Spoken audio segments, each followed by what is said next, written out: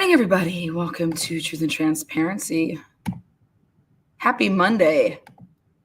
Yeah.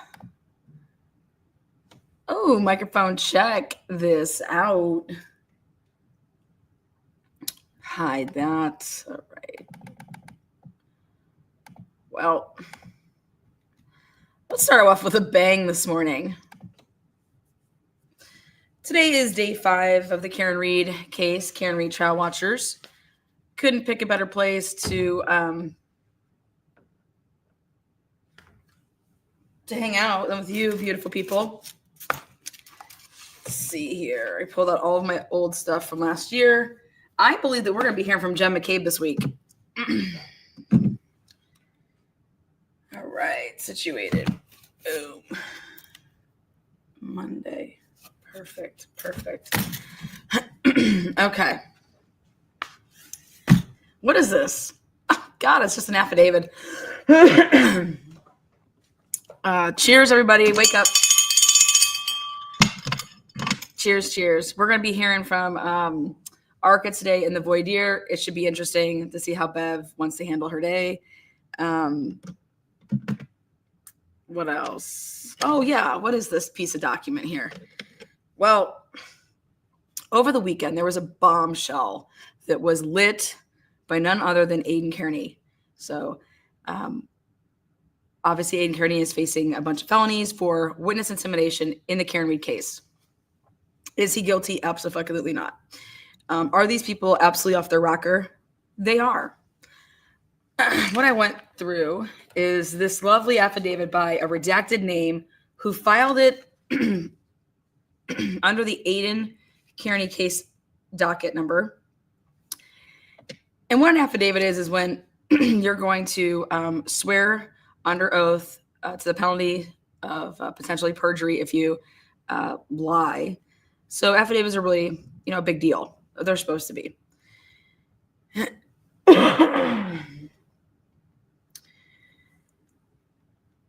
Let's take a look-see. Now comes the undersigned redacted. Under oath hereby states the following to the best of her knowledge, recollection. So right there is a her. So it rules out that this is a dude. All right. This person does not have a dick. My name is blank and I reside in Massachusetts. I'm of the age and comments to make this affidavit. I have been friendly with Catherine Peter for close to a year. So I went ahead and backed it all up for you. So April of 2024, they've gotten close right before the trial one. I have had multiple conversations, face-to-face interactions with Peter. Peter Pumpkin Eater, volunteered information to me about the Karen Reed case. So I want to point this out that the first case that we actually hear about, this is in Aiden's case. The first case that we hear about, though, is boom, it's about the Karen Reed case. So I said to myself, why didn't this person go to Karen Reed? Because of all the stuff that you're going to actually end up seeing. I personally think that Karen Reed's team was like, we're going to take a hard pass. Because we have a lot going on. So go for it. Go, Aiden. Go. That's just my personal opinion. During Karen Reed's first trial, she was in regular communication with ADA Adam Lally. This is number 6. At one point prior to jury deliberations, so I broke that all down, and that would have been prior to knowing who the foreman would have been if it was prior to jury deliberations. All right, because she picked the foreman. Bev picked the foreman right before that. She was in regular communication with ADA Adam Lally, and prior to the first jury deliberations, Peter met with Adam Lally for lunch. During this lunch meeting, Adam Lally told Peter that he knows the foreperson. And I said, excuse me? He knows the foreperson. It is a retired police officer, and he, the juror, is guaranteeing a mistrial. This is what was verbally reported to me by Peter. Usually, most affidavits are hearsay until then you inquire about them. And then that's when you can rip off some receipts. So this is she said that he said. Not necessarily. There's some, but usually affidavits are. So number 7, she told me that she is paid $1,500 each month via Cash App for her assistance in the Karen Reed and Aiden Kearney prosecutions. Just so we know, Cash App is very traceable. But more importantly, you have to tell somebody, like if you were to check out my Cash App and you're like, oh my God, Lana, somebody named Murky is always sending you $1,000 every month. What's this for? I watch her fucking dogs, man. I dog sit. She pays me $250 every week. That bitch flies all over the country. She's never home. And her poor little fucking dogs are always yapping. So I said, hey, I'm your neighbor. You want me to walk them? You want me to walk them puppies? I'm going to feed your dogs for you. I'll take care of your pups. Now, if Murky goes along with that story, it's over. End of story. If Murky says, what is that bitch talking about? I pay her $1,000 for something else, or but if it's so, just because the money's there and you're saying it's for something, you're alleging that it's for something,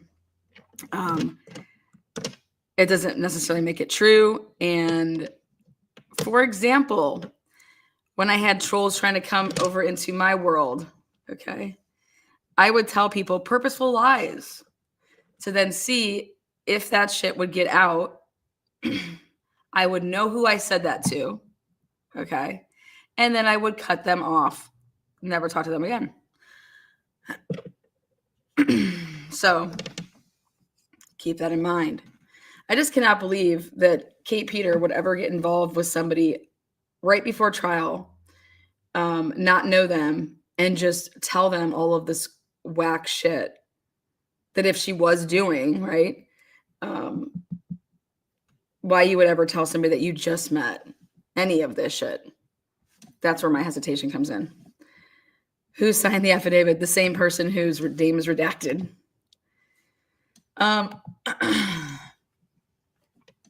Murky likes that. Next up is Peter believes, and I hate that word, Peter believes. I'm not a fan of those type of words. Like, I don't care what you believe. But Peter believes that Karen Reed is innocent, but she has to play the game. I interpreted this to mean that Peter's role is to publicly promote an advocate on social media that Miss Reed is guilty. Peter opined to me in quotes. So then anytime that I saw a quote, I'm basically asserting that this was written out in some way, because you would not be writing quotes in an affidavit unless it was you had the receipts of this, aka this person writing me a text message and saying this. If anyone killed John, it was blank, an asshole.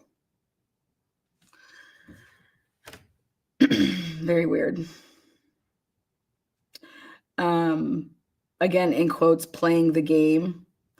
Are these Peter's words, like, or is this like the words of the person that wrote the affidavit? Like, that's just weird to put something in quotes like that if it didn't in fact come from the person like that I'd be quoting. Peter is very close with Hank Brennan, so I went ahead and noted that the first time that Hank Brennan is coming into the picture of this case was October of 2024. For some timeline references, Peter is very close with Hank Brennan and has multiple conversations and meetings with him. I have personally heard, so she has personal knowledge, that Peter on the phone was with Hank Brennan.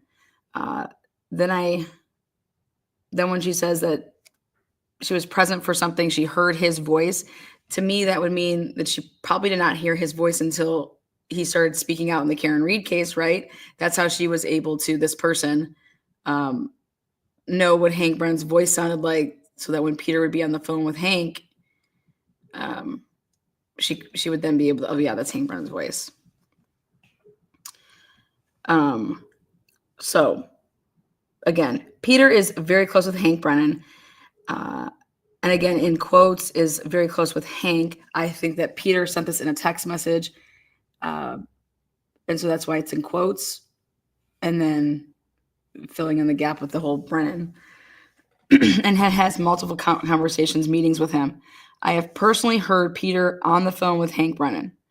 During a phone conversation between Peter and Hank Brennan that I was present for, so you better be able to have some receipts for that, like your phone data, like prove that you're present for this phone call, timestamp of when this happened, and personally recognize Hank Brennan's voice.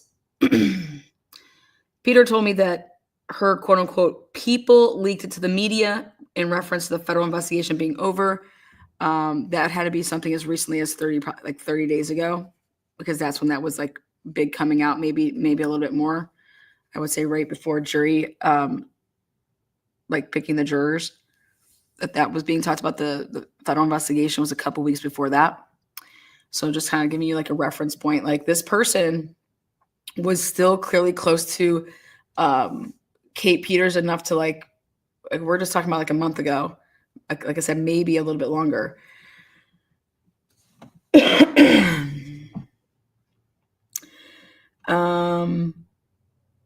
As of April 15th, now, April 15th is like 2 weeks ago. Peter is, quote unquote, not talking directly to Hank anymore. We're using a third party to communicate now. I do not think that this means we're using a third party as in Signal or anything like that. That's an app. A third party refers to a physical person unless they're using AI. So I'm going to go ahead and opine that I think the third party, is none other than Jen McCabe. Why do I think it's Jen McCabe? Well, because Jen McCabe's name is in a little bit lower. And again, this is just my gut feeling.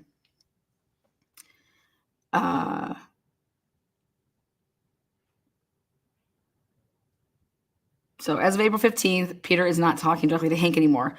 That's interesting date to me because that is after jury selection was basically, it was, the week where Bev says, okay, we're going to start the trial the Tuesday after Easter.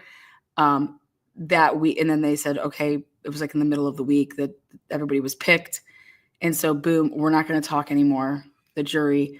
So I think Kate Peters had a big role in, hey, these are the names, and this, if this is true, he was using her to vet all of these jurors, dig up their social medias, find out everything you can about them. We want no free Karen Reed motherfuckers on this jury. Again, my opinion.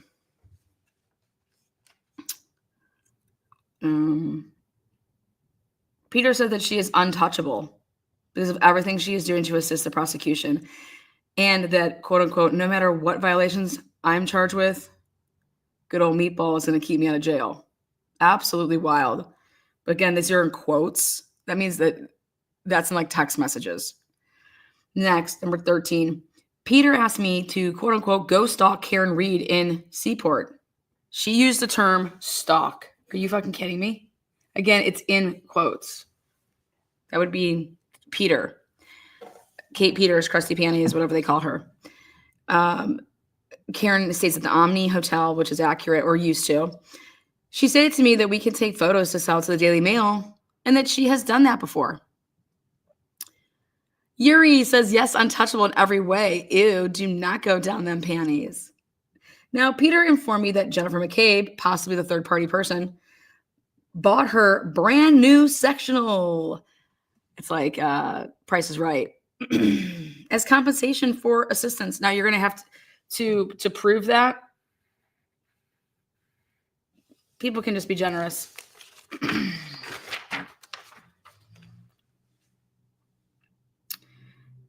Jennifer McCabe bought this woman a sectional couch.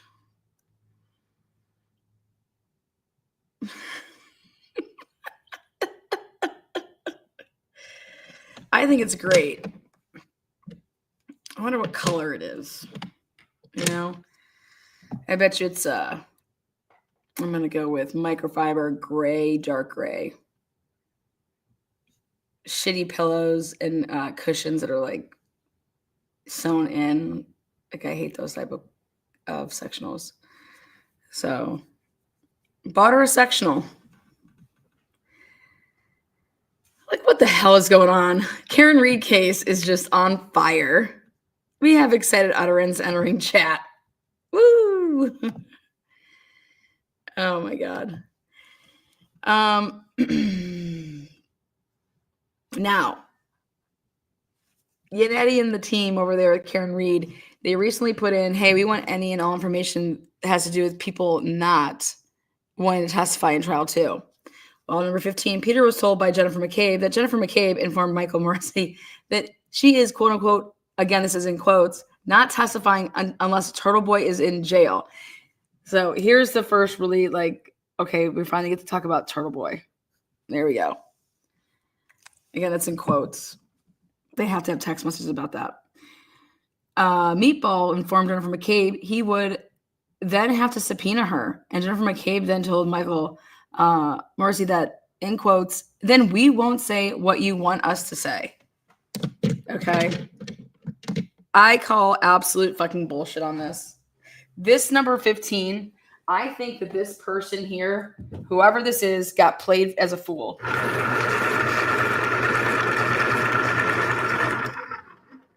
This seems like that Peters started to then set up this person. Okay. To see if you could trust them. So you just start telling them whack ass shit. Okay. I don't know why I have this feeling, but I've done it before to get weirdos away from me.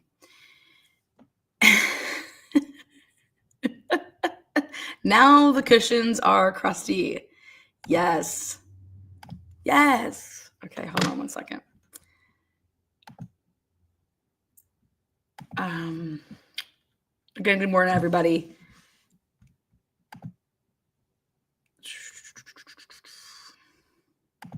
I'm expecting some fireworks today. Hold on,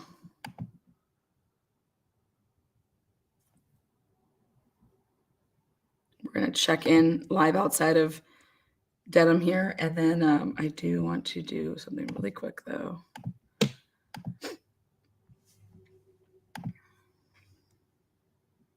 Today, we're going to have our first coverall bingo since Bev's doing a void year. Usually that means like she'll talk a lot. So it is an all-day coverall bingo.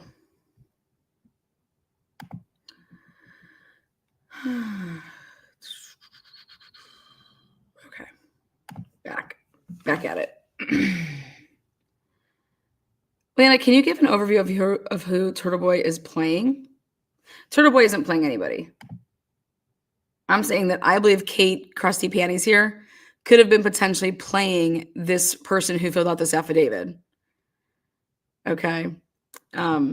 Because this is absolute fucking wild. Miss Kelly, it's about time you shook your ass in the chat, baby girl.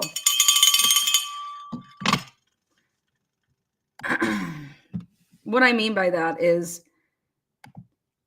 I'm allowed to lie to you. I'm allowed to lie to you and tell you all this crazy ass shit.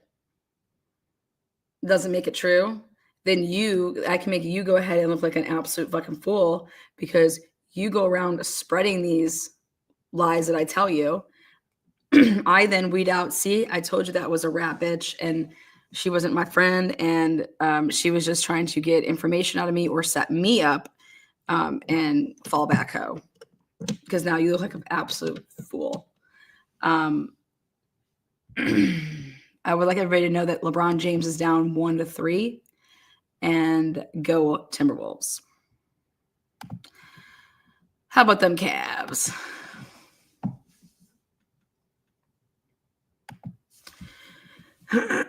Back at it over here. Jennifer McCabe is not testifying a certain way for Meatball. I'll tell you that right now. This is why when I saw this, I said, okay, this is absolutely insane. Jennifer McCabe is not testifying any way other than the way that she wants to testify. Okay. And it's to protect her family, her husband. her sister, her brother-in-law, her family.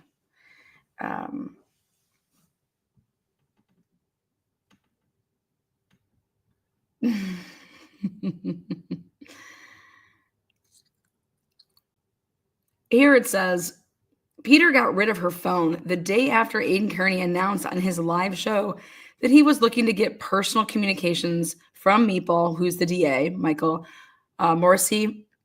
Peter said to me, in quotes, again, this would be a text message, if it's in quotes here, they will never get the communication between me and Morrissey. You want to know why? Because it doesn't exist. That's why I think Peter said that. They will never get the text message. They will never get the communications between us. And you want to know why? Because they don't exist. Again, I hope that I'm wrong, but I've lived this world before, and this looks very similar to me doing and saying things to flush out absolute fucking whack jobs that back in 2021 came flooding my emails, DMs, nudes for days. Speaking of which, I was reviewing, because I'm going to be doing a big live on WSU Kim. And so I came across a Melissa Jade couple clips, and I started laughing. Huge nude sender. And this screams to me that actually Kate Peters was actually setting up the person that wrote this affidavit. Again, I hope that I'm wrong, because if I'm wrong, which I want to be wrong, then there's potentially a lot of shit in here that could blow Aiden Kearney and Karen Reed's cases out of the water with what's being alleged in here. Turtle Boy is Aiden Kearney. So, the day that Peter showed up, okay, I'm sorry, I'm going to back up. She's saying that she got rid of her phone. Again, guys, ain't no crime in that. We all have things like Google, iCloud. I mean, if you have a smartphone and the things that you're doing with your phone and your computer, I don't care if you got rid of your phone. I'm sure at some point that there's shit in Dropboxes and iClouds. So,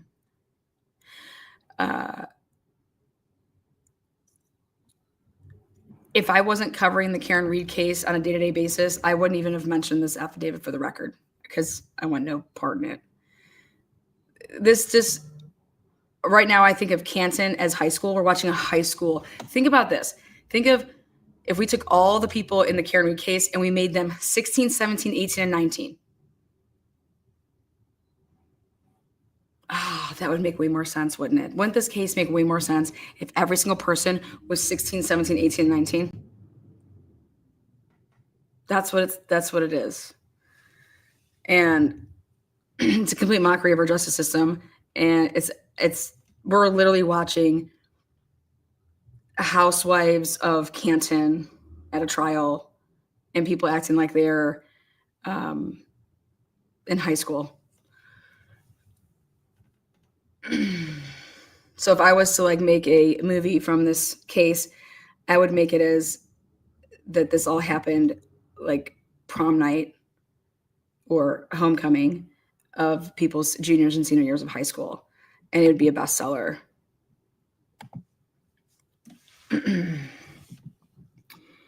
But it is Karen Reed's reality, and she's not 18. She's 45, right? I think Karen Reed's right around my age. I'm not 45, though. I would say I think when this happened, 43. I think John O'Keefe was 43. Maybe she was 42. I mean, so moving on.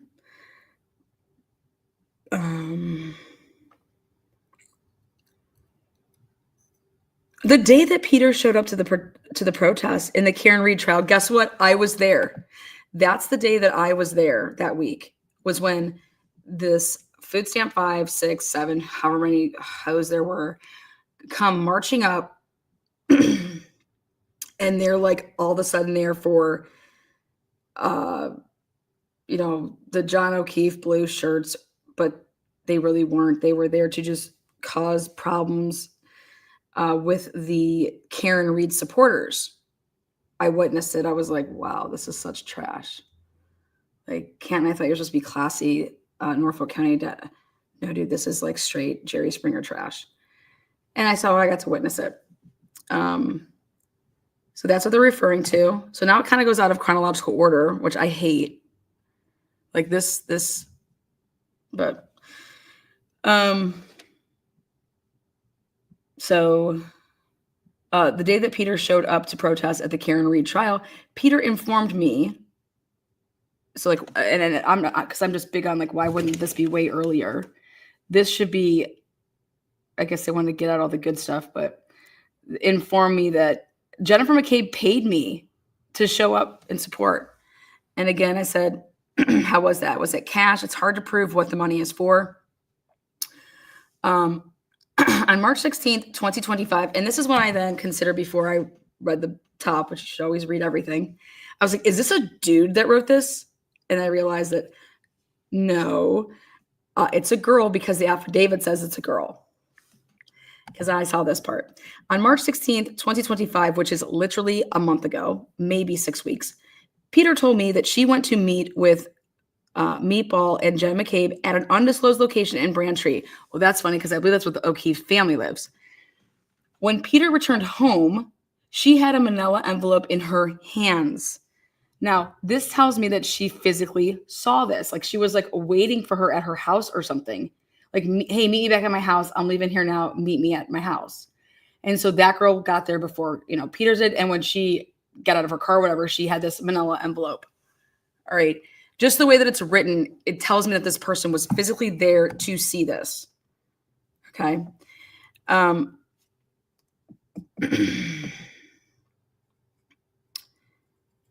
Again, this would be a meetup with the district attorney. Why the district attorney would be meeting up with her. Again, it's very specific date here, March 16th, 2025.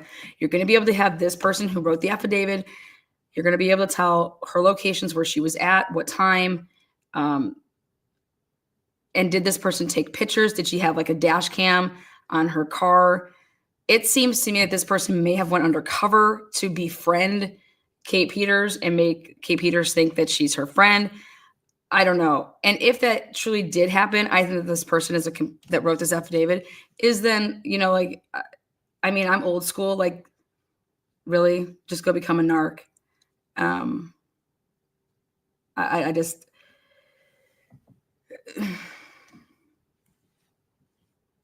I don't know. I don't know how I feel about it. I think it's fucking wild. But I believe based on number 18 that she was physically at that Kate Peters house. Peter has informed me that she has seen emails that are subject to a protective order. Now,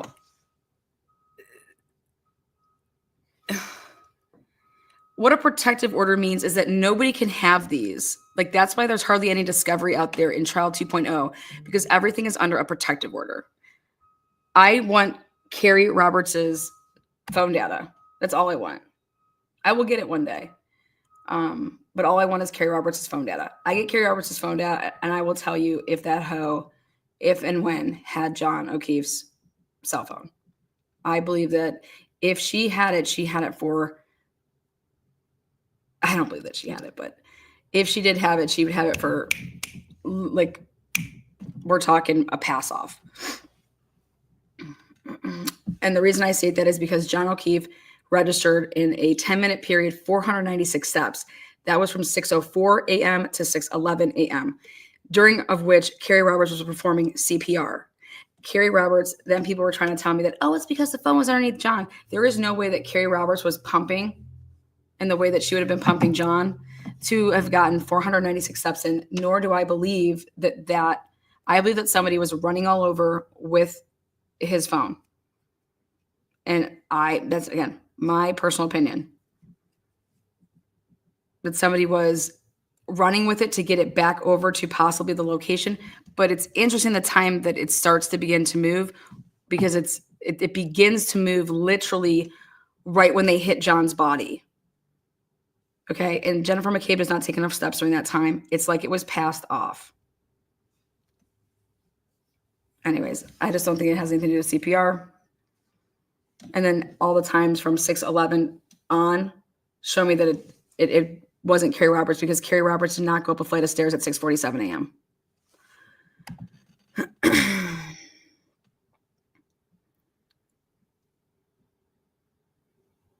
It seems like somebody was like running with it. So,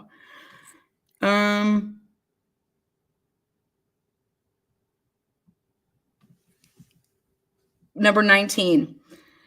Peter has informed me that she has seen emails that are subject to a protective order between the Karen Reed prosecution team and Jennifer McCabe. Emails. So they'd be able to find that out. This is where I believe that Yannetti put in the request is based off of this. Peter reported to me. Why would Peter ever be reporting to anybody? But I think what they mean to say is like in conversation, but whatever. Peter reported to me that upon request of Hank Brennan, she provided the spreadsheet of all the Free Karen Reed Facebook supporters to the Commonwealth for this upcoming trial. And that's where I get my, okay, I know what Peters was doing for the prosecution. If she was doing anything for the prosecution, she was vetting the potential jury pool, that she was helping in this regard to dig up and find everything that you can on the jury, the potential jury.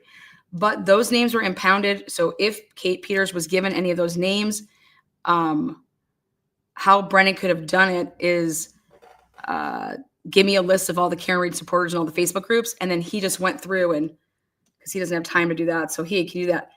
Is that illegal? No, not at all. If Hank Brennan supplied Kate Peters with a fucking list of names, yeah, you can't do that. But I don't think Hank Brennan would do it that way. I think Hank Brennan would do it how I would do it, which would be, I'm going to have this little fucking bitch be my bitch. And here, you're going to do all my fucking digging. So I want every Free Karen Reed Facebook group. I want you in it. Okay. And I want a list, and I want it in alphabetical motherfucking order of all of the commenters, or if the names are public, and I want it lickety split. Go, run along. Peace out. Can he do that? Absolutely, he can do that. Is there anything wrong with that? No. There's not anything wrong with that. There's just not. And since Hank is a snake, right? Come on. You think that he is going to do things? This isn't his first rodeo. That's, again, my opinion. So hopefully they made some mistakes, though. So all of you guys in Free Karen Reed Facebook groups, just so you know, I personally believe that your name, first and last, where you live, and everything about you was pulled in background checks. So enjoy that. I will say it again. I think Facebook groups are the motherfucking devil.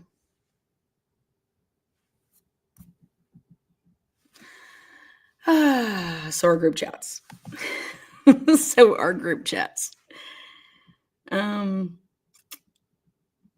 Let's see. Again, I wanted a date on this. I'm a big date person.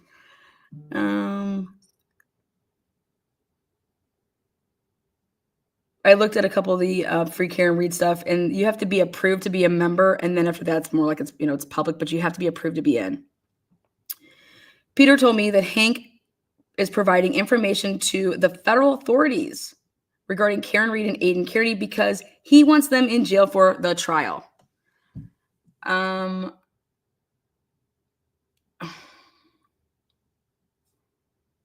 then I make a note that this is clearly said before the trial started, because he wants them in jail for the trial. And then Peter told me she is going to, quote unquote, start rumors about jurors being afraid to serve because Turtle Boy will go after them. Again, it's in quotes. I believe that's in a text message. And everybody is working overtime to make sure that Turtle Boy can't be in the courtroom for this trial. Again, I'll say it one more time, and then I'm going to cut this affidavit off. Well, it's got a couple more, but I believe that Kate Peters took this person for a ride. And that's just my opinion. I believe that there probably came a time that Kate Peters started questioning this person, and their like motives and who, like, how did Kate Peters just all of a sudden become friends with somebody right before the trial started? Who would that be? Who could it be now?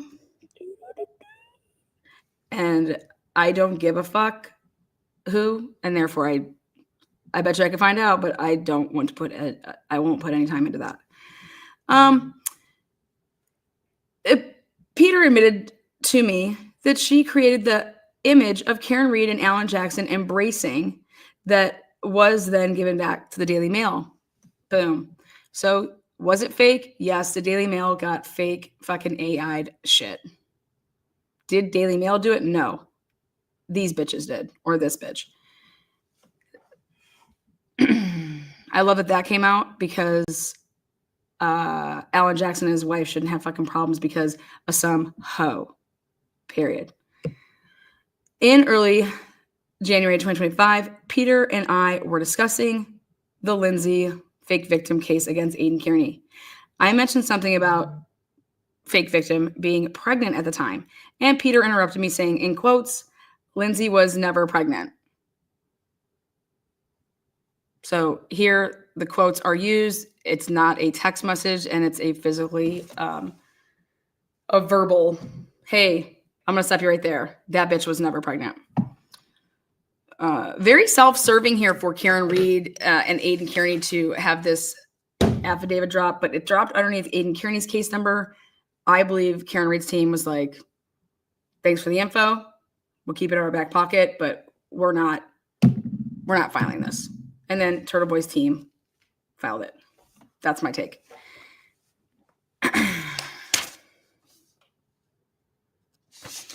What do you guys think? I think it's crazy. I think it's dog shit. It's 8:57 a.m. Holy shit, let's see if Bev's available. Come on, guys. Get in here, you happy go Monday morning or Karen Reed trial watchers. I'm not even a lawyer, and there is no way that I would entertain that affidavit and put that into my case. The only thing that's of interesting is if this person can truly prove that Kate Peters was having lunch with Adam Lally and knew who the foreperson was before the foreperson was picked. That's the only thing, in my opinion, that's worth a motherfucking damn. Period. Big Ronnie says it's too good to be true, kind of like last night. Mwah. Okay. Okay.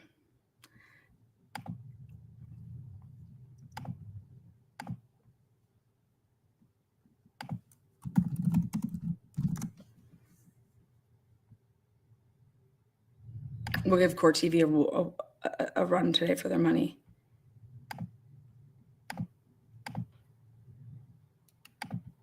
Okay, the fan's on. All right. Theater mode. I want a theater mode. Okay. Okay, we're good. When will Jen McCabe go on the stand? Yes, she will. So, some tallies for you. Number of total trial witnesses.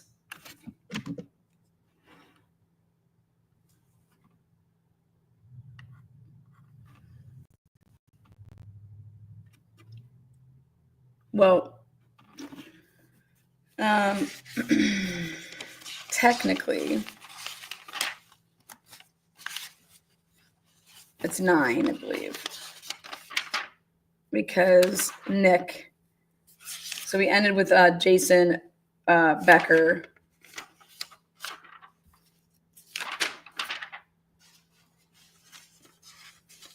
And he was, they called the 11th witness to the stand, but We heard from Lally from the first time last Friday for Dr. Fowler. I went and pulled Dr. Fowler's testimony from last year because he wasn't as combative as he was this year.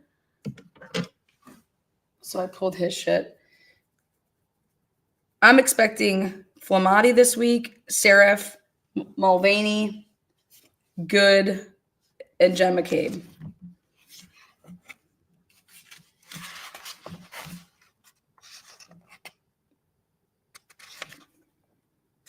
I reviewed last night Jen McCabe and Matt McCabe's direct testimony. This is going to be a lot shorter.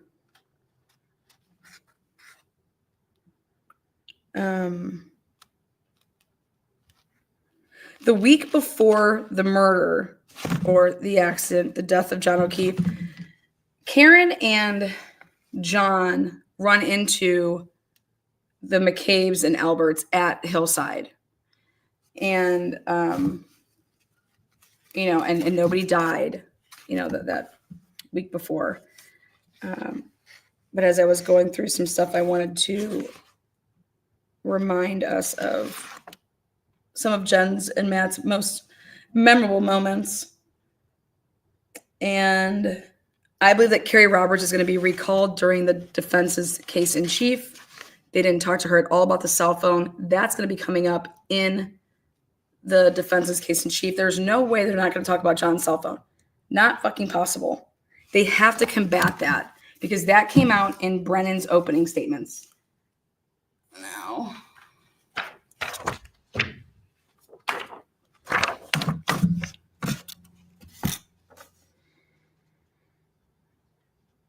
remember that the jury went on their view. So the jury officially has in their head the lawn.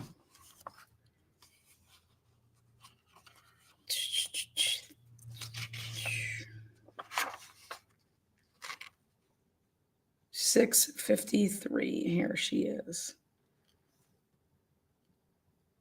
I have some proof, guys. Ready? I was digging through my stuff. You're going to love it. Going back to exhibits. Just keep an eye on when it starts. If you would, I just want to show you guys this exhibit is killer. All right. Check this out. This is from the dash cam at 6:53 and 41 seconds. You would see Matt McCabe's Denali or Yukon, whatever the hell he drives, sticking out. If and in fact, we know that Matt's already there, okay? But this still image proves that Matt's vehicle was not parked in the driveway, but it becomes to be parked in the driveway when a picture is taken at 7:42, when they begin to take the couple little pictures that Canton PD takes, okay? We know that Matt's there. But his vehicle, as you can see, is not parked in the driveway because it would be sticking out over here. That means it's somewhere else. So I went back to double check Matt's testimony like this. Ready? This is it. Okay, so this is the car that you just see in the 6:58 or 6:53 pic. Still from the dash cam. That's Matt McCabe's. Okay.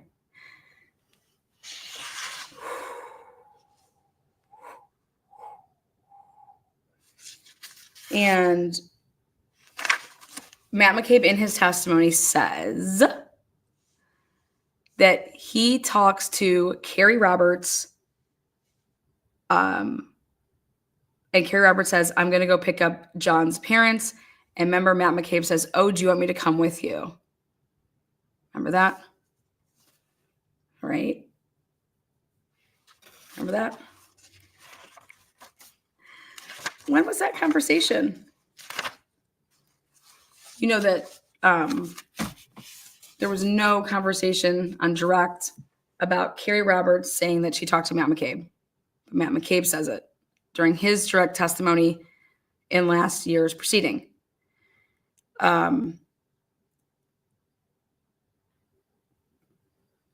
And he says that happened right before he goes into the house, into 34 Fairview. Woo. This is all going to blow up. If they truly take these people and do their shit.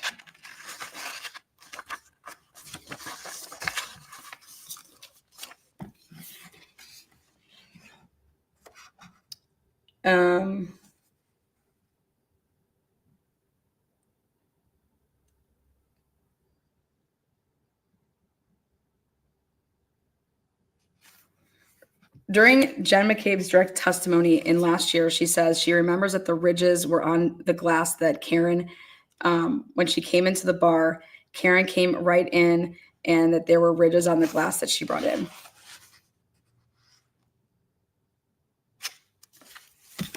Sliding that right in there. Sliding that right in there. So, oh.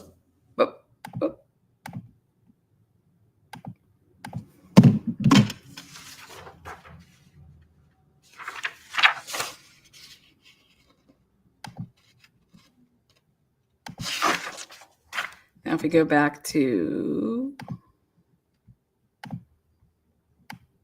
Jen McCabe.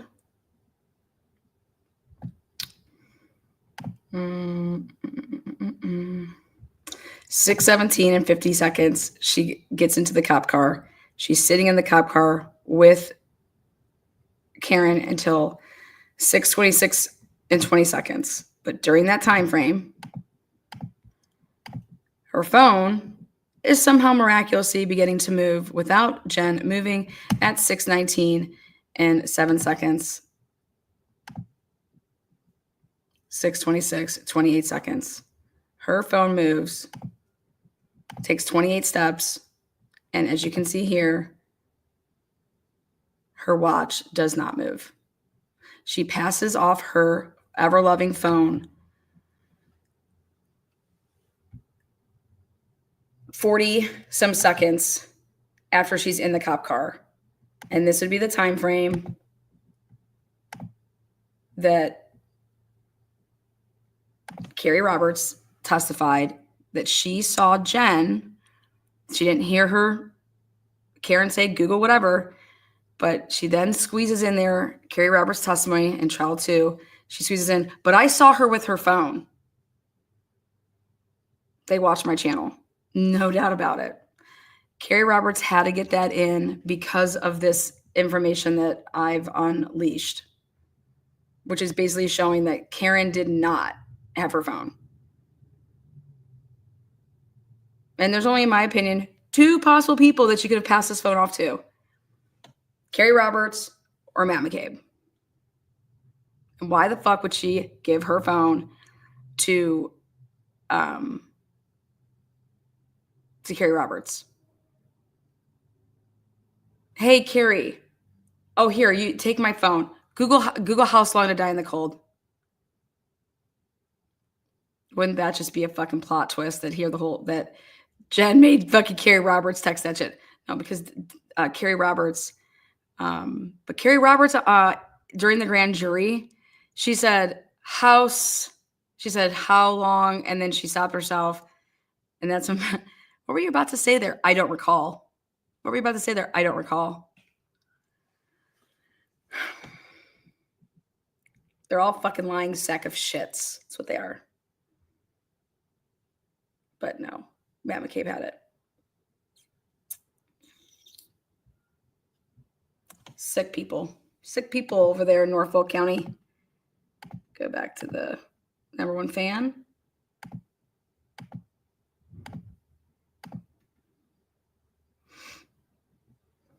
It's 9:09, so she's 9 minutes late. I just need her to be 3 more minutes late. The over and under is at 9:12. Let's see what other things I wanted to mention.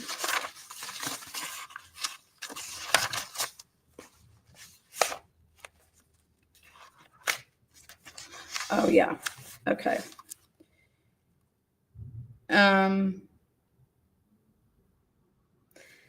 In the first report written by Officer Lank, when Jen McCabe tells Officer Lank, when he calls back at the 9 a.m., when he calls him back and tells her story, it says approximately 1:30, McCabe and her husband leave the house and give a ride home to Julie Nagel, who lives on Highland Street in Canton. Sarah Livingston's name was never said. Sarah Livingston's name was never mentioned. How could that possibly be if you gave her a ride home?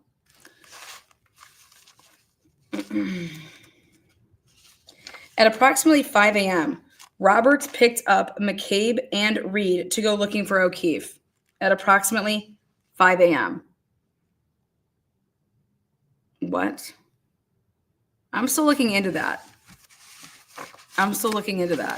As to why it would be said at approximately 5 a.m., Roberts picked up McCabe and Reed to go looking for O'Keefe. Did they think that there was a Ring camera that was going to potentially show a vehicle over by the house, 34 Fairview? Like, she has her phone with her when she's going through stuff, because she says at approximately 12:14, and she says at approximately 4:53 a.m. So she's looking at her phone. And so that means that she would have had access to Life 360. And so why would Jen McCabe ever tell Lank that at approximately 5 a.m., Roberts picked up McCabe and Reed to go looking for O'Keefe? Very interesting.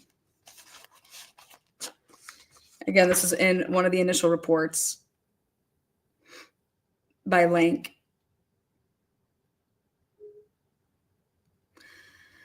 Officers on scene were able to secure the scene as best they could as the weather conditions continued to be severe. State Police CPAC unit was contacted at 6:38 a.m.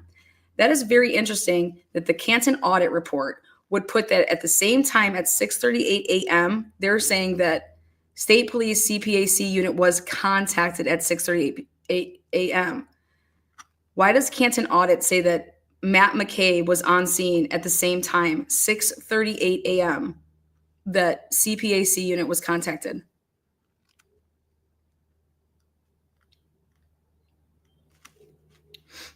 Trooper Proctor called back within a few minutes and was made aware of the situation.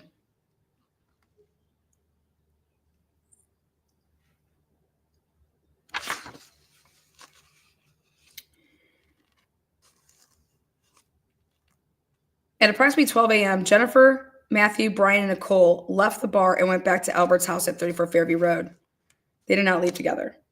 At approximately 12:14 a.m., O'Keefe texted Jennifer and asked where they were going. Jennifer responded that they were going to 34 Fairview Road. Moments later, a vehicle pulled up in front of the house, which Jennifer believed was O'Keefe and his girlfriend, Reed.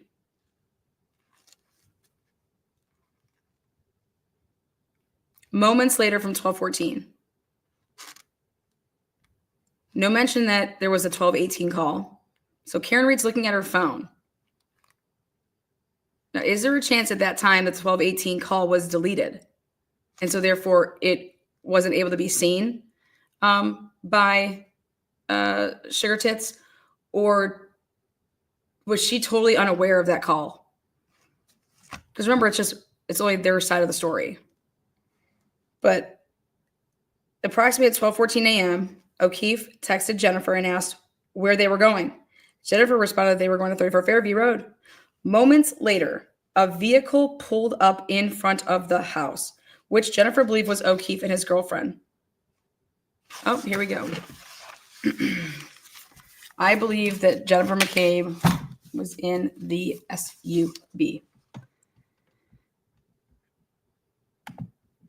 Ooh. 80. All persons have any business before the Honorable Beverly Cannoni, Justice of the Norfolk Superior Court, before the County of Norfolk. Join near, give your attendance, and shall be heard. God save the Commonwealth of Massachusetts. This court is now open. You may be seated.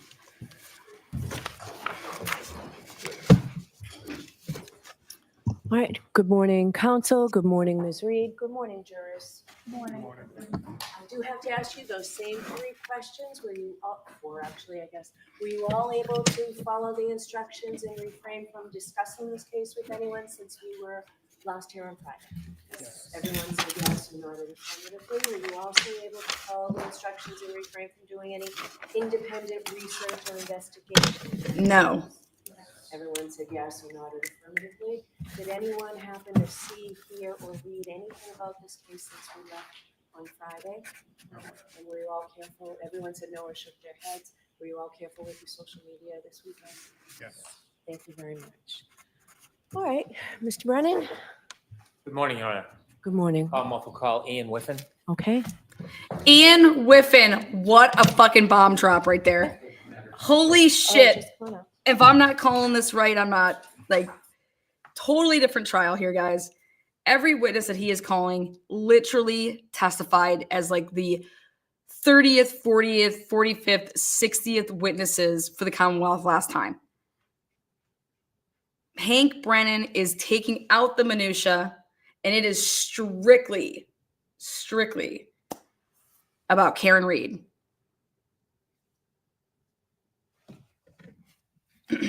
Ian Whiffen, Cellbrite expert. Damn, oh damn, oh damn.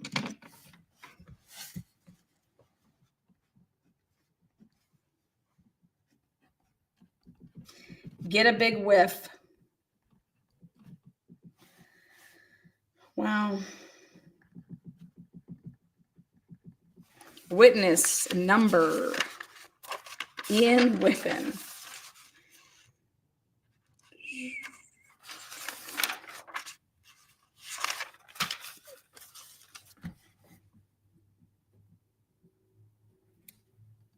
Technically the 12th person to be called the stand. Remember, Nick was called twice. Wow.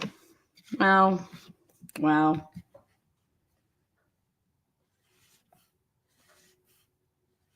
Karen Reed is going to have to literally lay out her whole entire case during her case in chief because Hank Brennan is not calling these people. Promise. Day 5. Welcome, trial watchers. Day 5.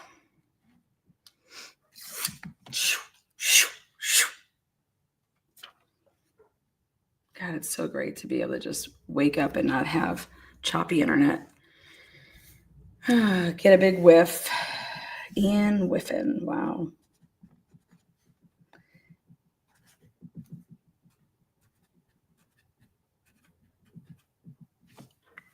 Sidebar, guys. In case you didn't know, we're at a sidebar. First sidebar of the day within 3 minutes of starting. Fucking special right here, Bev. Fucking special. Sidebar. 5, 10, 15, 20, 25, 26 total sidebars.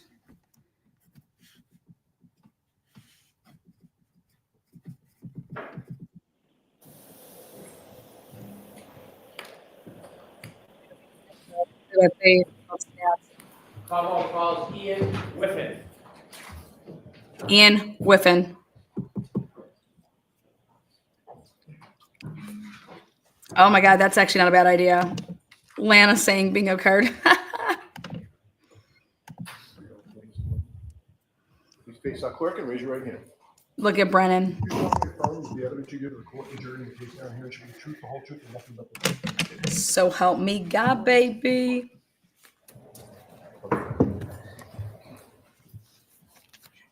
May I, Your Honor? Yes, please. Good morning, sir. Good morning. Would you kindly introduce yourself to the jury? Yes, my name is Ian Whiffen. I'm a digital forensics examiner and decoding product manager for Cellbrite.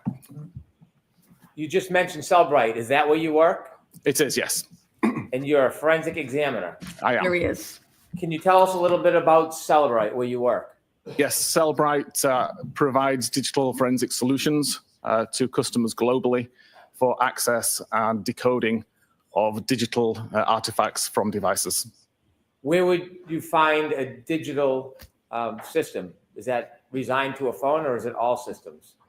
Typically, Cellbrite focuses on phones or iPads, but we do have some additional devices that we can also interrogate: computers, vehicles, things like that. So simply, what is Cellbrite? Cellbrite is a digital intelligence company. Do they use a certain type of software? Do they brand a certain type of software? Yeah, we create our own software to access devices and to decode the data that we pull from devices. So essentially, does that software help you look into the data on a phone and analyze it? It does, yes. What is the role of a digital forensic analyst? Typically, the analyst would take the data that's been extracted from a device, such as a cell phone, process that in software such as a physical analyzer that Cellbrite create, and use that information to filter, to search, and to create a report for the investigator that would allow them to see what happened on the device at the time being investigated. How long have you been involved in analyzing data, sir? I started my career in digital forensics in 2013. Can you take us back to the beginning of your career and tell us a little bit about how you became involved in learning about analyzing data? Certainly. I spent 5 years as a frontline police officer in the UK during the 2000s. In 2009, emigrated to Canada and continued policing frontline officer in Calgary before joining the digital forensics team in 2013. Pursued several qualifications related to digital forensics and just continued in that role until 2019, 2020, when I left the police agency and began working for Cellbrite. While you were working at the police agency and began your career analyzing data, were there special classes that you took? There were. In order to be a forensic examiner in Canada, you have to take a 3-week foundational course in Ottawa, basically covering the basics of digital forensics. And then from there, other courses are available that would focus on things like cell phones, would focus on how to get data from different types of devices. And then there's industry qualifications that can be sought as well, where you can focus on particular types of device or particular types of data. Does software in this field continually change? It does. Every time an update is released to an application or to an operating system, there's the opportunity for the foundation of that software to change. And from a forensics point of view, you have to re-understand what has changed, make sure you understand what is now happening on that device, and provide that information to the users. As you've progressed through the field, do you continue to take classes? I've not taken a class now since I actually joined Cellbrite and did the basic foundational courses that Cellbrite offer. But prior to that, I was doing courses across the industry. Do you teach courses? I do teach webinars. I don't teach any actual courses, although some of my research and some of my tools are taught to examiners in many of the industry standard qualifications which users seek. Do you ever write papers about the subject that are published? I do. So I have a blog where I publish my research. Sometimes some of those become papers which get peer reviewed and distributed in more academic channels. So when one of your papers is peer reviewed, can you tell us what that means? Yeah, essentially, other forensics examiners would read over the paper that I've written, do their own testing, compare their testing and research to what I've conducted, and make sure that what I've said is consistent with their findings. And presuming that what they find is the same as what I found, then they would agree that it's a valid document and it gets shared. Take us now to Cellbrite. When you began working at Cellbrite, what did you do? When I started there, I was considered the senior digital intelligence analyst.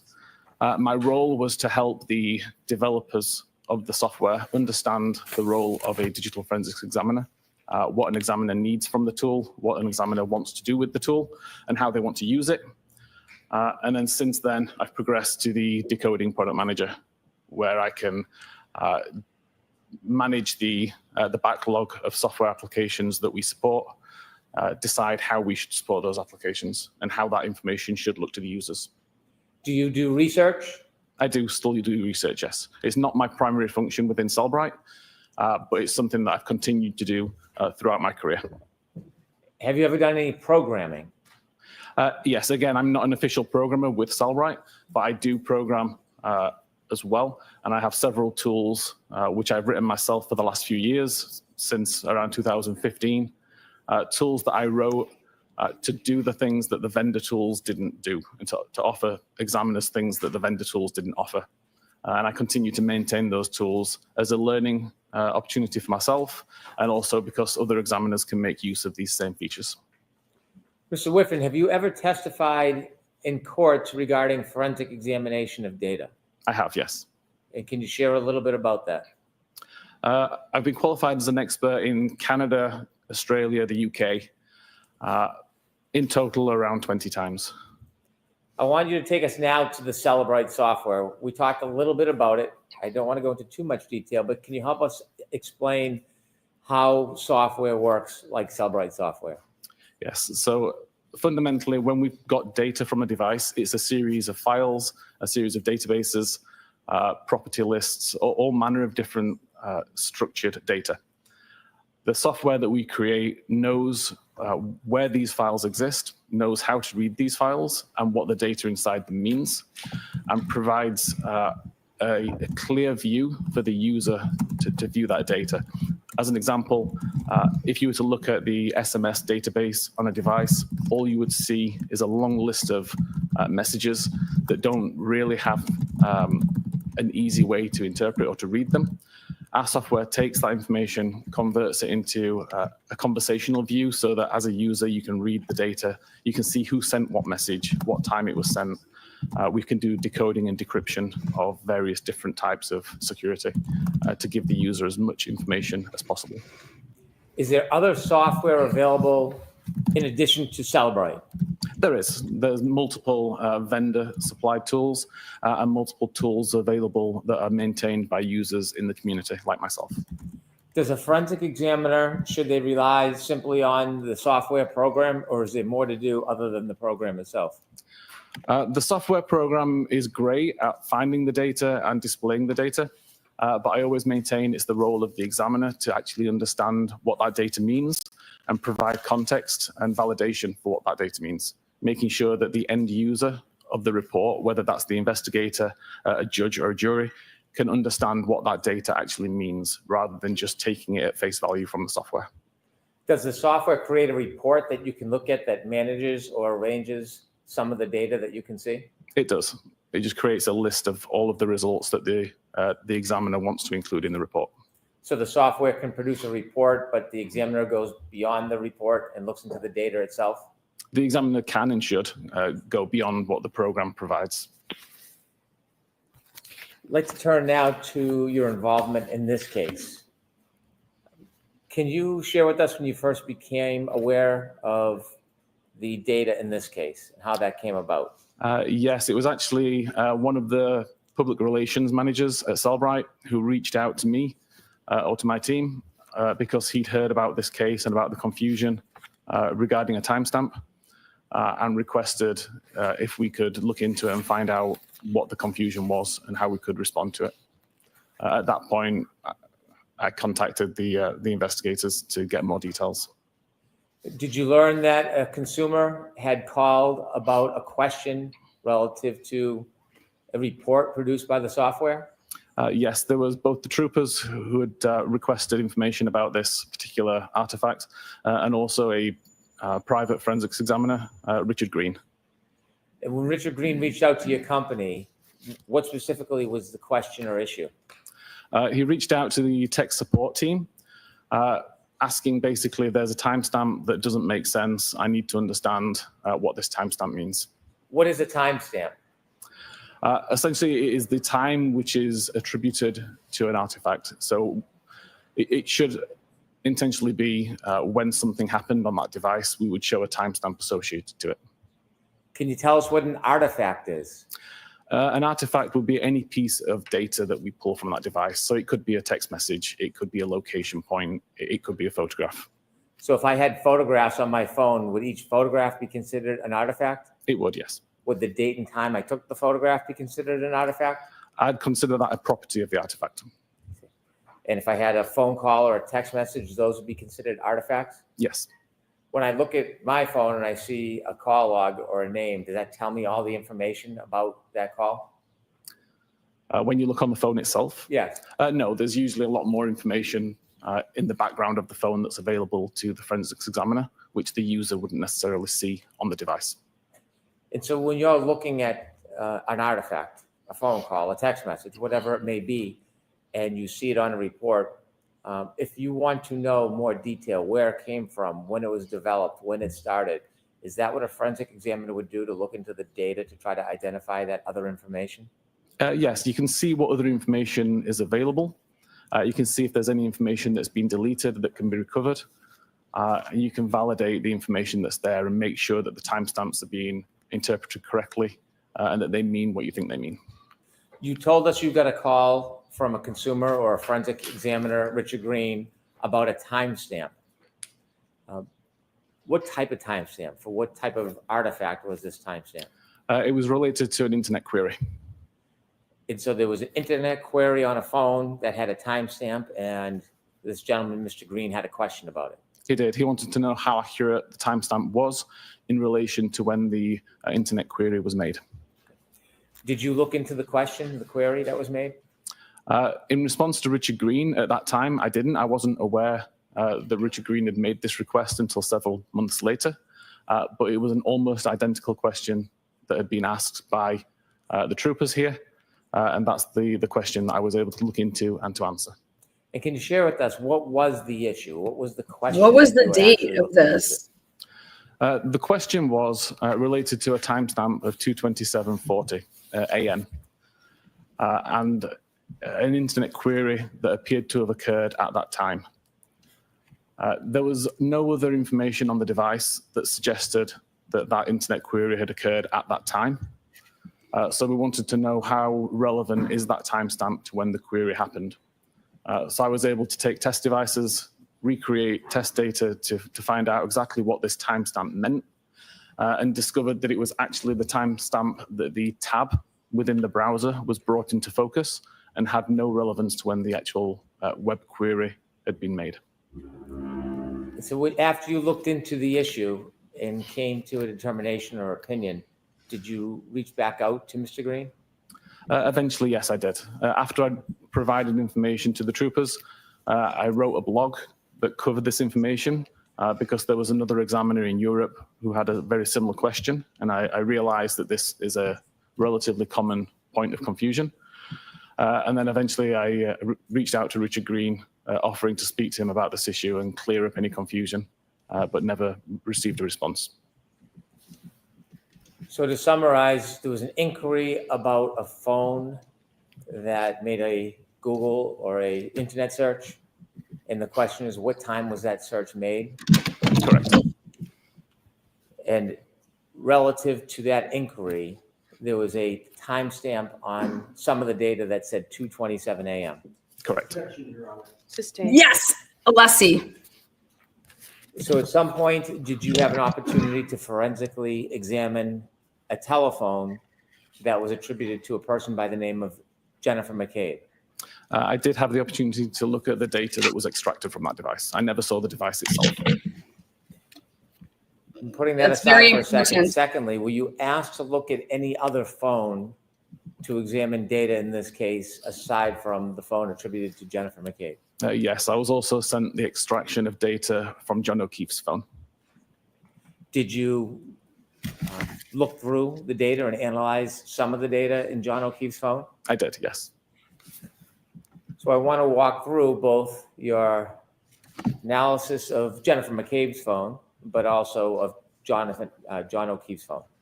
So if we can first start with Ms. McCabe's phone. Yes. Did you actually receive her phone? I didn't know. It was just a download of the extraction. So how does that work? The examiners here had done the extraction of the device, resulted in a large zip file, which is a container containing all of the files extracted from the phone. They uploaded it to Cellbright's secure portal, where I was able to download it and verify what the data was in the extraction. when you received the download of the extraction for Jennifer McCabe's phone, was it similar process for John O'Keefe's phone? With John O'Keefe's phone, I actually received the data on a USB thumb drive through the mail. And before we begin, can you summarize briefly the issue, what you were looking for, and what the scope was as far as Jennifer McCabe's phone? For Jennifer McCabe's phone, it was related to the internet search that occurred, or that allegedly occurred at 2:27:40.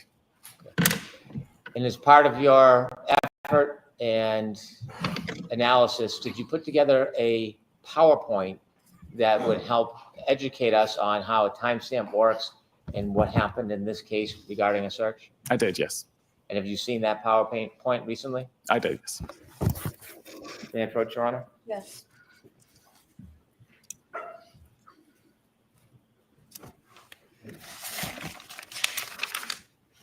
Thank you.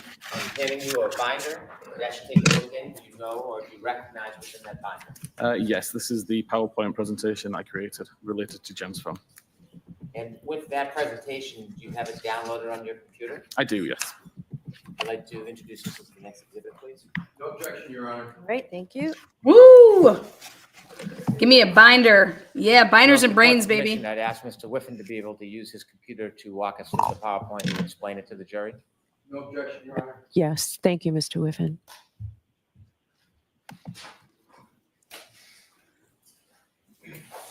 Okay. Okay, so we're gonna be checking out Jen's phone. Okay, we begin, Your Honor? Yes. Mr. Whiffen, if you would walk us through and explain the PowerPoint and explain this issue to the jury, what the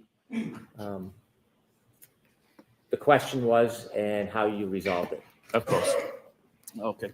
The query revolved around a database called browserstate.db.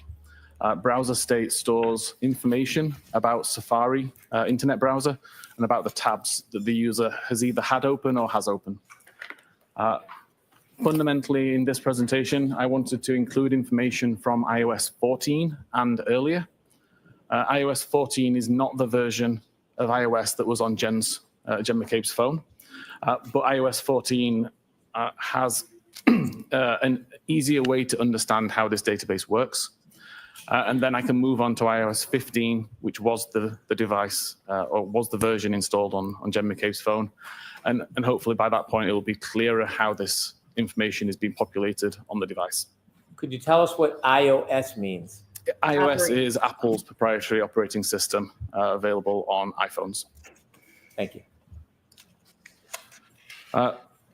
Fundamentally, the browserstate.db tabs table is shown, hopefully I can show this on here, in the top here.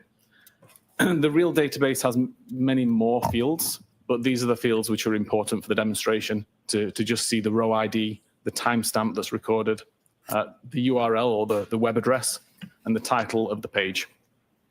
And the example at the side there, you can see there's the browser is open, but there is no tab actually in focus at this time.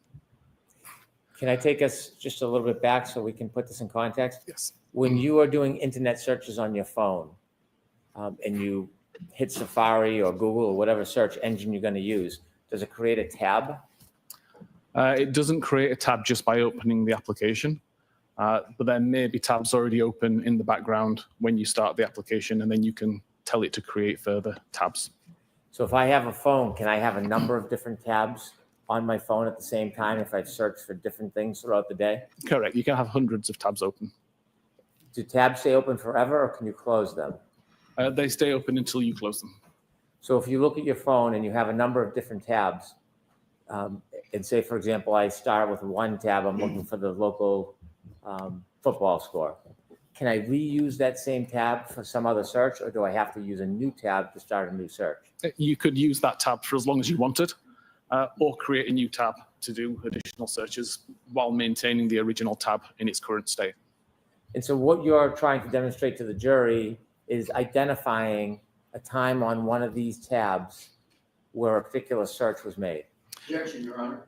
Leading. Sustained is default. Could you explain this demonstration as it relates to tabs on these internet searches? What are we actually trying to learn? So as I showed, there's a field in this table called timestamp. It's actually called last viewed timestamp. And I wanted to prove or to demonstrate what that timestamp means, how that timestamp gets populated, and how it's relevant or irrelevant to a case. So if I have one or many tabs open on my phone, each tab will have its own timestamp? Correct. And the URL, that's whatever I look up, what I search on the search engine? Objection, Your Honor. I'll allow that. Is that what's looked at? That's great. The URL is the address of the page that's being viewed. So if I have a tab open and I use it continuously, 3, 4, 5, 10 times, will the timestamp change? No, it will not. And is that There's what you're no saying fucking to way us that's now? Correct. accurate. That's part of the demonstration and presentation. I'm sorry to interrupt. Bullshit. So in this instance, at 10 a.m., which is shown in the top of the device, There's no way that's accurate. we can see That makes no sense. I visit firstpage.com as an example website. At that time, a row is created in the database that shows row ID 1 with the timestamp 10 a.m. when the page was opened. The URL and the title are relevant to the page that was visited, so firstpage.com. A minute later, excuse me, I now use the same tab to visit secondpage.com. What actually happens in the database at this point in time is the first record is updated with new information. So we continue to see row ID 1. We continue to see the timestamp that the tab was opened at 10 a.m. And we now see the URL and the title that are related to the secondpage.com website. So I've shown it here. The first one is red to show that's no longer a live record. It's been replaced by the new record that's underneath it in black.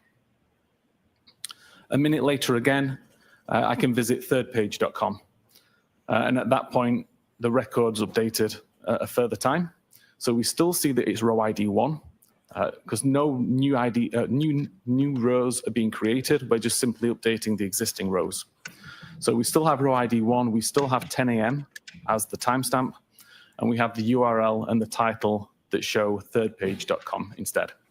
Mr. Whiffen, so in the URL column, there are 3 different searches? Yes, this is 3 different pages that have been visited within the same tab. And in the data, it has 3 timestamps, but they're all the same. Correct. Okay, thank you. This database is not monitoring web navigation events. It's purely monitoring the tab events. So when the tab's brought into focus or when the tab's created is the only timestamp that's relevant here. Thank you. From a non-forensic point of view, if I was looking at this database in a regular database viewing tool, all I would see is the black record at the bottom. I wouldn't see the other 2 records because they've been essentially overwritten by the third record. If I was to use a forensic tool, though, then I would see all of these records because the forensic tool is designed to find the older versions of these records that have been replaced.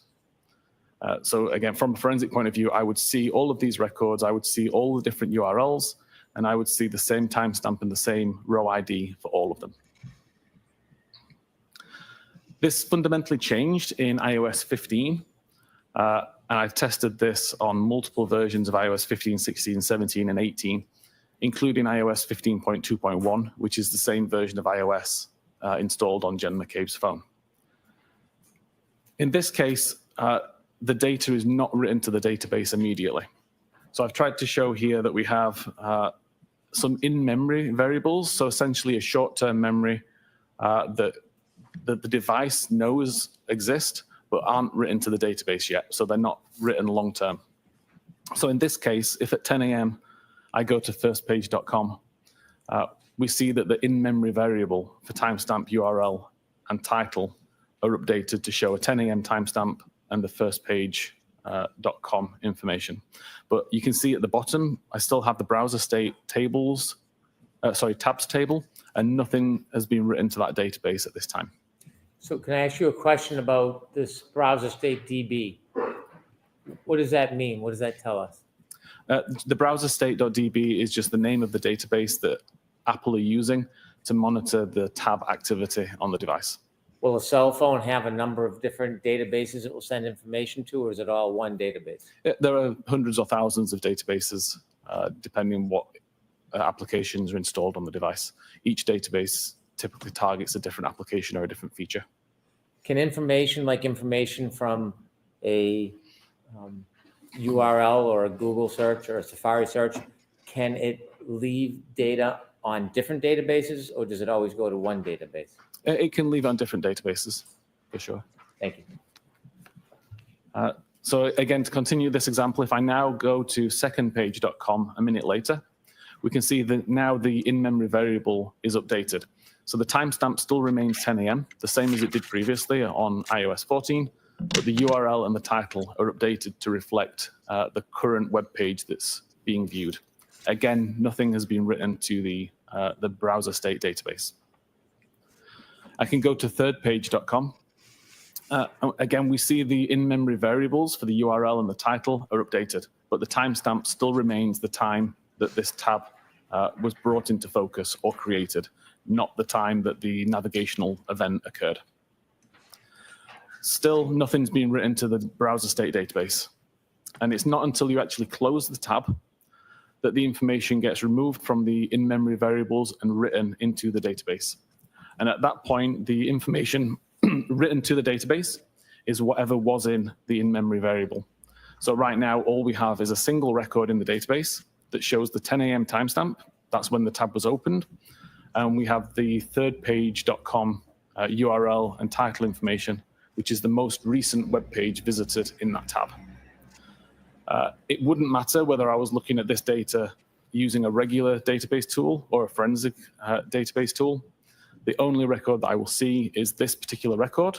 There may be multiple versions of this record, but still would only show me this timestamp and this URL information because this is the only information that was ever committed to the database.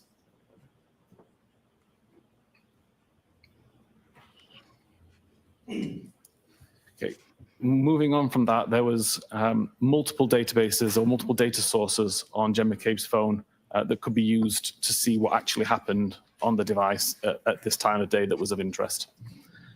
So the analysis I did looked at the browser state database that we've just described, the history database, which is what is tracking the navigational events. So every time you visit a website and the website fully loads, it gets written to the history database to say this URL was visited at this time.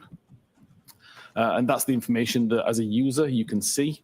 When you look at the internet history in your device, it will list all of the web pages that have been visited.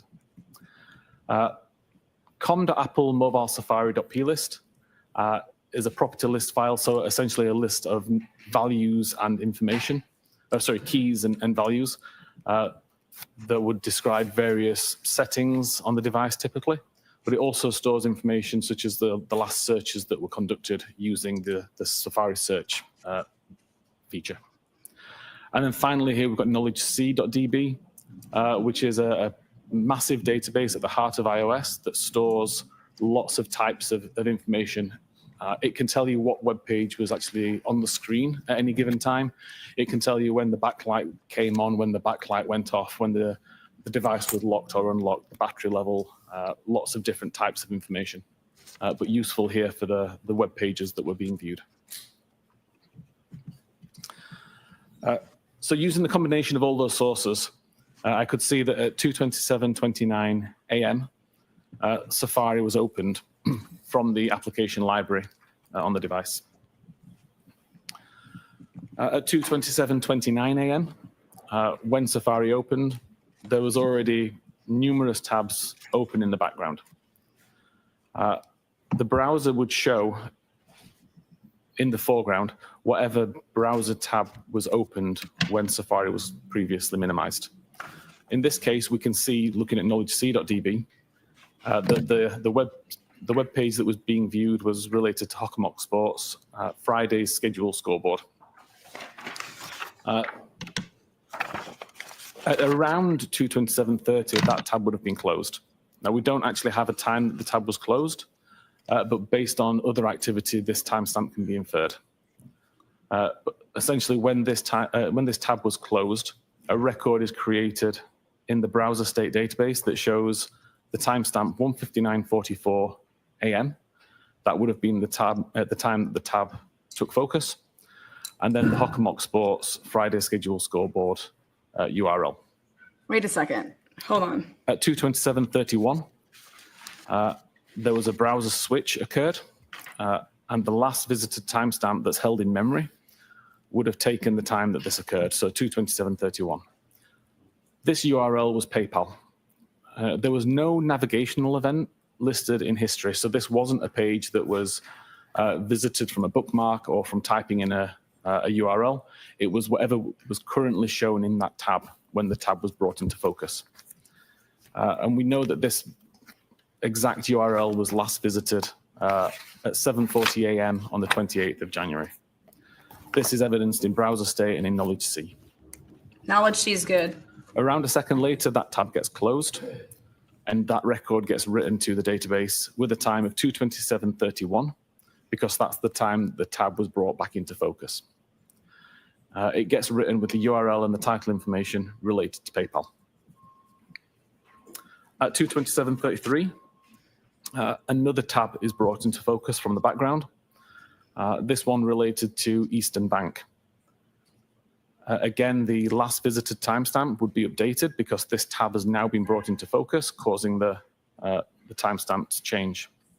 We know that this particular website was visited at 8:02 on the 27th of January, and there's no new navigational events at this time. So we know it's just brought into focus and To close out. visible on screen according to Knowledge C and browser state databases. That tab gets closed and it gets written to the database. This again is going to show, and I've just noticed there's a typo on here and the timestamp at the top is shown incorrectly. But essentially it's closed at around this time, and the Eastern Bank URL is written to the browser state database with the 2:27:33 timestamp. All when the phone's on the first level. 2:27:35, we see that there's a YouTube video shown on screen related to It's Raining Men. This shows in Knowledge C. There's no new navigational event for it, but there's also no timestamp in the browser state database at this point. This is because this page is actually, or this tab is brought back into focus a second time. And when it gets brought into focus the second time, the timestamp that's attributed to it overwrites the timestamp that would have been written at this point. Sounds convoluted, but essentially, if you imagine that the in-memory timestamp here would have said 2:27:35, but then there's another tab that's brought into focus related to Hockomock Sports at 2:27:36. Mr. Whitman, can I ask you a couple questions? Yes. Oh, this is great. This is so great. Timestamp 2:27:36. Does that indicate the time when this tab was actually opened? Yes. The time that the tab was brought into focus or opened. What does it mean brought into focus? If you imagine you could have 5 or 6 or however many tabs in the background, you select one of those tabs to view, it makes it full screen, that would be considered in focus, and that would cause the timestamp to be updated. So if someone had an open tab that had a timestamp, and then they put it in the background to look at a different tab, but then went back to an earlier tab and opened it, would it create a new timestamp? It would update the timestamp. If somebody had an open tab and they didn't put it in the background, but they used other functions or shut off the phone, and when they came back, that tab was still open, would that create a new timestamp? As long as Safari doesn't close, then the timestamp will remain the same. So if I just minimize Safari, put it into the background and start to do other things on my phone, the timestamp won't get updated. If I completely close Safari or turn the phone off, when Safari reloads, then that tab does get a new timestamp when it opens up again. Thank you. Okay. So at 2:27:36, we've got Hockomock Sports, Gallery Shoots, Canton Girls, Basketball to important win at Mansfield is the page that is visible on screen. Again, we know that there's no navigational event at this time, so the page is not being loaded as a result of a bookmark typing the URL Lana, in. you so good. It's just showing what was on screen previously. And She we know wasn't that this checking page fucking was scores. She's a previously viewed, liar. at 22:55 on the 27th of On the January. 27th, lying bitch. This tab gets closed and gets written to the database as well. And we see it's written with the timestamp 2:27:36 when the tab was brought into focus. And then we go back to the... I'm pausing it for 1 second. What this means is that when Jen testified that she was Googling all this shit and looking up, and I was searching on the internet for my daughter and her basketball team and blah, blah, blah, that shit was not happening. Okay. All it is when you're on your phone and you're in your Safari and you are in your tab section where you have like all your tabs showing, you could like click on it and then it brings that one in focus and you could swipe up and it deletes it. Okay. That's what that is on an iPhone. When you're using your tab, you hit it, boom, delete, boom, delete, boom, delete. So the testimony about watching Raining Men, no, did you guys see the date of that? That was January 27th. When these were actually viewed Safari hits, that was in the past. All it's showing in focus is that somebody that actually has this phone is hitting the tab section of your going into Safari and then just swiping up. Like, I love it. I love it. Matt has the phone. The YouTube video tab. So at this point, the timestamp that had been written there gets overwritten again with 2:27:38. And it shows the YouTube video is the active page that's on the screen. At around 2:27:39, No. that tab gets closed and the record is written to the database showing a timestamp of 2:27:38 when the tab took focus, and the YouTube video URL. Then we move to 2:27:40, which was the time of interest. And we see that a browser switch occurs, causing the last visited timestamp to take on the time was brought into focus. Hold on, I have to rewind. And then we go back to the YouTube video tab. So at this point, Right there. This URL last accessed at 12:27 a.m. on the 29th. 12:27.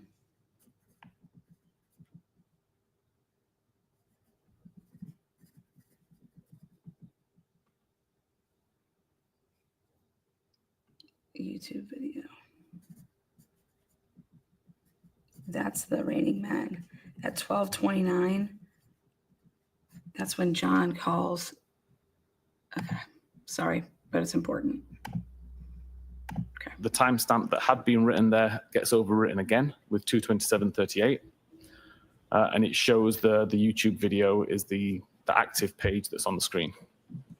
At around 2:27:39, that tab gets closed and the record is written to the database showing a timestamp of 2:27:38 when the tab took focus, and the YouTube video URL.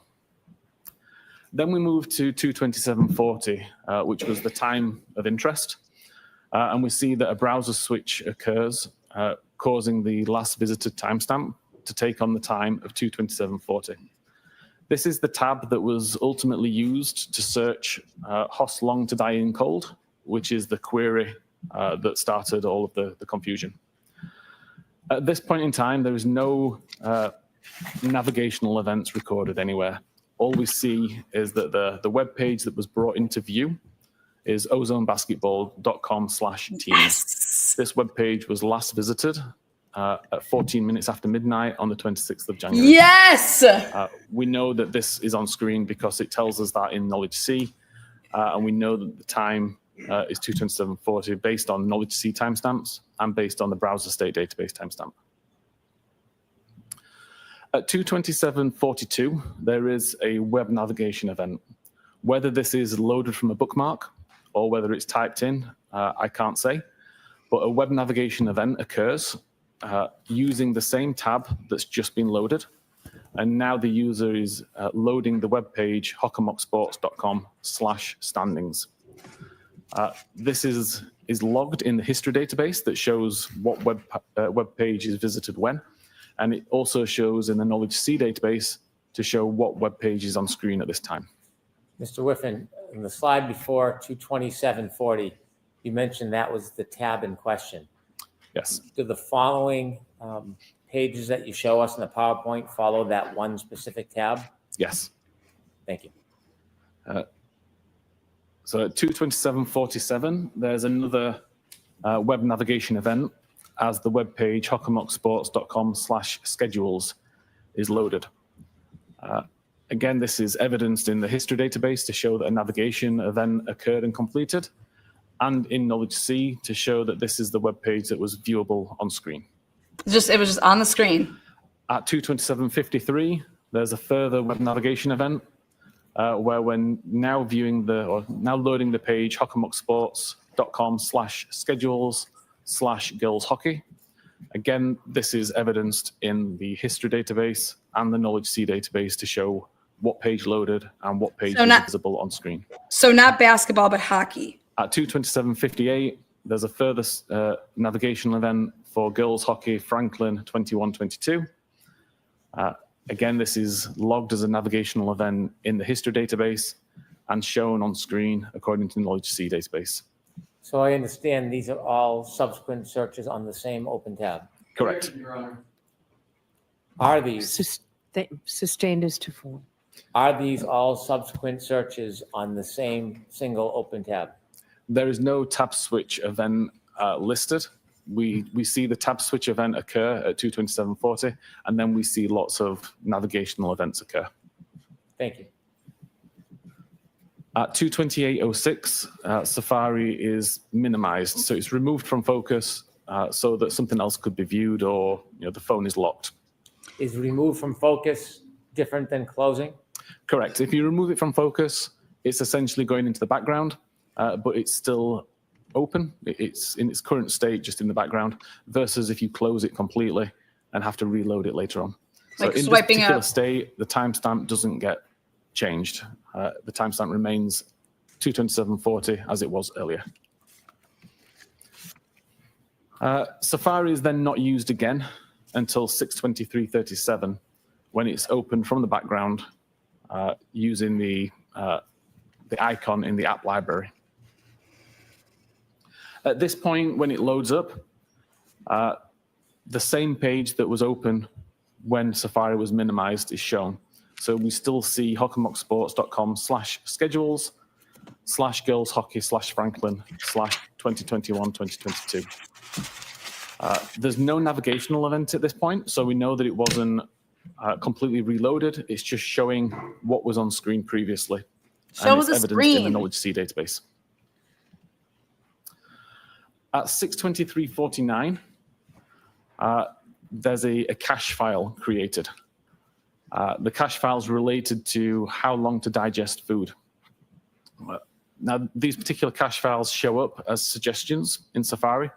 So as you're typing in a query or a word or a URL, for example, Safari tries to take that information and make suggestions based on what it thinks you might be searching for.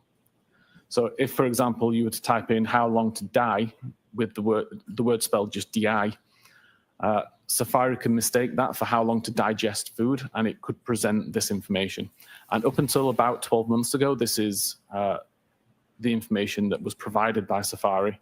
If you were to do this search, if you were to type in how long to DI, you would get the result that's shown at the top of this screen with an image of somebody eating a plate of food. And this is the image that was cached onto Jen McCabe's phone at 6:23:49. What does cache mean? Essentially, downloaded now for use later. It will download it, it will save it in case it's required again. If it is, it doesn't need to download it, it's already there. If it's not required again, eventually it will be deleted. So is it stored information from prior events that's available in case the device thinks you're looking for it? Yes, so at this point in time, at 6:23:49, when it downloaded it, that's the first time that it's downloaded this image, and it stores it. If an hour later, for example, I did the same search a second time, it wouldn't need to re-download the image because it's already got it in cache. So this, the creation time of this image shows that this is the first time that this cache file was downloaded. A few seconds later, at 6:23:51, The blue button at the bottom of the keyboard is used to submit a search for the term "How long tid I in Kikdi?" CIKD. This creates a specific URL in Safari, which is shown on screen here. So google.com/search "How long tid I in Kikdi?" IE UTF-8, OE UTF-8. Client Safari is the important part of this string that tells us that it's a query that's made using Safari. This is different to if I visited Google, for example, and just typed in the search text box in Google. It wouldn't necessarily have this same structure of the URL. So we know that this is the query created by submitting a search using the search bar here and pressing the blue button at the bottom. We know that that search was conducted at 6:23:51 according to the information in mobile Safari.plist. And knowledge C also shows that this page was visible. Importantly, there is no history record made that shows that a navigation actually occurred to this website. Several reasons why that might happen. One could be if the device was in private browsing mode. However, it can't have been in private browsing mode because if it was, we wouldn't have the search recorded in the mobile Safari plist either. So we know it wasn't in private browsing. It could have been deleted at some point after the fact. That would leave a gap in the numbering. Every time a record is written, it would be consistent numbers 1, 2, 3, 4, 5, 6. And to delete a number would leave a gap there. So you would see 1, 2, 4, 5, and that number will pretty much never be reused. So if you don't see a gap, then you can be confident that nothing was deleted, and there are no gaps on this device. The third reason, and the one that I believe is the reason why it wasn't recorded in the database, is that the page never completely loaded. If I go to a web page and cancel the navigation prior to it completing the load, it will never get written to the history database. At 6:24:18, there's a second search submitted using the same method, so still using the Safari search bar, this time searching for "Host long to die in cold." This is evidenced in the mobile Safari.plist.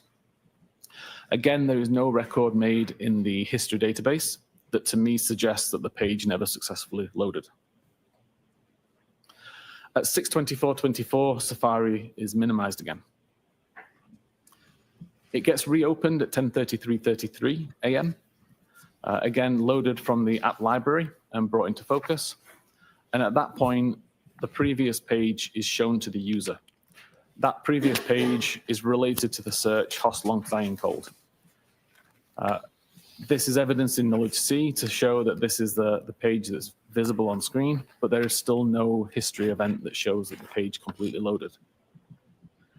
And at around that time, so around 10:33:34, that tab would have been closed, resulting in the record being written to the browser state database with the timestamp 2:27:40, when that tab was originally brought into focus several hours earlier, but it shows the most recent URL information, which is the Google search for "Host long to die in the cold."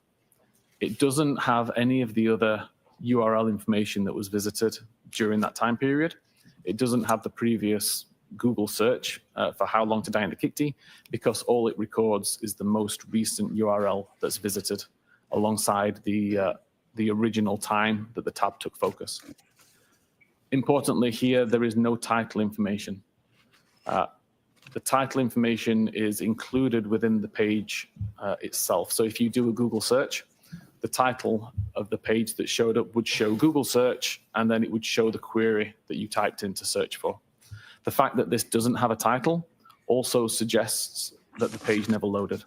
So again, it kind of ties back to the fact that it's not written in the history database. We have no title. It's both indicative that the page never successfully loaded.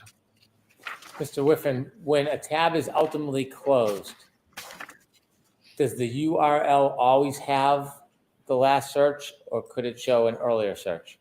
It will always be whatever URL is visible in the tab at the time. Thank you. To overview again the the data sources used here. com.apple mobile safari.plist is known to be a reliable location to get search timestamps from. We know that it's good to show the time that a search was conducted and what search was conducted. It doesn't record if the device is in private browsing mode. The only time it shows how long to die in the kickd is at 6:20, and the only time it shows how long to die in the cold is at 6:24:18. There's no other mentions of either of these searches anywhere else in this file. The history database, again, is known to be a good source of data for visited web pages and timestamps for the pages that completely loaded. Again, in this case, neither of these searches or neither of these URLs was in the history database, but there are no missing records, which indicates that nothing was deleted. And again, the only reason that I can come up with for why that is the case is that the page didn't load. There must be an entry within this database to allow the user to delete it. Obviously, if the page doesn't load, it doesn't get written to the history. As a user, you can't see that item in your internet history list, so you can't delete it. And then knowledge C, which shows the page that's on the screen when the browser is in use. Again, we know that this is a good timestamp. And we see the only times that web pages related to these web searches were open is at 6:23 and at 10:33.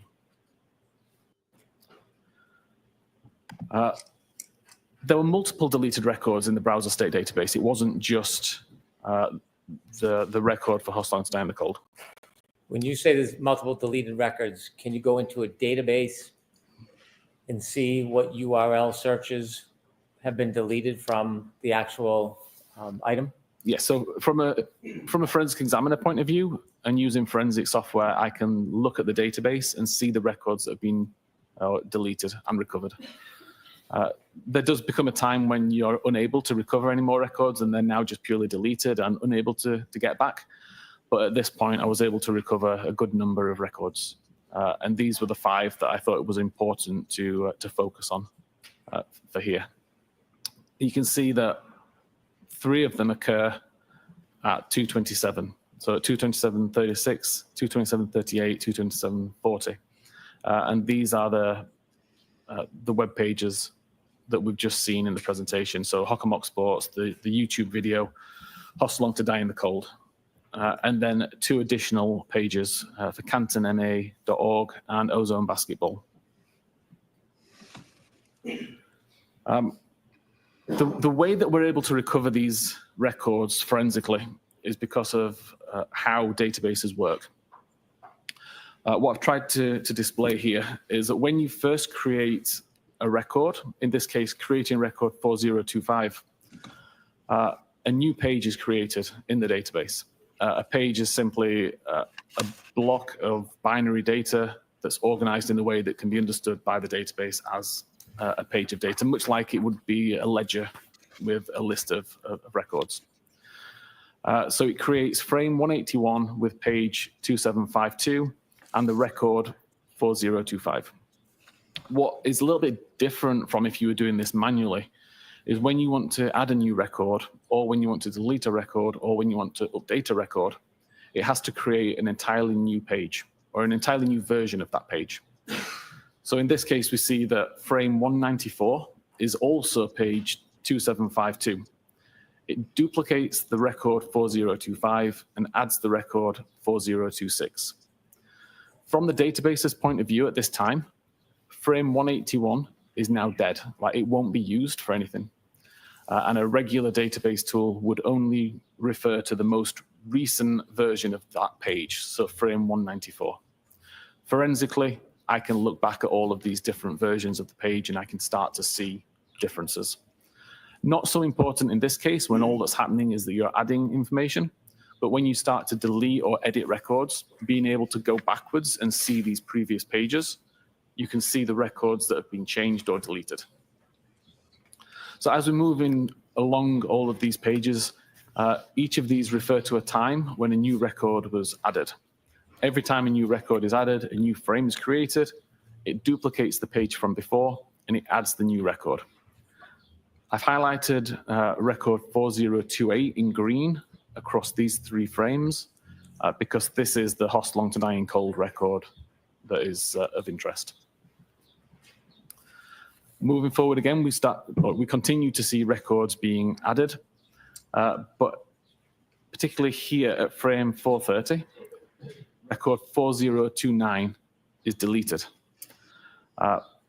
4029, if I go back a few slides, we can see 4029 is the cantonma.org families index webpage. As far as I know, no relevance to anything related to this case. It just so happens this is the first record deleted from the browser state database. We don't have information that tells us at what time the record's deleted, but we're able to infer what time that record was deleted based on other records in this frame. So for example, we know that at the time that record 4029 was deleted, record 4031 already existed. Record 4031 has a timestamp of 6:29 on the 31st of January. Therefore, we can summarize that record 4029 had to be deleted at some point after 6:29 on the 31st of January. We see again record 4030 is deleted on frame 468. Again, we can look at what record was the most recently created on that frame at the point that that record was deleted. And that gives us information that suggests record 4030 had to have been deleted at some point after 8:35 on the 31st of January. We can continue to go along and continue to see that records being added, edited, and deleted, but the record of interest, 4028, still exists, even on frame 650. And in fact, it doesn't get deleted until frame 732. By the time the record related to host long dying the cold is deleted, record 4037 already exists. Record 4037 was created after 2207 on the 31st of January. Therefore, we know that the host long to die in the cold record was deleted at some point after 10 p.m. on the 31st of January. Taking all of those deleted records, those 5 deleted records, and the earliest time that they could have possibly been deleted, we see a spread throughout the 31st of January. Like a few quite early on at 6:29 and 8:35, a couple at 9:20, 9:40, and then finally the one that we're interested in at 22:07. For the user to cause these to be deleted, if you wanted to do it selectively and delete one at a time, the record has to be available in the history database. As I said earlier, it wasn't ever in the history database because there'd be a gap. So this record could not have been deleted by the user selectively. That leaves options of deleting everything from the history, but if everything was deleted, we would have none of this information, and we do. And it also leaves the option of deleting everything from what's considered today and everything that's considered today and yesterday. And again, if either of those options were the case, we'd have much less information than what we have, and we wouldn't see this staggering of timestamps that we see here where the information was deleted. Ultimately, I wasn't able to say what caused these deletions at these particular times, but I'm confident that it wasn't as a result of user interaction. That's something that was brought on purpose. Mr. Wethen, I have a couple questions about your analysis and your opinions. Yes. You showed us a tab that was opened at 2:27:40, and it had something to do with Hawkmock Sports. Yes. In your opinion, to a reasonable degree of scientific certainty, was that the same tab, that 2:27:40 tab open for Hawkmock Sports, was that the same tab that later was used for searches or attempted searches at 6:23:51 and at 6:24 relative to how long or how's long to die in cold? I believe it was, yes. Does your opinion, is it based on your analysis of reports generated by software like Celebrite? Objection, Your Honor. Sustained as to form. Was your opinion limited to analysis of reports generated by companies like Celebrite or Axiom? It wasn't, no. I went into the data, looked at the various different databases, different files that were in use, tested it across many different devices to make sure that my understanding and analysis of it was correct. In addition to your opinion that the two searches at 623 and 624 occurred at that time as opposed to 22740, did you also, when analyzing the data, come to an opinion whether or not either of those searches actually connected and produced results? If either of those searches had connected, the information would have been written into the history database. The fact that it wasn't in the history database it strongly suggests it never completely loaded. And the fact that there is no title information on the browser state tab as well also suggests it never loaded. And finally, those attempted searches at 623, 624, you mentioned that information at some point was deleted from the phone? The only records that were deleted were the browser state database records. Yeah, they were deleted from the device. Do you have an opinion to a reasonable degree of scientific certainty whether or not that information was removed as a natural application of the phone, or was it because somebody took the phone and actually deleted it by hand? So again, I don't believe it's possible, given the situation and the information that's available, that it would have been possible for the user to delete it. I believe it was more than likely a system event that caused that, but I've not been able to replicate that system event. I want to take you back to your first opinion, where you opine that the how's long to die in the search occurred at 623 and 624, not at 22740. Yes. And so in looking at the data coming to that opinion, what caused the confusion with the software where it could be misunderstood the time those searches were actually made? Objection, Your Honor. I'm going to allow it. The way that forensic software typically works, certainly the way that Physical Analyzer works, is we design models for the data. So we know that an SMS application, for example, will always have a message body. It will always have a sender, a receiver, a time, that kind of thing. We always know that a web visit will have a URL, a title, and a visited timestamp.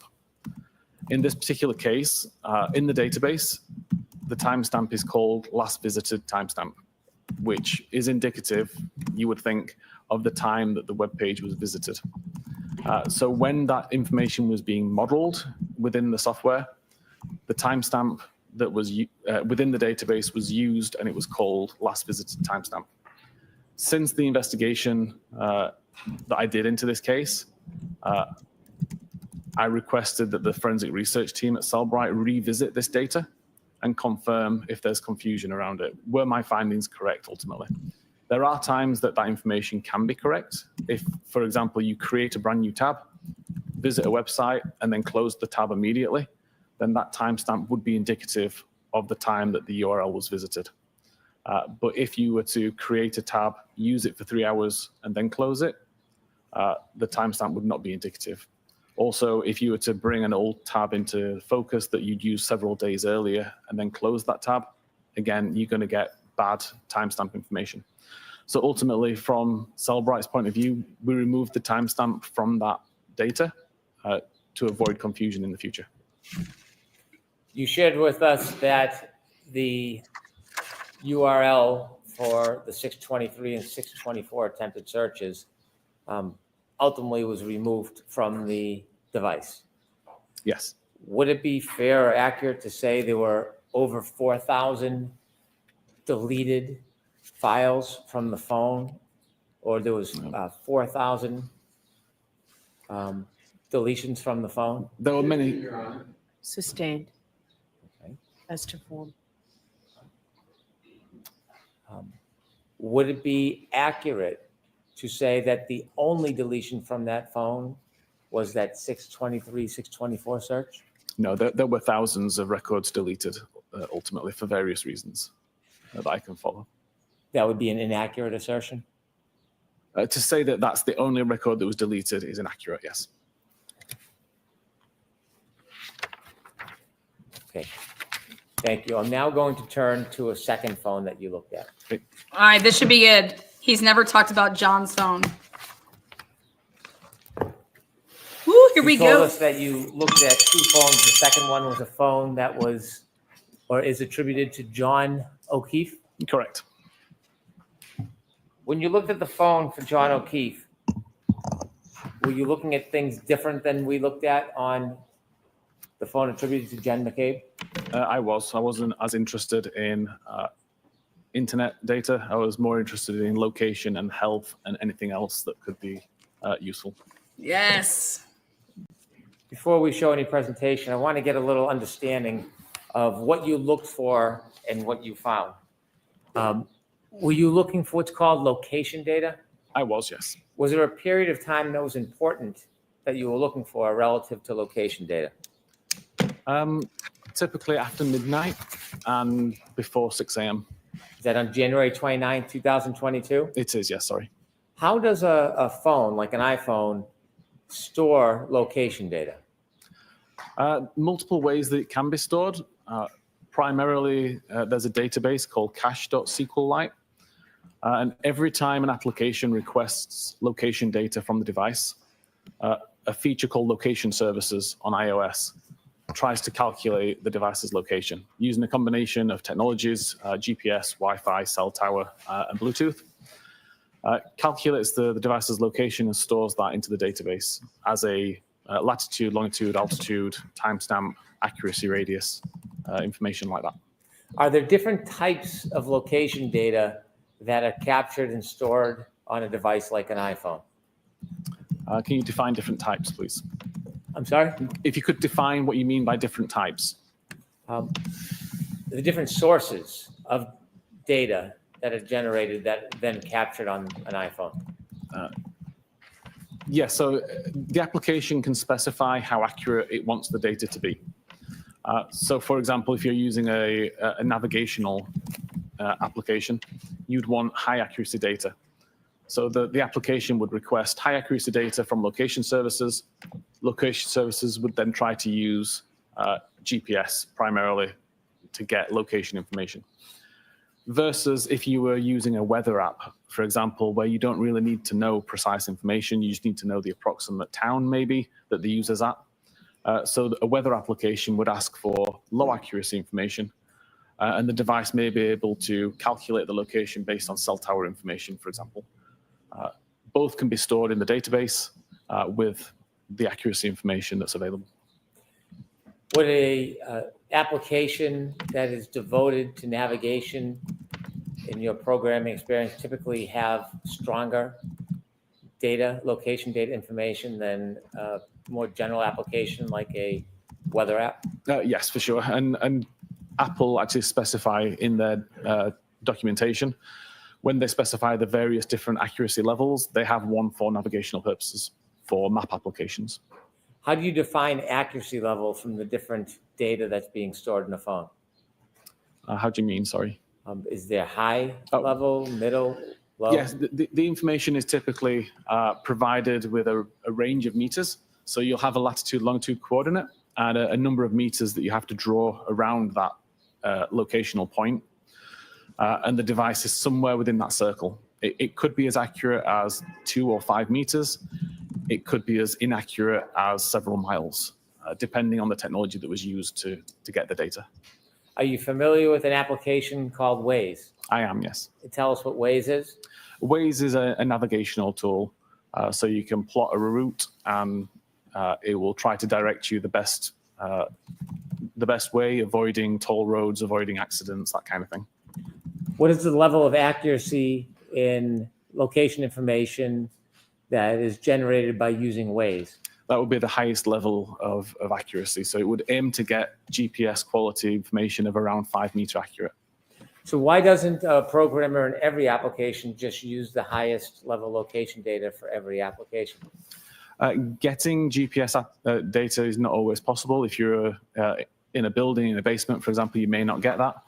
But also, it can be expensive to the device in terms of processing power, in terms of battery requirements. So if it can find location information cheaper by using Wi-Fi networks, for example, then it would prefer to do that. So just a lot less resource intensive than using GPS all the time. In order to capture the highest level of location data, the most accurate in an application such as Waze, if somebody's using Waze and then turns it off, does it still continue to capture that highest level of accuracy? Typically not. It may do for a short time as it's still kind of working through a backlog. But fundamentally, if there's no application open that's trying to use location services, then the location information that's being requested and recorded is far more sporadic. It's typically background applications that may be requiring location data. When you analyze John O'Keefe's phone, in addition to the location data, did you also look into data known as health care data? Yes. And could you tell the jury how that works? Yeah, so pretty much all iPhones for the last 10 years or so have Apple Health included. It monitors activity on the device, such as steps taken using various sensors inside the device, looking for motion which appears to be walking. It monitors altitude, so it knows whether you've gone up a flight of stairs, for example. It uses that information in concert with the steps taken, so it knows the difference between going in an elevator versus walking a flight of stairs. And all that kind of information is available to you as a user to essentially see how far you walked each day and to monitor your own health. When you look at healthcare data, you said it interprets it in different terms. One you used was steps. If I have an iPhone and I'm walking and it registers steps, can it tell what direction I went in? No, it's purely just looking for motion of the gyroscopes, which appears to match the pattern that it expects of somebody who's walking. It doesn't know whether you're in a straight line, walking in zigzag circles, just number of steps. What if I had my iPhone and I was moving the iPhone, but my feet weren't moving? Would it register? It could register some, but typically it's relatively good at picking the difference between actually walking or throwing the phone around or shaking it. The healthcare data, does it store with date and time? Range. So there's two locations that health data is stored. Primarily a database called healthdb_secure.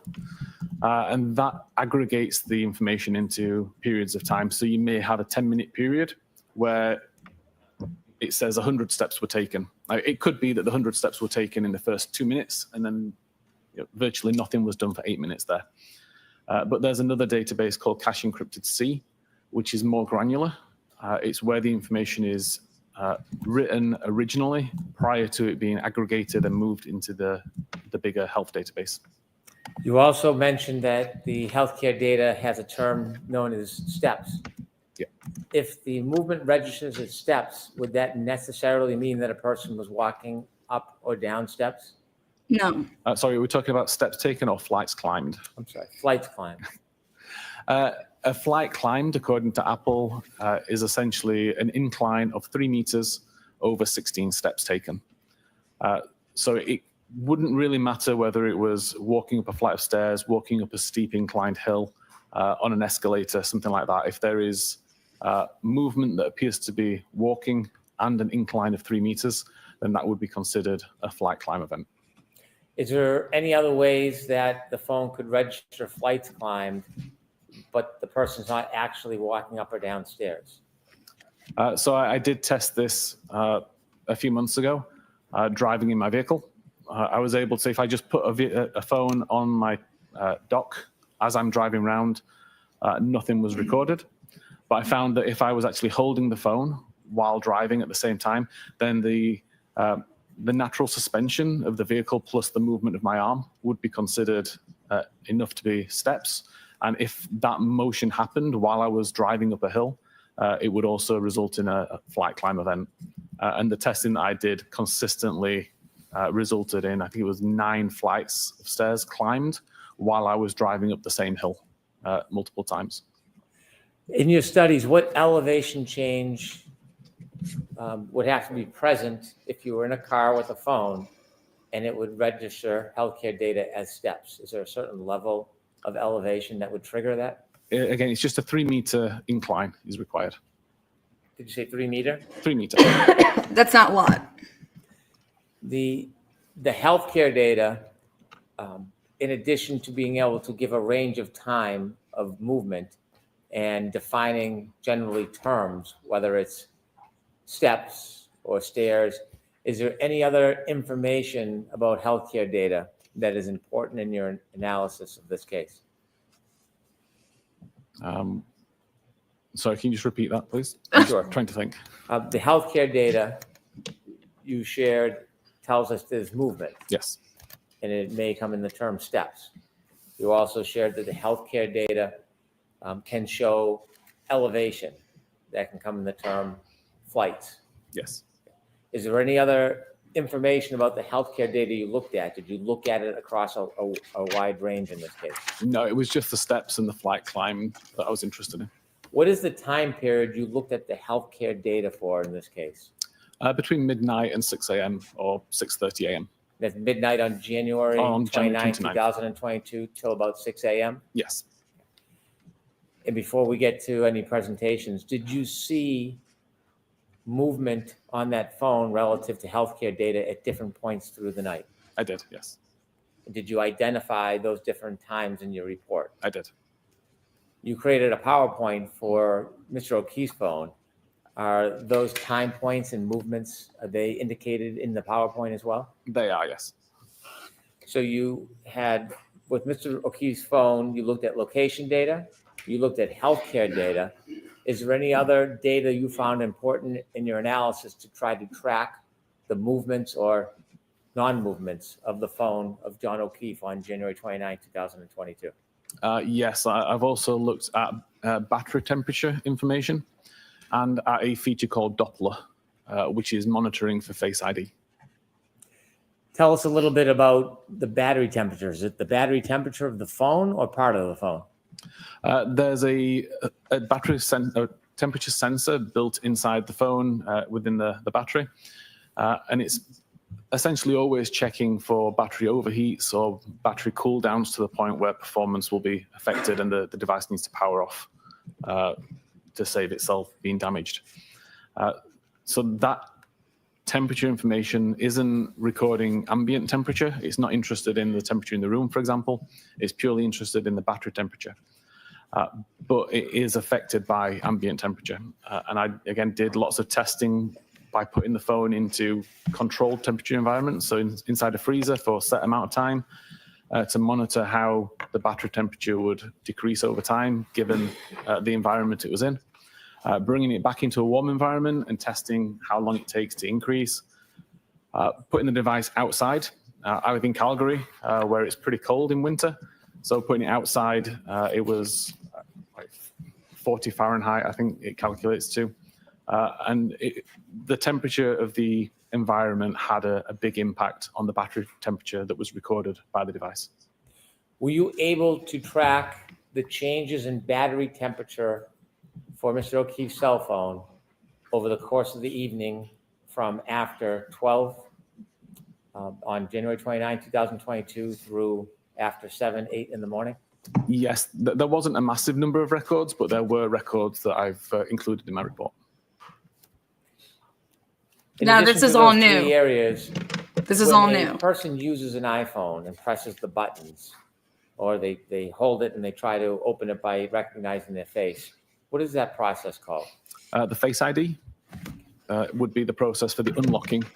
and then the locking, pressing the button on the side would lock the device. When an iPhone is being used, does it act or operate differently when it's out in the open, or if it's in your pocket or under something? Yes, so this is the Doppler function that I found within a feature called Unified Logs. Essentially, whenever the device receives a phone call or when you pick up the device, an iPhone X or above is trying to find a face to use to unlock the device. If the camera is blocked, a record is made to say that it's within a pocket state. So if my phone's in my pocket, when somebody calls me, it tries to look for a face, it immediately recognizes that the camera's blocked, and it records pocket state. As soon as I take the phone out of my pocket or unblock the camera, it records a pocket state cleared event. So we know when the camera was covered up versus when it was uncovered, if at the time it was receiving a phone call or was being picked up. Does an iPhone always record whether or not the camera was blocked or hidden or covered at the time a call comes in? No. For example, if the device is already unlocked, then it won't make a recording to say that it was within a pocket state or a pocket state cleared. And if the device isn't blocked at all, so if I have the device on a desk in front of me, for example, and a call comes in, there'll be no record that says that it's in a pocket state or a pocket state cleared. It will only record a pocket state event if the camera's blocked, and it will only record a pocket state cleared event if the camera was blocked and now isn't. So if I have my iPhone and I put it inside my jacket in the darkness and I get 30 calls, would all of those calls result in a reading of pocket state? They'd all result in multiple readings of pocket state. The pocket state check is conducted more than once a second. I can't remember the exact number, but it's very frequent. And an average phone call from the start of the ring to when the device essentially hangs up, So it's just somewhere in the region of 500 checks. So if you had 10 phone calls, then you'll have 5,000 checks 5,000. made that would all report pocket state. Did you analyze John O'Keefe's phone on the evening, early morning hours through the next morning on January 29, 2022, in an attempt to identify where he was, what he was doing, and whether his phone was inside or outside? That was my goal, yes. And did you engage in that analysis, sir? I did. And in your efforts, did you write a report?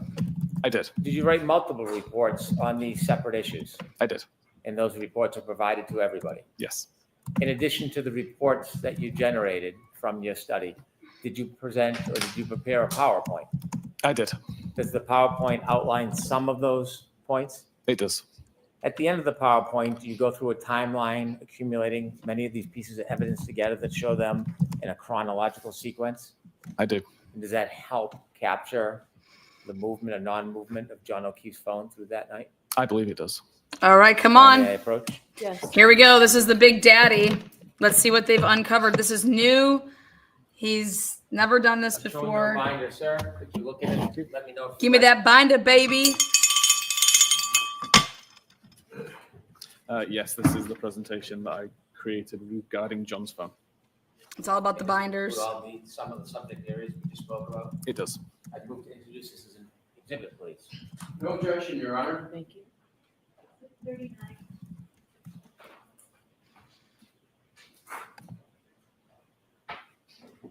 Thank you. Here we go. Here we go. With the court's permission, Mr. Whiffen, referring to Exhibit 39, I'd like you to walk us through Exhibit. John O'Keefe's phone on the evening of January 29th, Okay. 2022. Yes. Thank you. So I start the presentation with location data. As I mentioned earlier, this comes from the Cahce.SQLite Go to the database, which is screen. considered the most reliable location or the most reliable file for location data on an iOS device.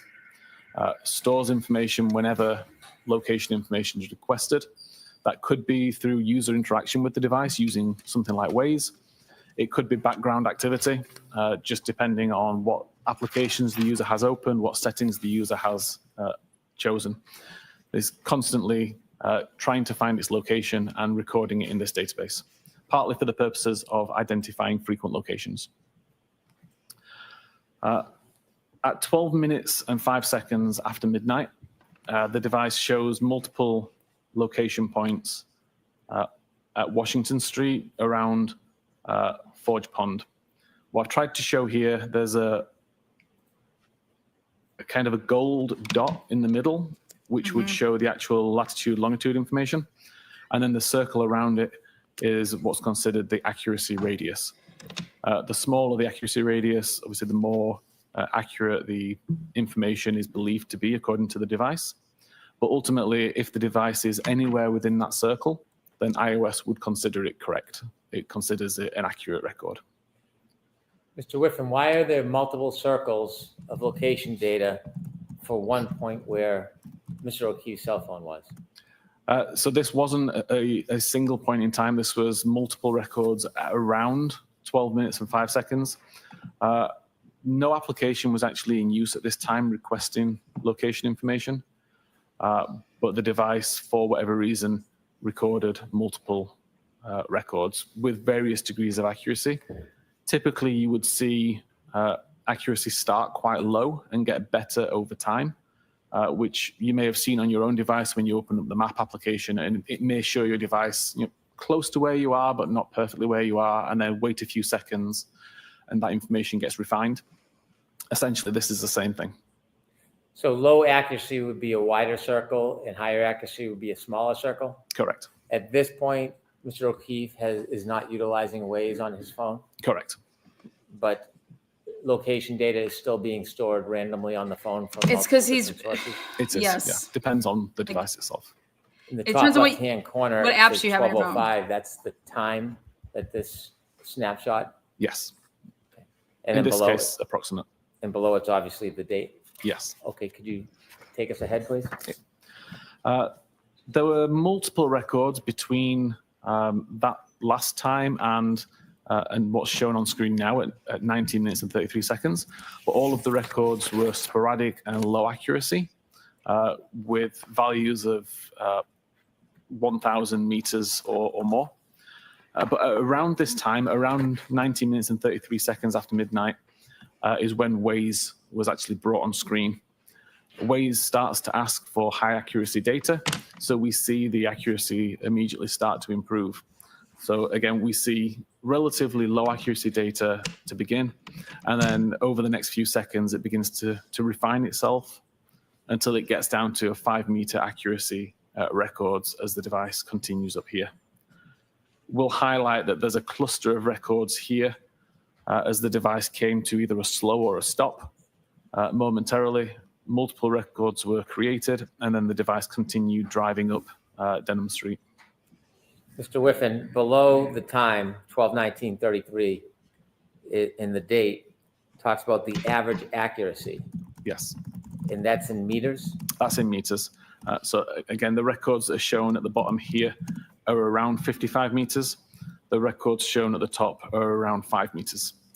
Is it typical in Waze that once it locks in, the range is around 5 meters? Typically, yes. That would be the goal. You also mentioned the average speed. Where do you learn the speed from? Where does that data come from?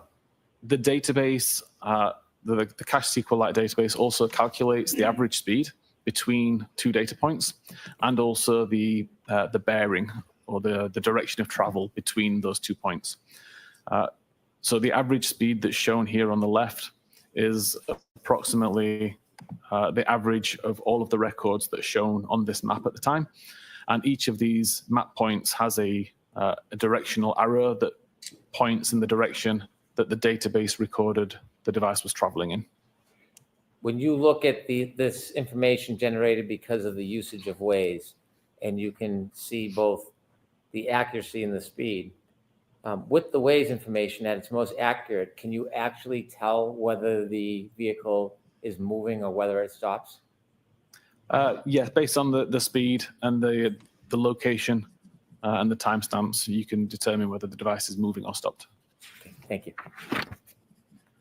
Also important to, I think, point out here, in terms of knowing how reliable this location information is, I typically look at something along the lines of, does the location think it's accurate? In this case, 5 meters, so yes. Does it make sense? Like, it's on the road, it's on the correct side of the road. So again, it kind of makes sense. It fits the pattern of the road. The cadence and the speed are, what you would expect for this road, like traveling at 20 to 30 miles an hour up here seems quite reasonable. So all of these factors taken together increase my confidence that this would be reliable location data.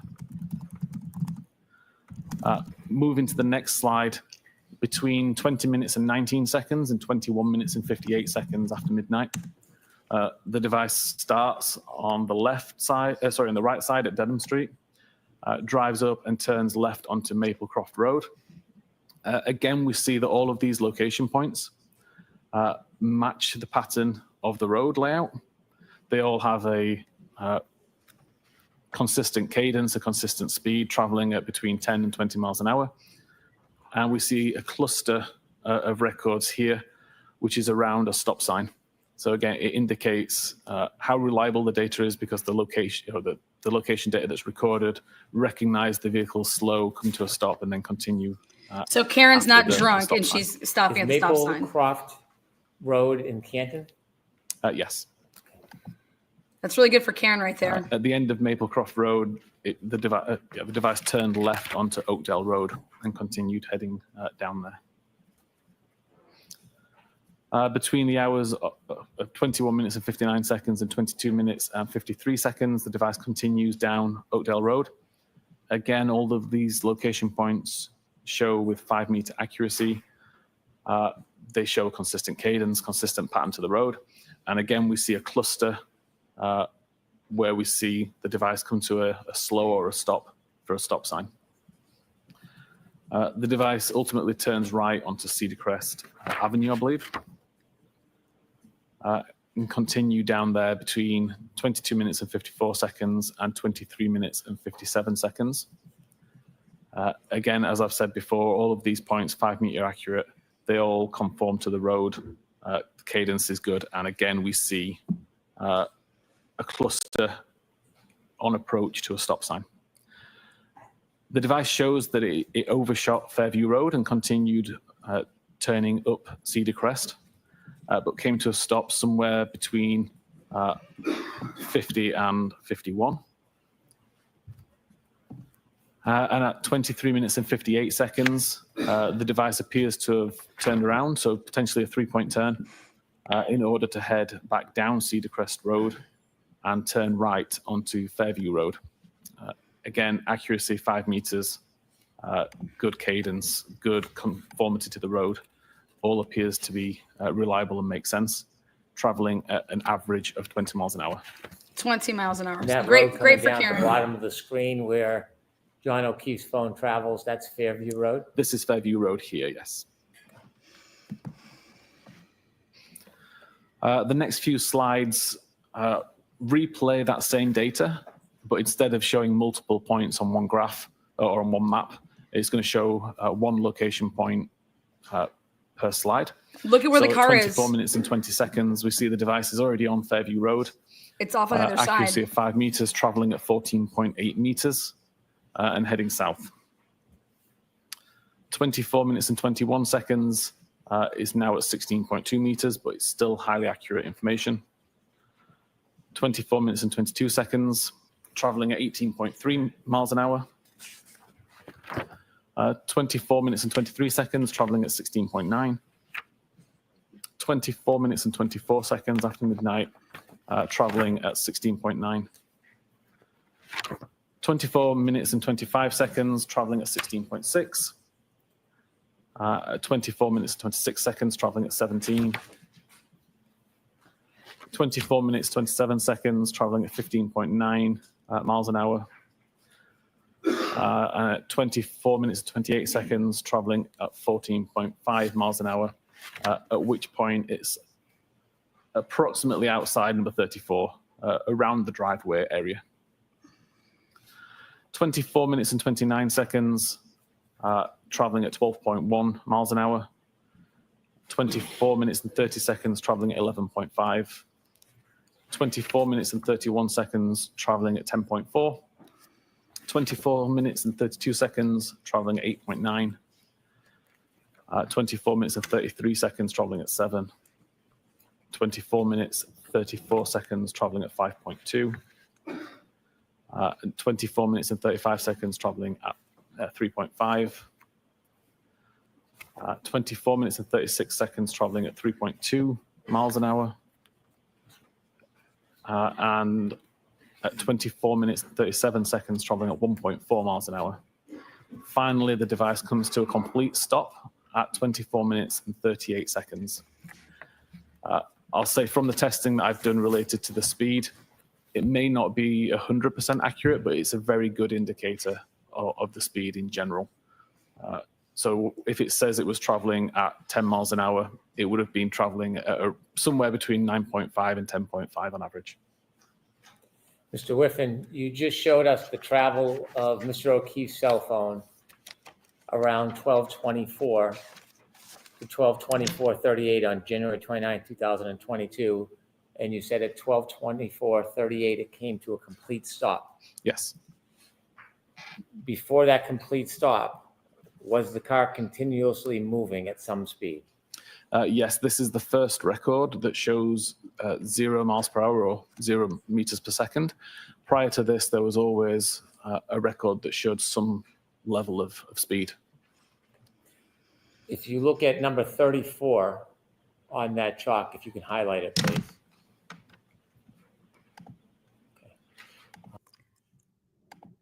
This is showing that John's phone was in the car at all the different stops from when the witnesses are saying she was over here and she pulled up, and then she pulled up a little bit further here. If John would have gotten out of the car when she was in front of the driveway, that's why he mentions it. This is when she would have been in front of the driveway. If John would have gotten out of the car to then run up to the house, the Waze would have been going right. And so that's what Brennan's about to point out, is that if the driveway were at the right side, the top side of the house, Yes. does your studies indicate that the vehicle, or at least the phone, traveled past the driveway before it stopped? Objection, Your Honor. Ask it non-leading. Did this car, or the phone that was in the car, ever stop at the driveway of that address? No, according to the location and the speed data from the device, by the time it was approximately the driveway, the phone reports it was still traveling at around 15.9 miles an hour. Have you ever seen a photograph of that address? I have. You have or have not? I have. You have. And in that address, do you see on the far left corner of that address, the yard, there's a flagpole? Yes. Where this car stops, so this phone stops at 12:24:33, how close is the phone to that flagpole? I believe very close. And do you ever see the car or the phone stop anywhere near that driveway? No. Please continue. Between 24 minutes and 39 seconds and 25 minutes and 8 seconds, there were a cluster of more records, all showing 5-meter accuracy, but no movement. Although the center point does move around a little bit, you could interpret this as movement, but because all of the radiuses or radii overlap, there's also a good chance that there's no movement that actually occurred here. This is just the device as it's trying to refine its location. interesting. At 25 minutes and 30 seconds, we see a relatively significant change where the accuracy drops to 34 meters. We do see a course or a bearing that shows Go that to the device, screen. reported it was heading west. But again, this accuracy radius includes the previous locations anyway. Go. So What the it's fuck are they difficult doing? To differentiate between actual movement based on this location data, or just on the fact that the accuracy reduced, the center point shifted because of that accuracy change, and therefore a bearing was attributed to it when it shouldn't have been. If I What could a ask bunch you of some idiots. questions about the chalk on that indicates 25 minutes, 30 seconds, so 12, 25, 30. The circles become larger. Correct. Is Waze still being used, or has Waze been stopped? No, Waze has been closed at this point for about 40 or 50 seconds. For how long, sir? About 40 or 50 seconds. Yeah, you fucking idiot. This Get up there. location data, or this circle, the perimeter, that's not coming from the Waze application anymore? Stupid fuck. No, the location data never came from the Waze application. Waze was requesting location data. iOS is responding to that request, and as part of that response, would write the information to its database. Waze itself records very little location data. So when you look at that circle based on location data alone, could the phone be anywhere within that circle? Correct. There is a bullet pinpoint center of that circle. Yes. That center of the circle doesn't necessarily mean that the phone is at that exact location, does it? It doesn't know. The center point is purely an indication of where you need to draw the center in order to draw the radius. If we didn't have a center point, how would you know where to draw this circle? And so the phone could be anywhere in that circle, close to 34, inside 34, 32. Objection, Your Honor. Ask it non-leading, please. Could the phone be anywhere in that circle? It could.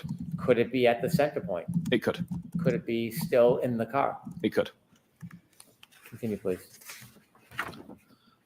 Between 25 minutes and 31 seconds and 25 minutes and 36 seconds, there's an additional cluster of location data, ranging between 61-meter accuracy and 17-meter accuracy. Go to the All of screen. them roughly centered on the same point, approximately, and all of the accuracy radius covers the same area. Like, there's so much overlap in these records that the device is essentially anywhere within the smaller circle. Way to go, dipshit. Between 27 minutes and 35 seconds and 38 minutes and 15 seconds, there was approximately 50 low accuracy records. Again, the device wasn't being used to ask for location data. This is completely passive and resulting No, in it's some not. pretty poor location data. I've highlighted with the red arrow where the 34 Fairview Road is. And we can see, although a lot of these location data do overlap with that point, there are location information here that doesn't. At 38 minutes and 16 seconds, the accuracy improves again.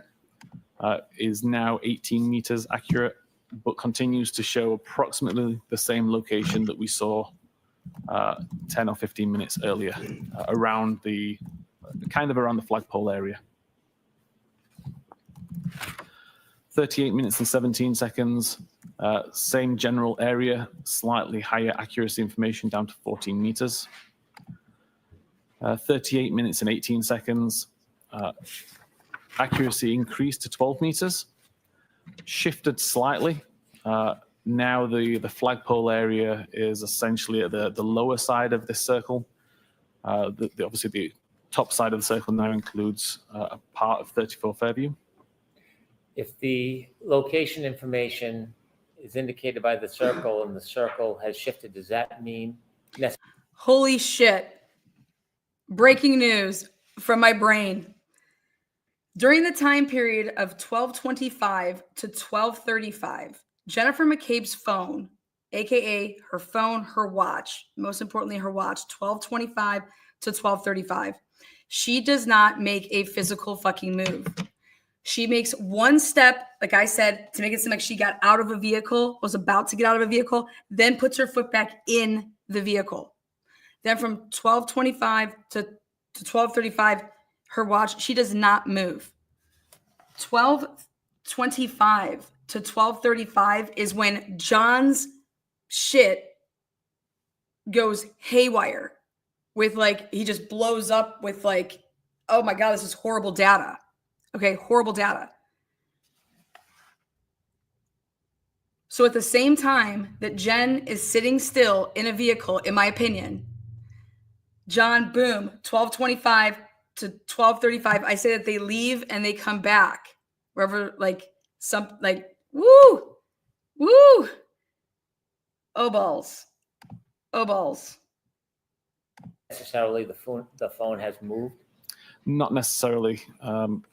Typically, you could assume it has, but when we're already talking about accuracies of 12, 13, 14 meters, it starts to become a little bit harder to determine how accurate this data is.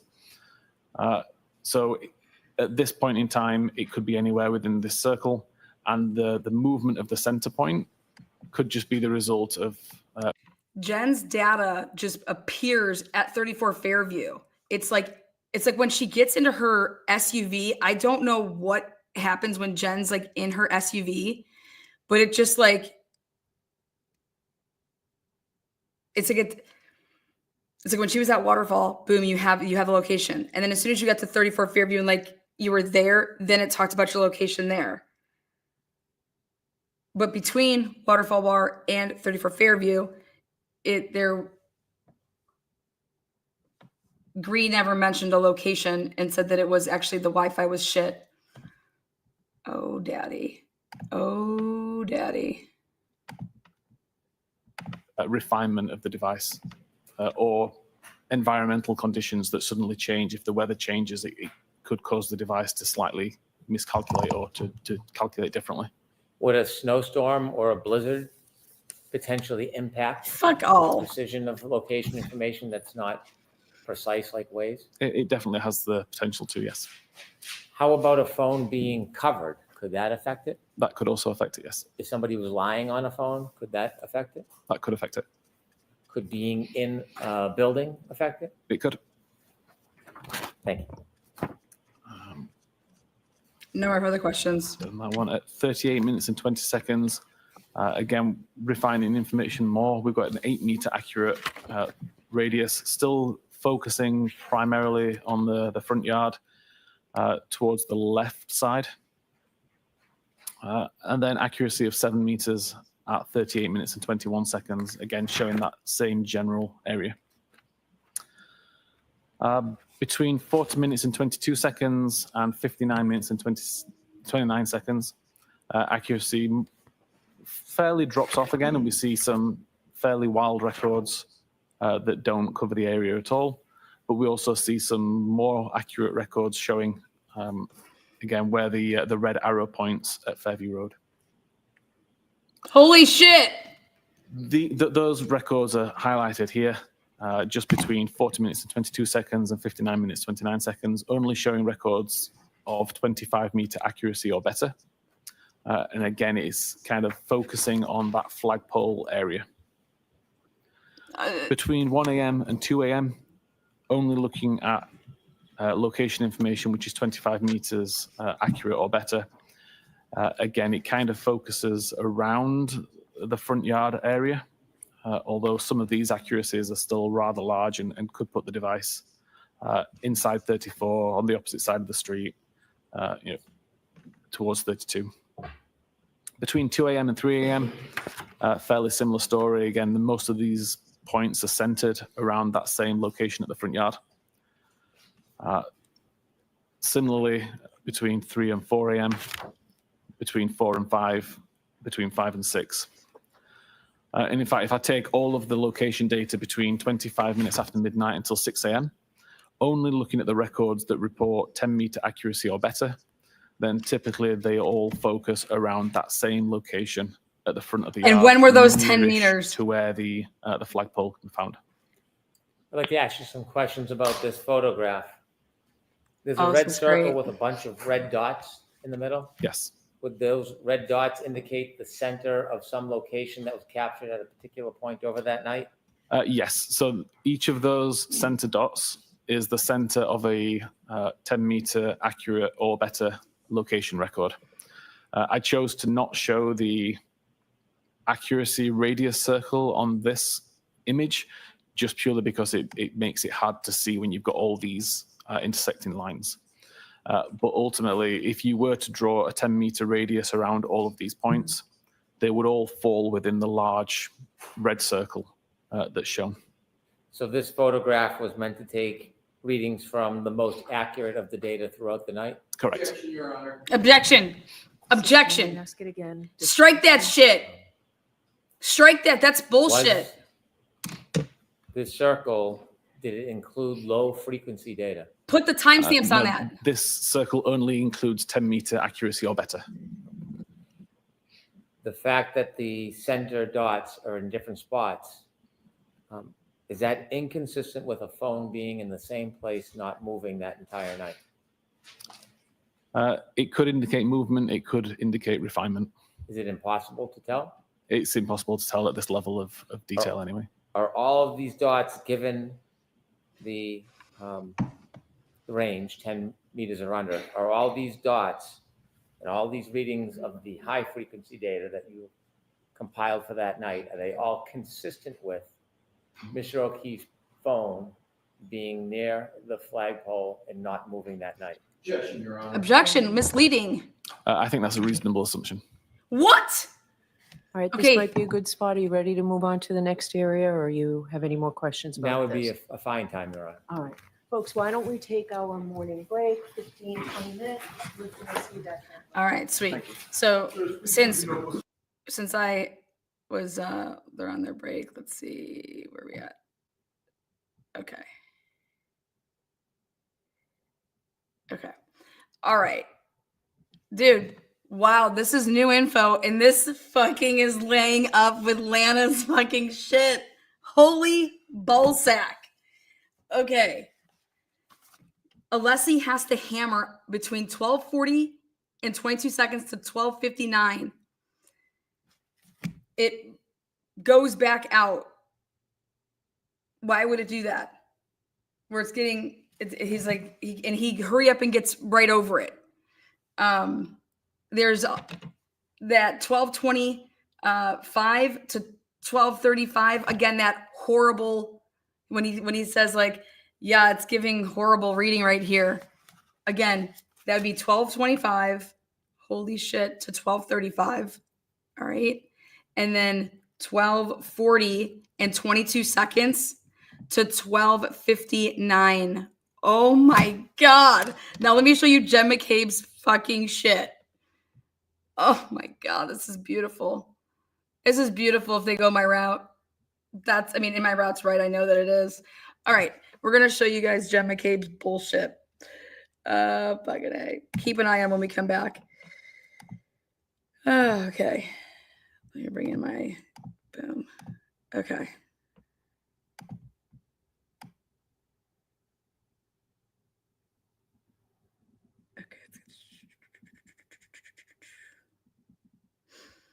Oh, daddy, come back for me. Okay.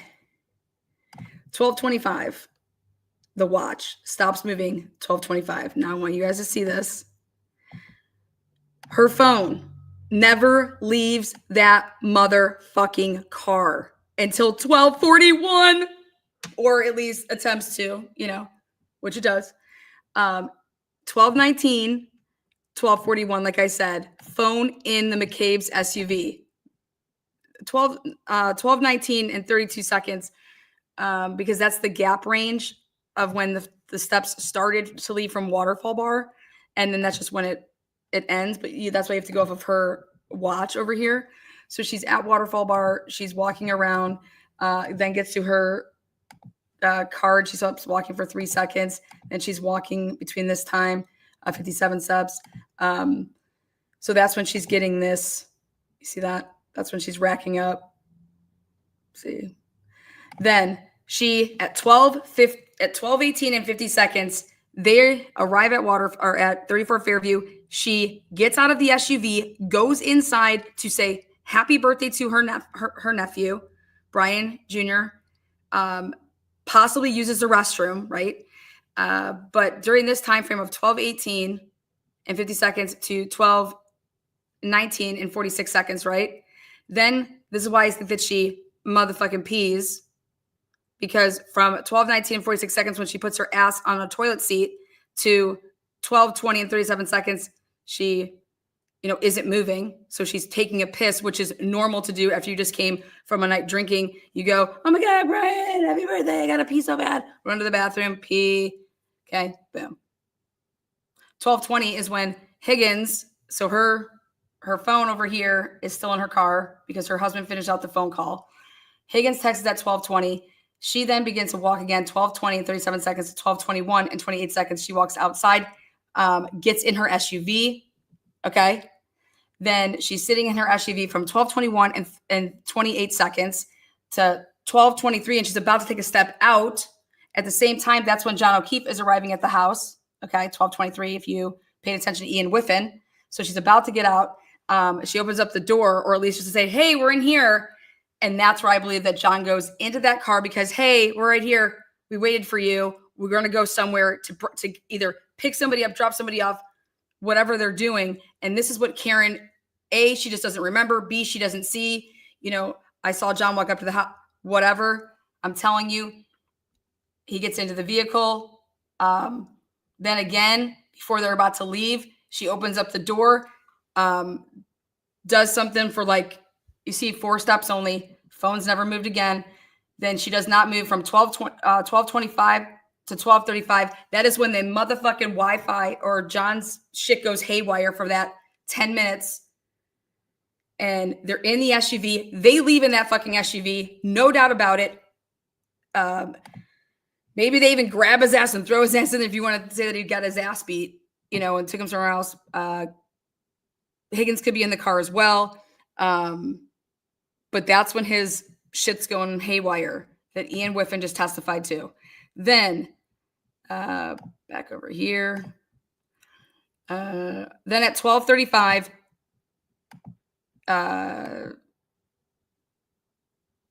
she gets out of the vehicle, clearly. And from 12:35 to 12:45, as you can see, her phone does not go with her. Her phone is still wherever in this car. So from 12:35 to 12:41 and 31 seconds, definitely doesn't have her phone. If she got back to the car, I got to grab my phone. Walks with her phone for 16 steps, or somebody else has it, as in her motherfucking husband. Because this is when he would be walking in the house. Again, if you look at the data points on John O'Keefe's shit, this is when it goes haywire again. 12:40 and 22 seconds to 12:59. He says it's really whacked out. And that's your time frame of taking us right to this area here. Man. Man, oh man, oh man. I want to hear him start talking about John's, because they're going to attribute John's flight of stairs. I think if you're going to consider it to being that you could be in a car that happened during Waze, blah, blah, blah, blah, your steps. I think that wherever they were going, John got out of the car. And like I told you, something happened outside. If they got into a fight in the car, then somebody pulls it over. And then, like I said, I don't know. But shit went haywire. And this is so interesting to me, these points when his service is shit. It's the same time that she is physically not moving for 10 minutes. It's because she's in a vehicle, and it either left to go somewhere and something ensued right there. And that's when his 12:31, when he took his last steps and something like that. And somebody, wow.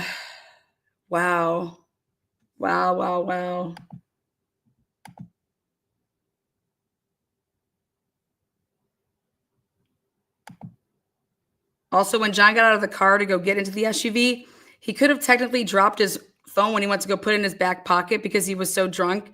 And so therefore it laid rest on the lawn as well. But this is just interesting. These points, these data points. These these data points. I think that entering the dog is where wherever they were going to go pick something up. It seems like Chris or Brian Albert took his dog with him to get the dog out of the house and put the dog in his vehicle to like drive out, and they took multiple cars to go wherever they were going. That's what I think. But something's up with the McCabe vehicle when you're in it, that it's blocking something. That's what I've noticed. We're on a quick break here at the courts, so. Whoa, I don't know.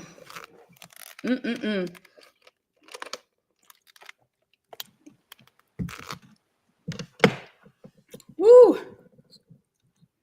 Ian Whiffen, unless she's ready to hammer him. I'm curious to see this cross-examination.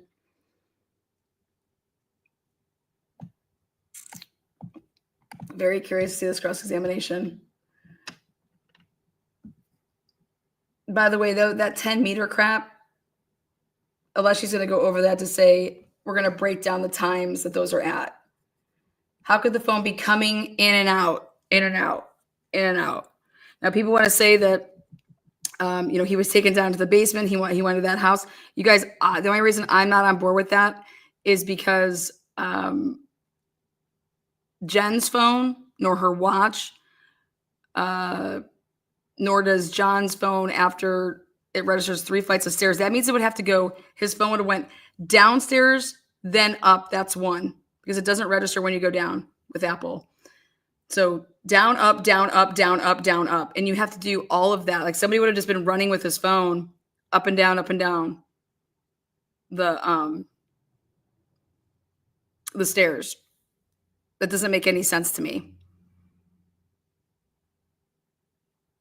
What makes more sense is that John's data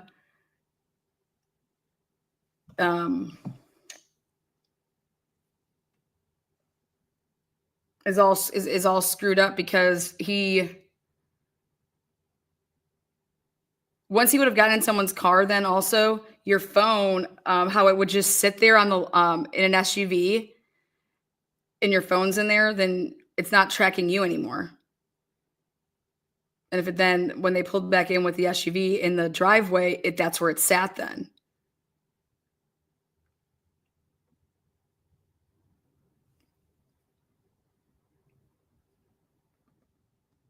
Ian Whiffen's testimony is that if it was thrown, the Apple device knows that it would have been a throw, and he testified to that a little earlier. I'm curious to see what their expert says about that. Also, what he testified to is if your phone's on, like, if it's in your hand and you're driving, then it could possibly get like the bumps to register as flights of stairs. But if it was on like your deck, like if it was on like your deck of your car, then it wouldn't. So that's interesting.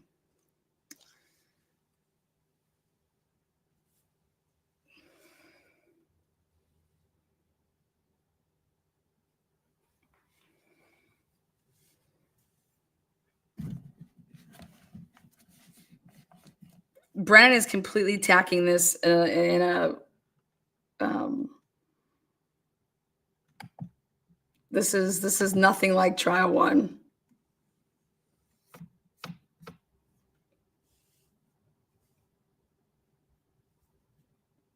I think that Brennan talked to some jurors, and the jurors were saying stuff like, you were talking about all these people that had like nothing to do with this case, and you need to take that shit out of here, because we don't even start talking about Karen in this case until like witness 40, you know?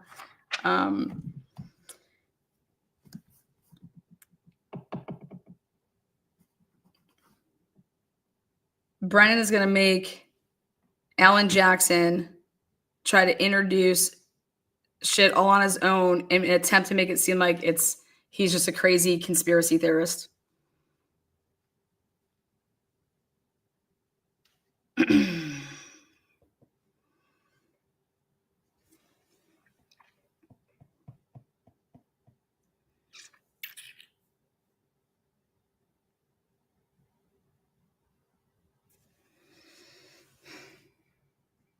I'll tell you what his presentation does is it crushes Jen McCabe and Matt McCabe, like literally crushes Jen McCabe and Matt McCabe's testimony.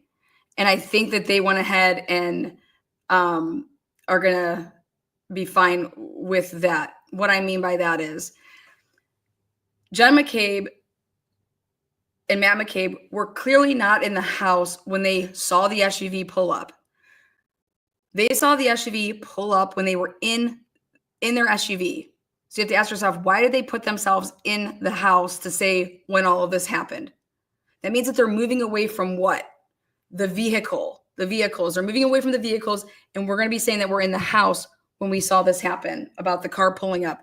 How I know that you can prove that, or at least prove it enough to the jury, is you got to go to Officer Lank's interviews with everybody. And Jennifer and Matt, the way that they talk to Lank, it is like they viewed it from being in the car. Okay. And so, which makes sense. If you're sitting in an SUV in a driveway, I'm able to, because I'm waiting for somebody. I'm watching them pull up, But none of this happened when Jen and Matt McCabe are going to be saying that they're in the house seeing any of this. If you go the route of showing that they're still in the SUV. And you can go that route by showing that Jen's phone, okay, is still in the SUV. If he's going to show all these, if Hank Brennan, he's opened the door to not, like, it's relevant.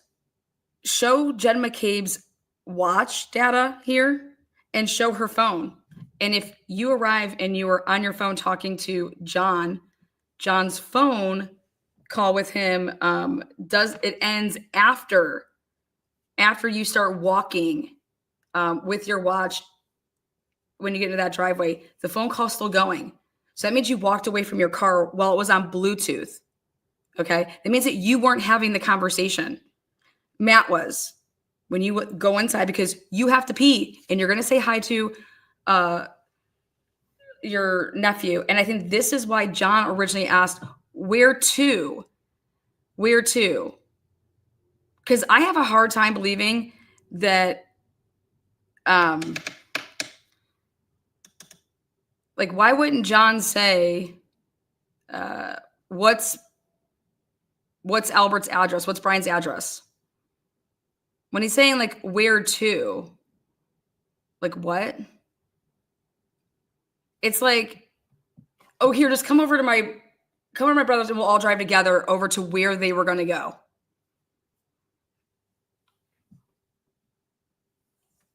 At a point, they maybe even try to say, hey, and so maybe like Karen doesn't remember that, or maybe that's what got them in, like, to actually, wait, we're going to go, where are we going? Like, oh, I don't believe any of that. I don't believe that he's on the phone with her. If come to 34 Fairview, and then he has to ask again, where? Just literally 2 minutes later. No, none of that happened. None of that happened. And she writes in 34 Fairview in a text after they had already completed their first phone call at 12:14. The other thing that she does is she tells Officer Lang that they only ever talked once at 12:14. So she's again getting away from the 12:18 call.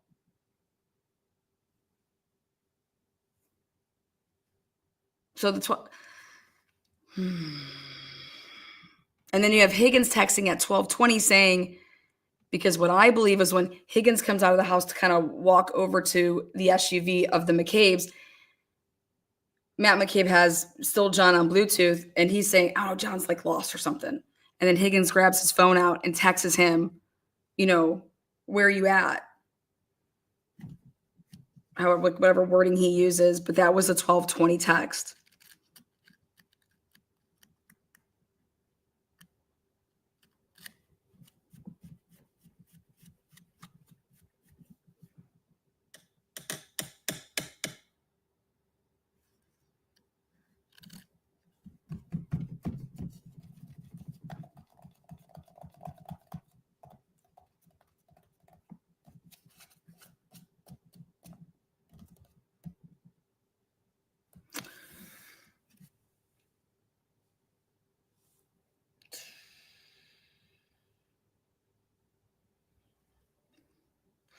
The other thing is,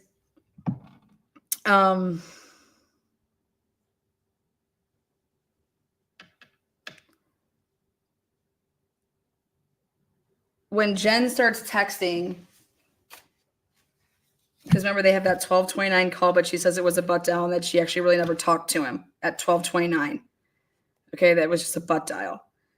So I want to go to Jen McCabe's trial day 15 when she says,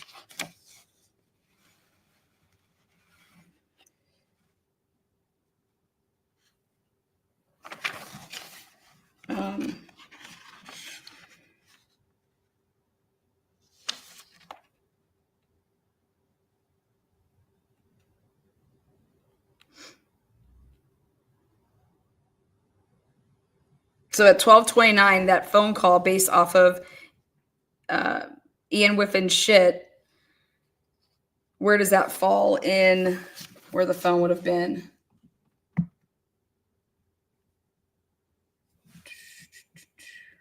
It would fall into Jen still. Let me see when she stops her physical movement for that. Yeah, 12:29, she's not moving.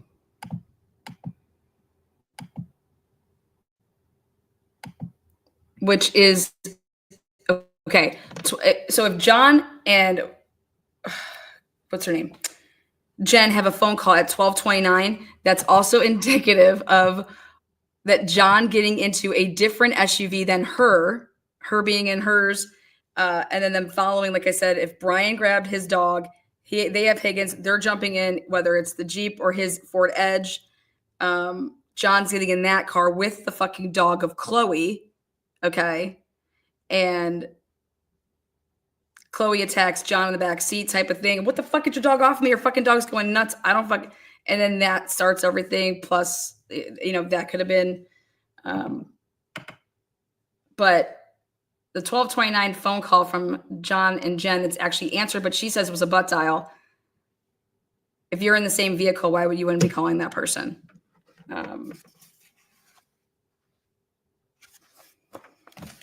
Then, and remember, Jen is literally not moving from 12:25 to 12:35. She does not move at all. And her cell phone does not move from 12:19 until 12:41. Does not move. It does not leave that fucking car. Her cell phone doesn't leave the car.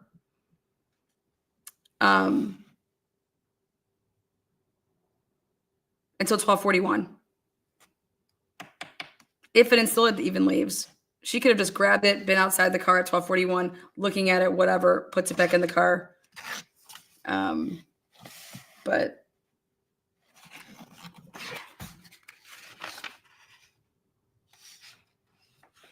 okay.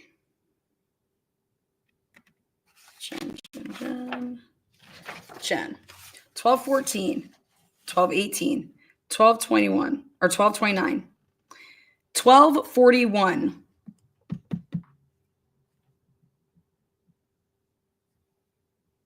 Wow. 12:41 and 54 seconds, 12:43 and 19 seconds, 12:46 and 16 seconds, 12:47 and 52 seconds, 12:50 and 37 seconds. Do you understand that all of those calls are within that time range of when Ian Whiffen just showed on the screen from 12:40 to 12:59? That horrible, I don't know what's going on here. He backs it all out. He's like, yes, it's really bad. During that time frame of 12:40 and 33 seconds to 12:59, John's phone is giving off some whack ass shit. And during that time begins the 12:41, 12:41 and 54 seconds, 12:43 and 19 seconds, 12:46 and 16 seconds, 12:47, 52 seconds, and 12:50 and 37 seconds. 6 butt dialed calls allegedly. Text messages.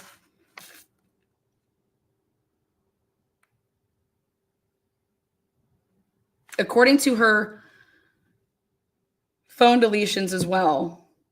So from 12:14 a.m. to 12:50 a.m., that's what her phone looks like. All happening during this time of if she doesn't have her phone isn't moving, it's like she goes, it's like her husband and them left. And there's a chance that there is when I want to say it's such a small chance, it's so tiny of a chance. I don't know how you can get 4 steps in and be from where your car is to be in the house and be seated. Like, that's just impossible. Remember how she said her daughter came to pick up Colin? So if there is a small chance that the other thing that could have happened with Jen McCabe is that here, I'm going to run with Allie to drop Colin off, so then she'll drop me back off. Or we're going to take Colin home. We'll be right back. And then that taking 5 minutes there, 5 minutes back. Then she's getting out of the vehicle at 12:35, still leaves the phone in there. Then her husband or the dudes arrive back and John's not with them. Okay. And she's like, what the fuck? Where's John? Oh, I don't know. He wasn't feeling good, so he left. Okay. So then she's like, wait, what? Or they could say he never showed up. Whatever the lingo would be, somehow Jen McCabe's confused, and that's why then when she goes out to get her phone, being able to use it again at 12:41 because it's in the car, she goes out there and starts blowing up John. You could also say that you're looking for a cell phone during that time frame because you can't find a cell phone. I just personally believe that Jen McCabe doesn't know anything until the next morning when her heart rate blows a fucking gasket, when Matt McCabe walks in the door of the house of 34 Fairview at 6:42 a.m. Jen McCabe's heart rate goes absolutely crazy. And I think it'd be something like, what the fuck did you guys do? What the fuck happened? Because whatever Jen was told that night on why John didn't fucking walk through the door, for all we also know is if Matt McCabe's actually the one calling John from her phone and Jen doesn't even know it. But Jen, for the first time, in my opinion, is being brought in on what the fuck is up. And then they start using Jen's phone to, like I said, call Lank at 9. Even though the Canton police just called Jen at 8:38. Nobody wants to talk about that. And then it's Jen's phone's calling Lank's personal cell phone at 9. I don't believe that it was Jen McCabe on the line when Lank was called. I believe that it was either Brian or, that they were using Jen's phone. So that's why I wanted to pay attention to all of Jen's movement with her watch, because it's not like that's her movement. And her heart rate is attached to her watch. I just hope the team has made some serious adjustments this past weekend to have like a really good hardcore sit down and say, okay, listen, AJ's a veteran. Okay. If I can tell that this is headed a completely different direction and we're going to have minimal people that are called to the stand by the prosecution, we're sticking with experts, police, fire, and doctor. You're going to hear from Jen McCabe and maybe Julian Nagel, Ryan Nagel, because he came in the truck to see that the car was there as well. But you're not hearing from the Sarah Livingstons. You're not hearing from Colin. You're not hearing from Brian Jr. You're not even hearing from Brian Sr. You're not hearing from Nicole. You're not hearing from Julie. You're not hearing from Chris. None of that's happening unless they want to bring it in. Mr. Brennan, whenever you're ready. This is wild. Mr. Whiffen, before we go into the next subject area, I'd like to ask you about the location data. Based on your review of the location data, do you have an opinion whether the location data throughout the evening is consistent with John O'Keefe's cell phone being near the flagpole the entire night? I believe it is, yes. I asked you whether you had an opinion whether it was consistent with. I didn't ask you if you had an opinion to a reasonable degree of scientific certainty. Are there other things that you looked at that you will consider in addition to the location data to have a more certain opinion? There is. And is the next thing that you considered Apple healthcare data? It's the Apple Health data, yes. We asked about it, or I asked you about it earlier on, but I just want to talk about it a little bit before you show us and present to us the data that you've compiled for us. Is Apple Health data different than when you have like an Apple Watch? No, it's the same Apple Health data recording on the phone or the watch. The only difference is the sensors being used to do that monitoring. So if you're just using the phone, obviously you're only using the sensors in the phone. It's limited to steps walked and to altitude climbed. If you're wearing a watch, it can also do those things, but it can also add things like blood pressure monitoring and things like that. Does Apple Health data require an internet connection? It doesn't, no. So it's all self-survives on the phone itself? It is. So without having an internet connection, it will still store the data? Correct. If I have an iPhone, is it storing health data even if I didn't ask for it to do so? Yes.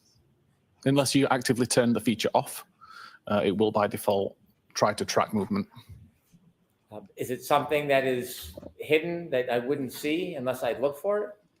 No, there's an application for Apple Health, and then the settings are quite obvious in the settings screen.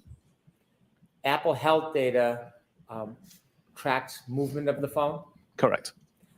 When you were considering the Apple Health data in this case, did you begin looking for the Apple Health data before Mr. O'Keefe's phone began approaching Fairview Road? Yeah, I started again at around midnight and looked at the health data up until 6:30 a.m. on the 29th. He The should have different looked points earlier. when you tracked Apple Health data, is that helpful even if you're only trying to isolate a certain point in time? It can be, yes.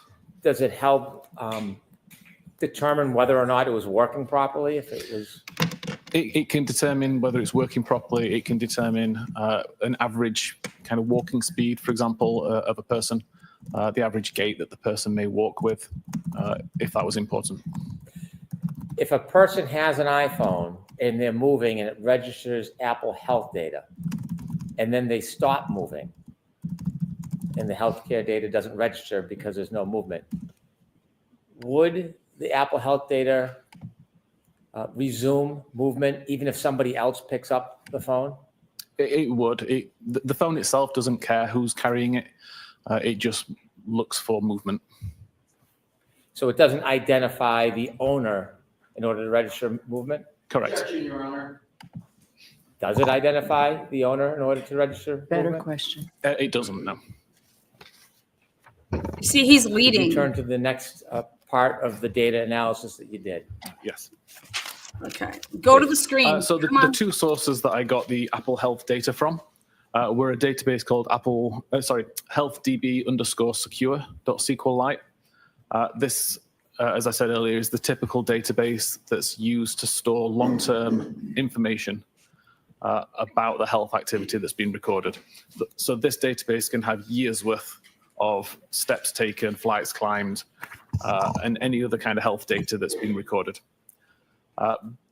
The downside to that is that the information's aggregated. So you see chunks of time and multiple activities can happen within those chunks of time. The cache encrypted C.SQLite database is much more temporary, but is much more granular. So we can see exact times that flights were climbed, for example, or at least you can see the exact time that the flight climb was recorded to the device. And then that information is aggregated into the larger chunk of time. So again, we might see within the cache encrypted C individual flight climb events that occurred, for example, 30 seconds apart. But by the time that information is written to the HealthDB secure, you're now looking at a 10-minute time period with 3 flight climb events, as opposed to 3 individual flight climb events with individual timestamps. Typically, that source is not used because the data is not stored there for very long. The information I found on John's phone was essentially these 5 records. So 5 records? 11 minutes and 9 seconds and 21 minutes and 5 seconds, there were 170 steps recorded by the device. Mr. Whiffen, I'm going to stop at each one and ask you some questions. At the time period between 12/11/09 12/21/05, you don't have any independent information where John O'Keefe or his cell phone were, do you? The location data that I showed to begin with on Washington Street was around 12 minutes after midnight.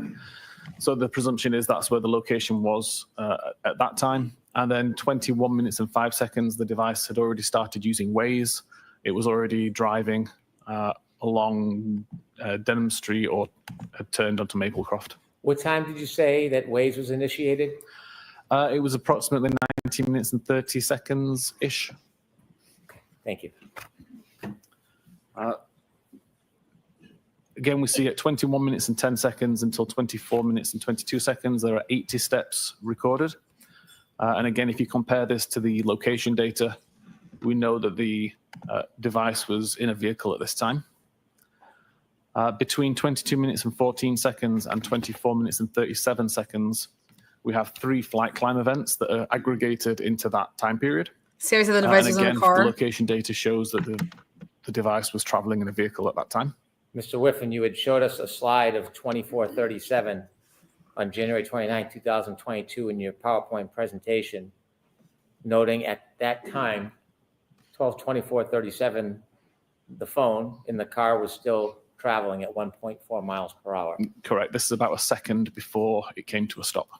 Can you conclude to a reasonable degree of scientific certainty that that period of 12/22/14 to 12/24/37, Mr. O'Keefe, or at least Mr. O'Keefe's cell phone, was still in that car? Yes, the location data shows it was in the car at the time. And my next few slides will demonstrate why that was still recording a flight climb event while it was in a vehicle. Thank you. Here. At 31 minutes and 56 seconds until 32 minutes and 16 seconds, there were 36 Show the steps screen! recorded. And then there was no further health activity recorded on the device for several hours until 4 minutes after 6 a.m. This is when unbelievable that you're showing him. 432 steps were recorded between the time of 6:04 and 6:11. Let me ask you about that 12/31/56 to Unfucking believable. 12/32/16 time period. We can see larger ranges in the time period range. That is a smaller range comparatively. Yes. At 12/31/56, is that the beginning of the 36 steps? Essentially, yeah, it takes the timestamps from the cache encrypted C, looks at when the first step occurred, looks at when the last step occurred, and aggregates the times based on that. So 12/32/16 would be the last steps taken for that cell phone. Correct. And in between that time period, there's 36 steps. You shared earlier that it doesn't indicate the direction of the steps. Correct. Other than the movement that equates the steps, can it tell anything about what direction, the positioning, how the phone was moving? It can't, no. It's just purely registered what it thinks are 36 steps. Could it have been a straight line? It could have been a straight Could line. it have been somebody pacing? It could have been, Could it have been somebody moving and jumping? yes. Jumping, if they were jumping forward, essentially. After 12/32/16, when this phone took its last steps, it never moved again? Unbelievable. What were Unbelievable. the questions, sustained? After 12/32/16, when this phone took its last steps, did it move again until? No, you don't know. 04:01 a.m. There were no more steps or flight climb or any other health activity recorded during that time. The answer is yes, because Do it you know starts what moving at triggered 6. movement at 6:04:01 here we go. a.m. of Mr. O'Keefe's cell phone? I presume that the device was moving at that time, but I don't know the details of who. Wait, what the fuck? I'll strike it. That's ridiculous. Please continue. That's horrible. Regarding the flight climb events, looking at the cache encrypted C database, I was He's able so to fucked on find that. more granular, accurate timestamps for these records. And I showed those timestamps on this map at the position that the device was, according to the location data at the time. So you're going back to earlier in the evening now, 12. Okay, we have to pause for a second because I don't trust this guy. All right, 12/22/17, flight climbed. 12 22:32, flight climbed. 12, oh yeah, Lana. Woo, 12:37. Okay, so look at that. 12:22:17, 12:22:32, and then basically 2 minutes later, 12:24:37. Okay. So perfectly paused. Let's begin. 12:22:14 Correct. to 12:24:37 when the phone stopped near the flagpole. Correct. Okay, thank you. So we have the first record at 22:17, a flight climb event was recorded. I've highlighted that was a red line, and that equates to the red line that shows underneath the timestamp where the location was, where the device was at that time. The second record is 22 minutes and 32 seconds, showed with a green line, which shows over here. And then finally, 24 minutes and 37 seconds after midnight, shows with an orange line down here outside 34 Fairview. I'd like to point out that health activity events are recorded upon the event completion. The device doesn't know that you're about to walk up some stairs. It doesn't know that you're halfway up some stairs. It has to wait until you've reached the top in order to detect that an altitude change has occurred. So that change only gets written to the database once the flight climb has ended. I tested approximately 8 different phones, different models, different... Right there, just so we're clear, that information, it took me so long to get from Apple, that is going to clear Sheldon Jeter Jr. of ever getting out of a vehicle and then shooting Tyreek Pugh in the middle of a fucking street based on that information right there. Cheers, Sheldon. Fuck yeah. Versions of iOS. And found that on average, there was a time difference between 15 and 50 seconds between when I physically stopped walking up a flight of stairs and when the record was made. So it's just based on the time that the device takes to pull the altitude, detect that an altitude difference has occurred, and then write the data to the database. So then I took that average data between 15 and 50 seconds and plotted it onto this graph, which also plots the altitude of the device over time. So the red line here shows the time according to the Cahce encrypted C database where the first flight climb event was recorded at 22 minutes and 17 seconds.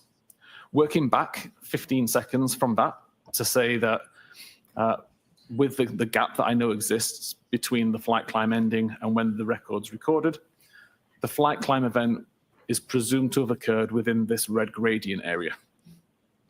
The altitude information on the device shows that between those times, the altitude increased from around 41 meters to around 45 meters. You may recall earlier I said that it's a 3-meter incline that Apple considers a flight climb event. Therefore, the incline that occurred within this red gradient is sufficient to trip a flight climb event. When we look at the second record at 22 minutes and 32 seconds, 45 divided by 3. this is shown on this chart as a green line. And again, working back 15 seconds and beyond to allow for the tolerance, we see the green gradient area. 15 This shows an altitude change of around 45 meters to 48 meters. Again, that would be sufficient for a flight climb event to be recorded. Just because we have barely. 3-meter incline change. We then don't see an incline change for a while. All we see is the device going downhill until we get the record right at the end there at 24 minutes and 37 seconds. And again, working back around 15 seconds to the orange gradient, we see an increase from around 25 to 28, 29 meters. Again, that would be sufficient to cause a flight climb event to be recorded. I'd like to ask you, Sorry. Go back. continue, and then I'll ask you, please. Okay. I then compared that information to a topology website from the area, according to a topology website data, and plotted Yes, that they out do latitude here. and longitude. You see the red circle now is related to the first flight climb, the green circle to the second flight climb, and the orange circle to the third flight climb.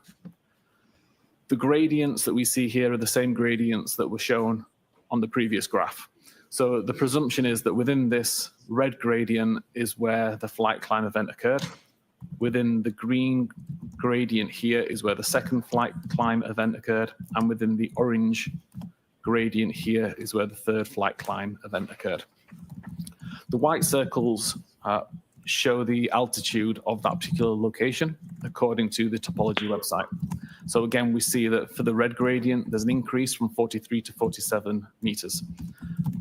Between the green gradient and the green number 2, again, we're going from around 47 to 50 meters. And then with the orange gradient at the bottom, we've gone from around 26 to 28 meters.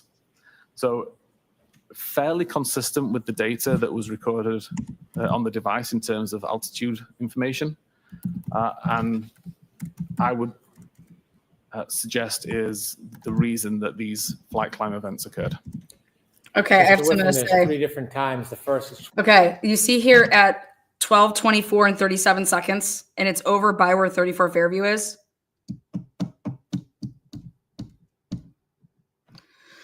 Okay. 12/22/17. At that time, was the Waze data app initiated? It was. And did that indicate whether or not Mr. O'Keefe or his phone were traveling in a car at that time? Appeared to still be traveling in a car. At 12/22/32, was the Waze data initiated and active? It was, yes. And at that time, does the data indicate that Mr. O'Keefe's phone was in a vehicle and moving? It does. And you showed us a slide finally from 12/24/37 that the vehicle was still moving 1.4 miles per hour. Correct. And was the Waze data initiated and active at that time, 12/24/37? If I remember correctly, Waze had closed about 5 or 10 seconds earlier.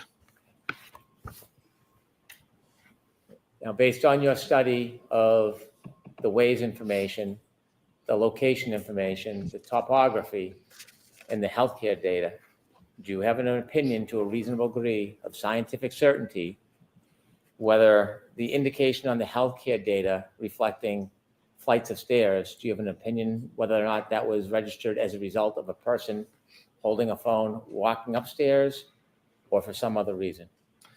Based on the location data, the health data, and the research that I did and the testing, I believe it is more likely that the device was in a vehicle traveling on a road going up an incline versus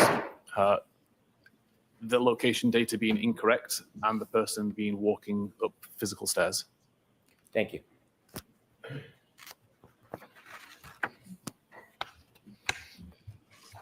Well, did you do a test drive? Okay. So I'll address the idea of 3 clocks. Yes, 3 which clocks. I Here we believe was go. brought up previously. Let me interrupt. Sorry. Why don't we just explain to the jury how clocks work in an iPhone? That is kind of covered in the next slide anyway. Okay. Maybe worth just jumping ahead to that slide. Explain the idea of 3 clocks. Yes. Essentially, there is one clock on an iPhone. It's the clock that you see. It's shown in the top corner, and all activity is related to that particular time. So when you receive a text message, the time that's shown in the database is related to the time that you can see on the phone.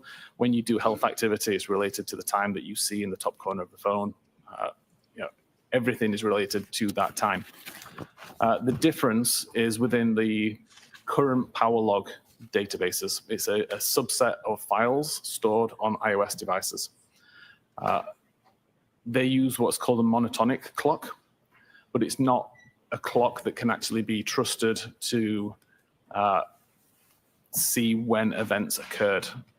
It's the way that the device records time. It's essentially a counter that's just counting seconds since the device was reset, basically.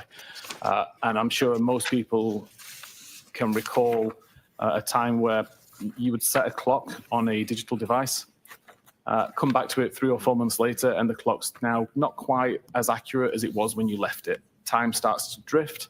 It might drift forward and be faster. It might drift slower and be further behind. That essentially happens with the monotonic clock as well. So you have to take the values that the monotonic clock provides and add or subtract different values, which are essentially offsets, in order to get the accurate time. And that's what I'll be displaying in this slide here. The confusion with the idea of 3 clocks, I believe, comes from the way that Magnet Axiom product displays power log data. They show a monotonic date and time, a baseband date and time, and a display date and time within the power log records. As an examiner, it's really good to see this data and understand how the tool is determining these values. As an examiner, it would be really bad to look at these values and think that they are accurate timestamps at face value, because they aren't. And I'll start to talk through how this information works. So the other thing that Axiom shows, as well as the monotonic baseband and display times, is they show the location where this information came from. In this case, we have 2 tables. One is called PL Springboard Agent Event Forward S Block.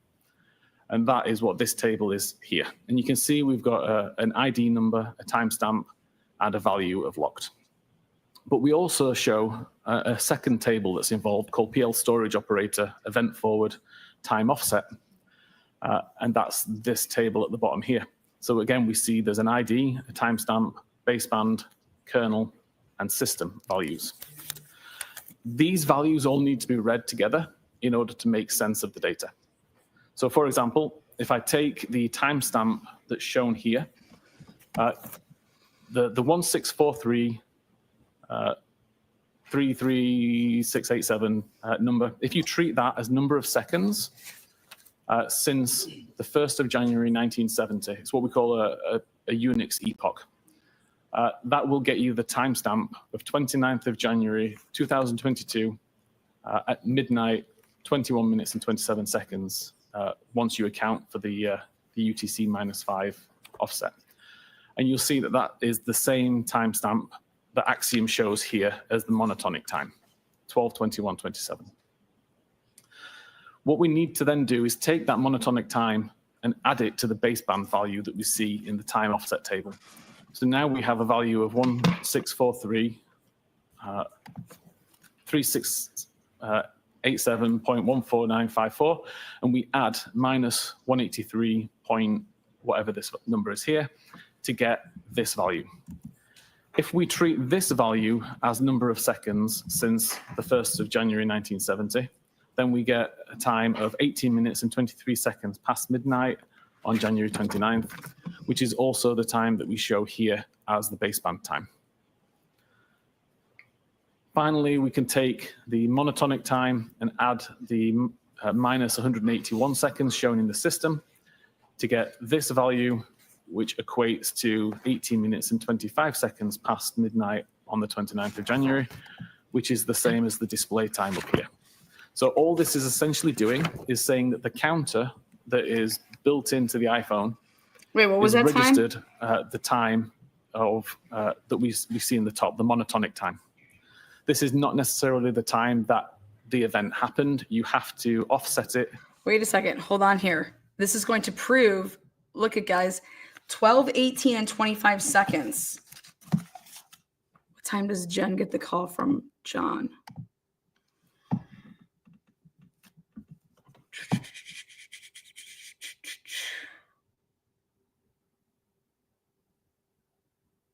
$12, 18, and 50 seconds. How could he be entering in Waze 34 Fairview if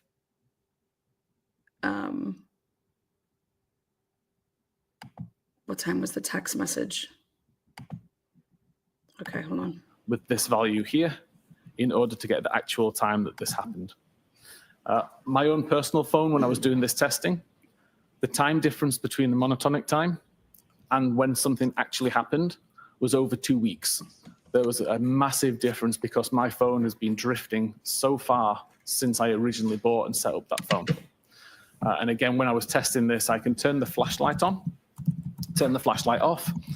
Both of those activities are recorded in the power log database. If I just look at the the monotonic time, it's off by over 2 weeks. If I do this process to calculate the correct offset, it shows exactly when I turned that flashlight on and when I turned that flashlight off. The calculation is imperative. Without the calculation, these timestamps are irrelevant. And all Axiom is doing here is they're showing you the values that they use in order to calculate the final value. It doesn't mean that you can take the monotonic timestamp and read anything into it. It's completely irrelevant on its own. Is it necessary to understand this process in order to ensure the integrity of the time that you're offering to the jury, so you understand whether it's accurate or not? It would be if we were discussing power log data. Power log data only really encompasses things like battery level, the time and date that it's plugged in, button presses, camera usage, things like that. It doesn't count for location data. It doesn't count for Apple Health data. They both work on the system time. They both work on the same system time. So they're always going to be aligned. Do you have an opinion to a reasonable degree of scientific certainty as to the accuracy of the location data times and the accuracy of the health data times that you shared with us? They'd be consistent with each other. So to summarize that, there's only really one clock that's in use on an iPhone for recording. The only difference is the monotonic time, which is how power logs record information, but you need to offset the times to figure out when that activity actually happened. And that you only have to offset those times for power log data, not for health, not for location, not for messages or photographs or any other activity like that, purely power log data. Is there another subject that you looked at, that you analyzed in order to reach a conclusion about the time and location of John O'Keefe's cell phone over the night of January 29, 2022? Yes, the next one is battery temperature. Can you explain a little bit of background on this before you start? Yes. Slides? So again, we have a temperature sensor built in within the phone, monitoring for if the battery temperature increases too high and becomes a danger, or if the temperature gets too low and becomes an issue. So it constantly monitors the temperature of the battery and records that information in the Knowledge C database. Did you look into the battery temperatures from before midnight and after midnight and do an analysis regarding the temperatures of that cell phone battery? I did, yes. Throughout the evening of the 28th of January and then the morning of the 29th. Mr. Whiffen, that's going to be hard to read. Is there any way you can enlarge it? But apparently not like that.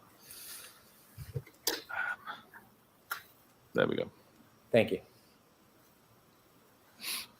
Nope, here we go. So on the evening of the 28th, see an average temperature of around mid 80 degree Fahrenheit. I've got no understanding of where the device was at this time, whether it was in a pocket on a surface, whether it was in use or not. But I just wanted to get an average idea of temperatures of the device. By 13 minutes after midnight, we're still at 82 Fahrenheit. At 22 minutes after midnight, we know from the location data that the Sorry, I want to see something. I'm going to pause it. temperature of Okay, right there.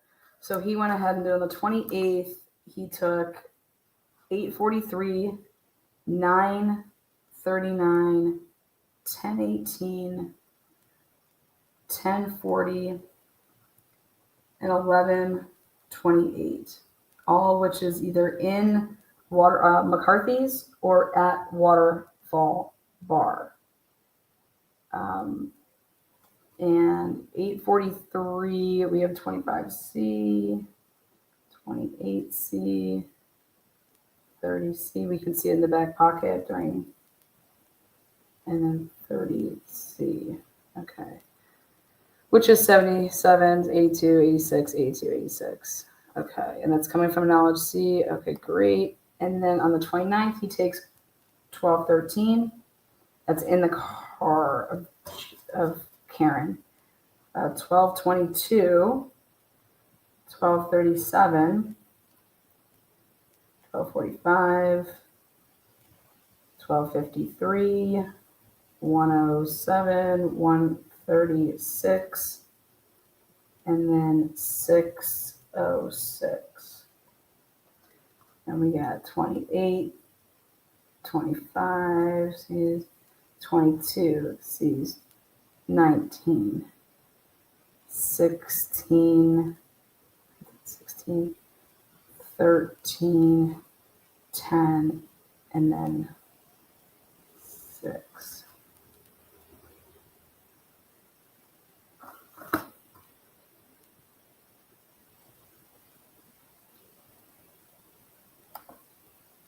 Okay.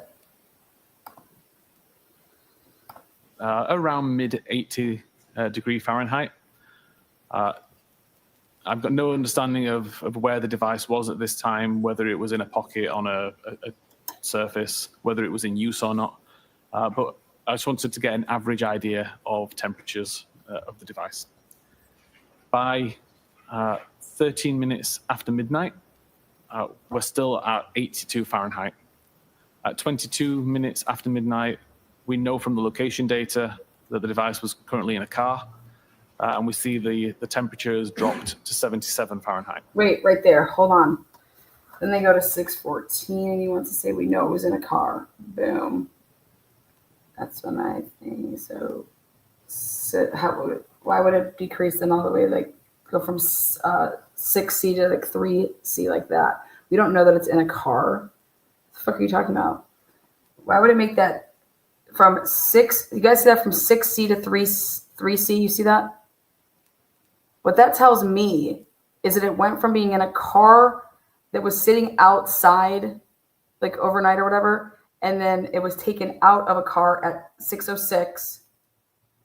And between 6:06 and 6:14, it was placed in even colder weather, which would be like not having the comfort of the car from outside. That now it's.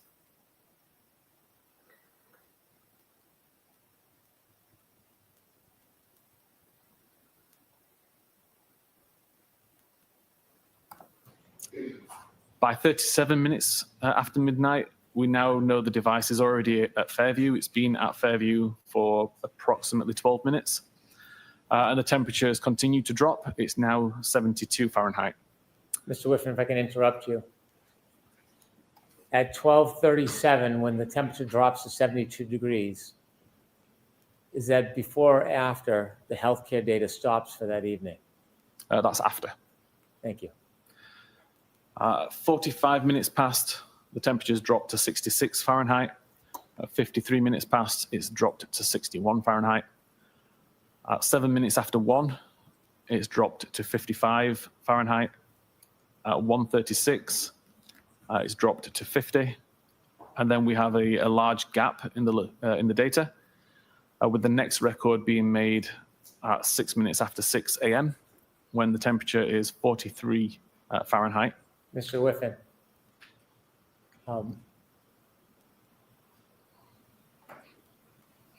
if a phone has any protection or coverage, well, let me ask it this way. Do you know what, if anything, happened around 6:02, 6:03 to trigger that 6-degree drop in temperature? I don't know accurately, no. Okay. And then you're now at 6:14 and it's 37 degrees? Yeah, you're correct. This is the coldest temperature recorded. Do you know what, if anything, happened to that phone at 6:15:01? I don't know. Okay, please continue. And then as of that point in time, from 6:35, we start to see an increase in temperature to 43 Fahrenheit. At 6:40, it's up to 50 Fahrenheit. At 6:48, up to 55 Fahrenheit. And at 6:56, up to 61 Fahrenheit. And then We can come back. 6 minutes after 6. Okay. 82, 77, 72, 66, 61.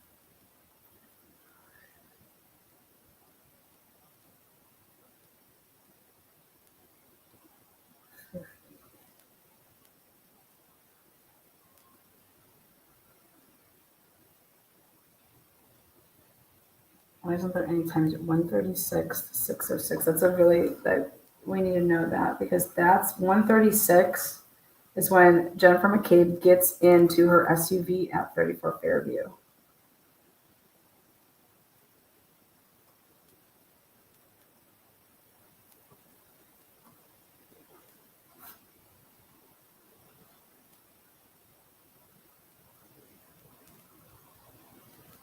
And she makes a bunch of steps, like 206 steps around that time.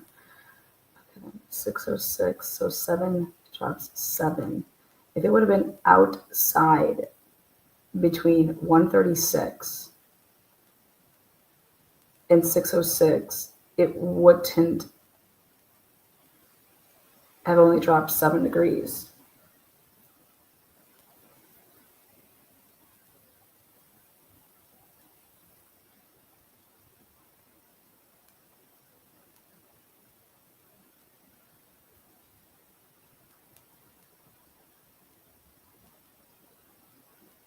Oh my God, Jen goes in the house at 6:35.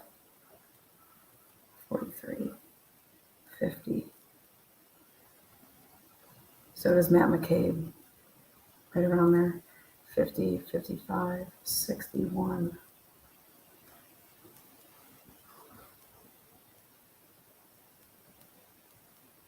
Okay, sorry guys. a.m. when the temperature is 43 Fahrenheit. Mr. Whiffen.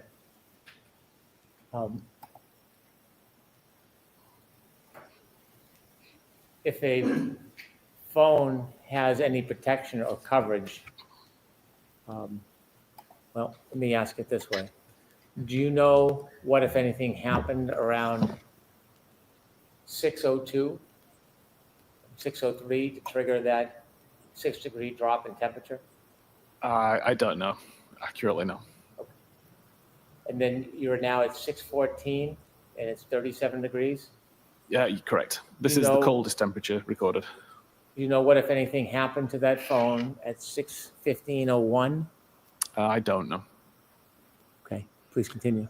And then as of that point in time, from 6:35, we start to see an increase in temperature to 43 Fahrenheit. At 6:40, it's up to 50 Fahrenheit. At 6:48, up to 55 Fahrenheit.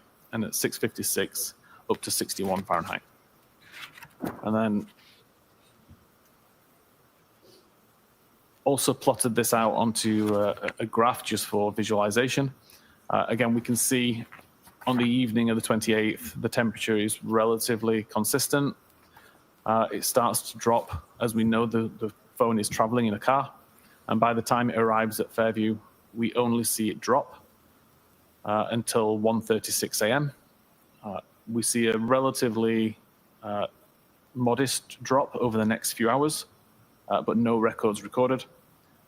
We see the final drop at 6:14, and then we see an increase. But there are no increases occur prior to 6:14 that would suggest that the phone went from a cold environment to a warm environment or had extensive usage. That's a good Between graph. 1:36 a.m. and 6:06 a.m., is there any indication at any time that that battery temperature went up? No, there's no records related to battery temperature at all for that time. Thank you. Great. Just so we know this, at 6:47, John's phone registers a flight of stairs at 6:47.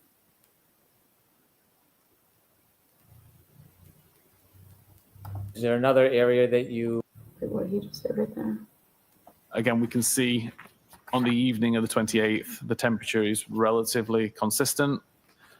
It starts to drop as we know the phone is traveling in a car. And by the time it arrives at Fairview, we only see it drop until 1:36 a.m. We see a relatively modest drop over the next few hours, but no records recorded. We see the final drop at 6:14, and then we see an increase. But there are no increases occur. Oh my God, you got a Faraday bag. That would suggest that the phone went from a cold environment. Oh my God. Okay, Higgins gets on the phone and is talking to somebody at 1:34 from Fairview. I mean, from the Canton Police Department, 126 to 134, he's on the phone, or at least during that time frame at the Canton Police Department. Holy balls. To one Higgins never went home that night. environment or had extensive usage. Between 1:36 a.m. and 6:06 a.m., is there any indication at any time that that battery temperature went up? No, there's no records related to battery temperature at all for that time. Thank you. Is there another area that you looked at for your conclusions in this case? Yes, I was looking at device usage. What is device usage? Information about when the user unlocks the phone, what applications they're using, what they're using the device for, and when they lock the phone again. Would device usage require an actual person to interact with the phone, or can it happen without user interaction? Everything that I was looking at was related to physical interaction and manipulation of the device by a user. Please continue. So the three sources of data that I used for this were Knowledge C, a database I mentioned earlier that logs lots of different activity, including device unlocks, device locks, applications that are on screen. The current power log, which I mentioned, which can track button presses. So specifically when the lock button is pressed and the times that I display have been offset appropriately. And unified logs, which is essentially a list of almost everything that's happening on that phone for a short amount of time. But it would be used, for example, if you had a problem with your device, took it back to Apple because it was crashing all the time, let's say, they could look at the unified logs and figure out, well, what's causing these crashes to occur. So really granular. We see that at 12 minutes and 52 seconds after midnight, the device is unlocked using biometric Face ID. The SMS application is on screen for about 5 seconds before it's closed. And then the user presses the lock button at the side of the device to lock the phone. Okay, so this is new. So here it is at 12:13 and 54 seconds. Device was locked.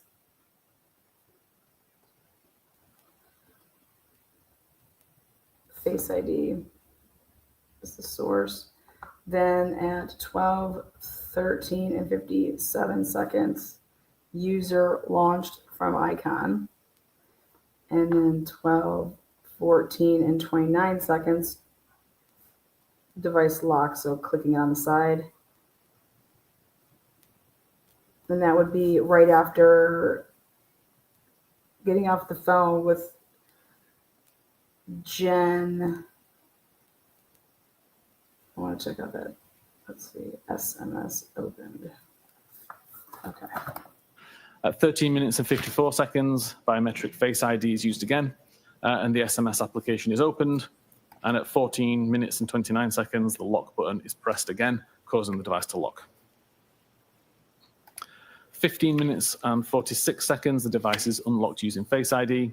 The SMS application is already on screen because that's the application that was on screen when the device was locked. And the device is locked again at 16:03. At 17 minutes and 59 seconds, the device is unlocked again using Face ID. The SMS application is still on screen from before. And at 18 minutes and 12 seconds, the lock button is pressed, causing the device to lock. Right there. Okay. Oh boy. Oh boy. Oh boy. See this phone on screen, call ended. Oh my God, we're getting sick. See how the call ended at 19:23 seconds?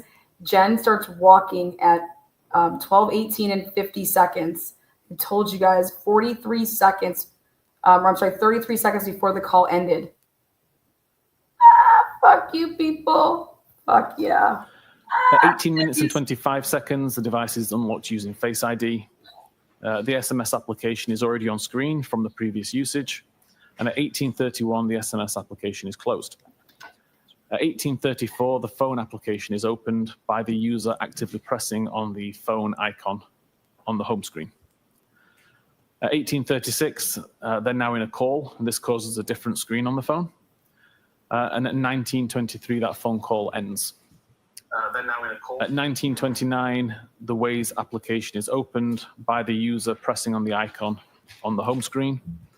And that's open for approximately 5 minutes, closing at 24 minutes and 26 seconds.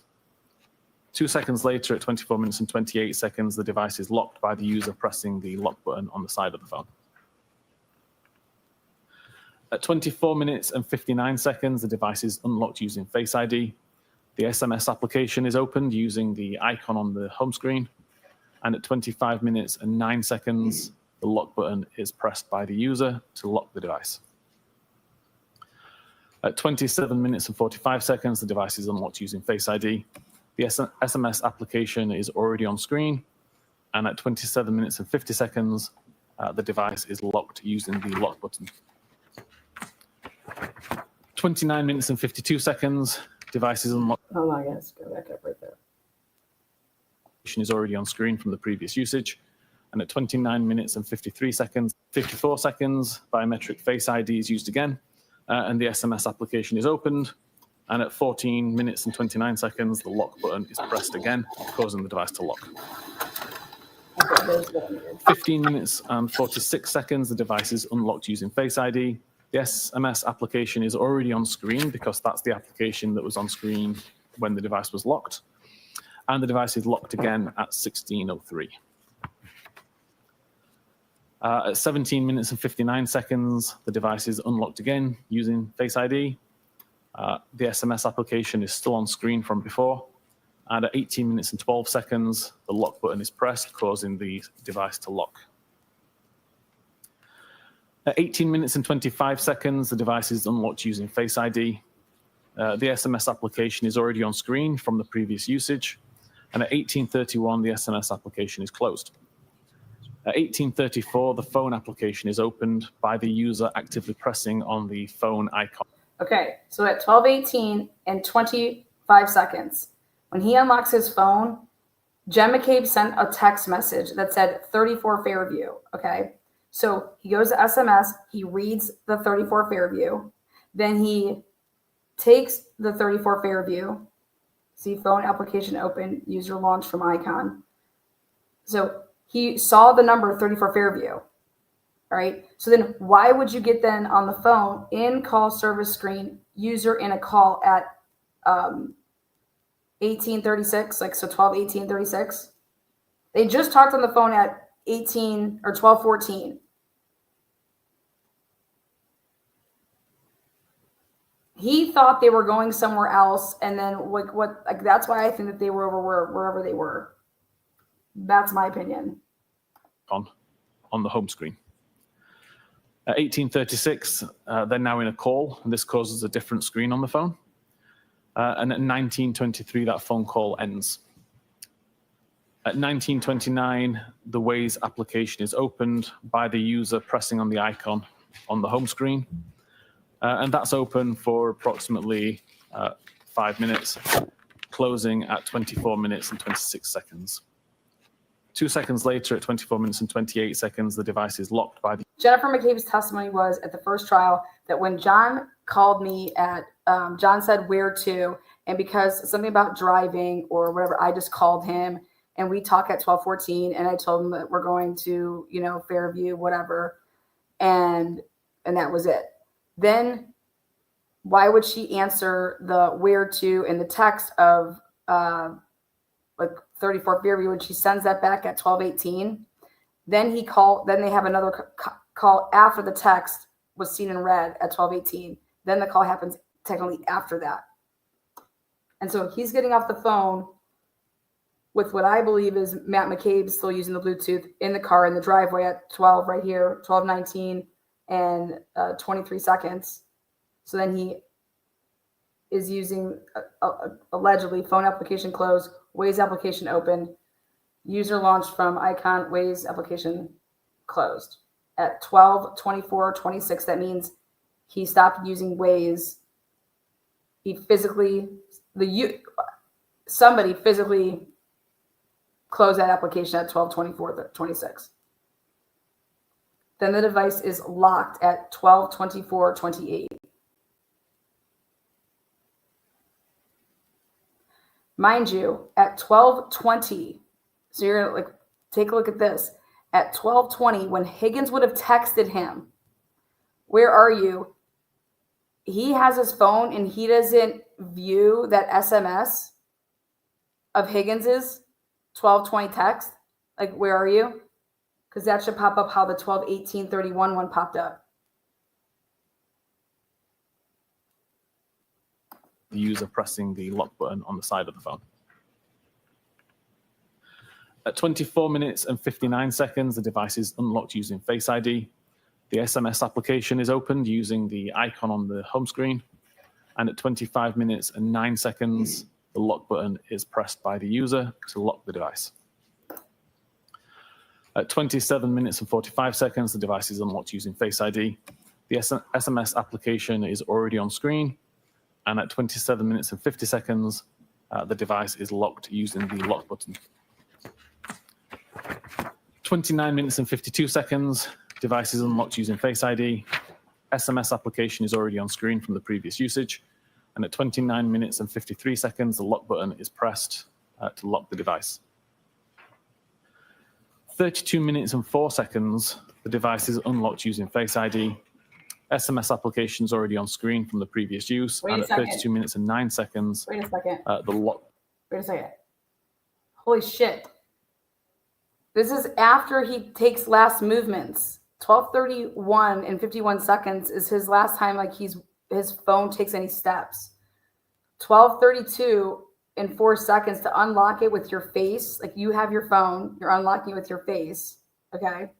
Your so you're on the screen of the text messages. So you viewed your text message. Wait a second. Where's the 12:29 call?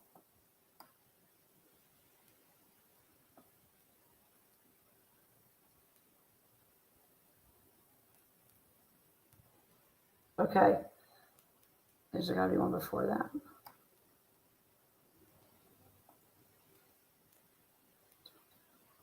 A phone call ends.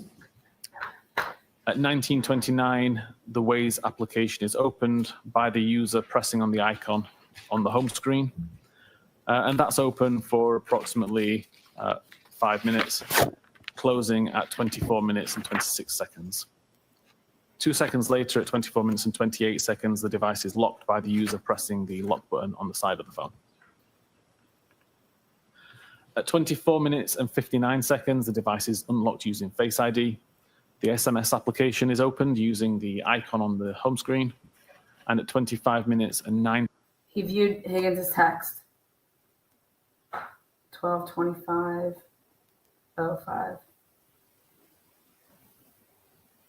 Seconds, the lock button is pressed by the user to lock the device. At 27 minutes and 45 seconds, the device is unlocked using Face ID. The SMS application. Okay, so think about this. You think that he is just sitting in Karen's car right now? Okay. At 12:25, open up the app, look at text. Then 2 minutes later, open the app, look at another text.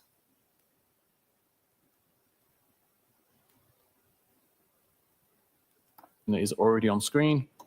And at 27 minutes and 50 seconds, the device is locked using the lock button. 29 minutes and 50. Boom. Do you guys see right there? There is no call. 12:29, there's a call. There is 100% a call. And it's saying SMS on screen. 52 seconds. There's a call. Why wouldn't that be on there? Because he didn't answer it? It went straight. He clears the voicemail.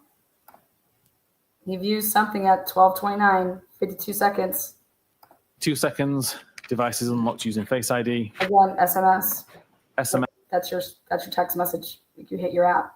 application is already on screen from the previous usage. And at 29 minutes and 53 seconds, the lock button is pressed to lock the device. 32 minutes and 4 seconds, the device is unlocked using Face ID. Boom. 12:32 and 4 seconds. Unlocked it, looked at my SMSs again, and then 12:32 and 9 seconds. I just looked at it. Wow. SMS application is already on screen from the previous use, and at 32 minutes and 9 seconds, the lock button is pressed by the user. It means you couldn't have been hit yet.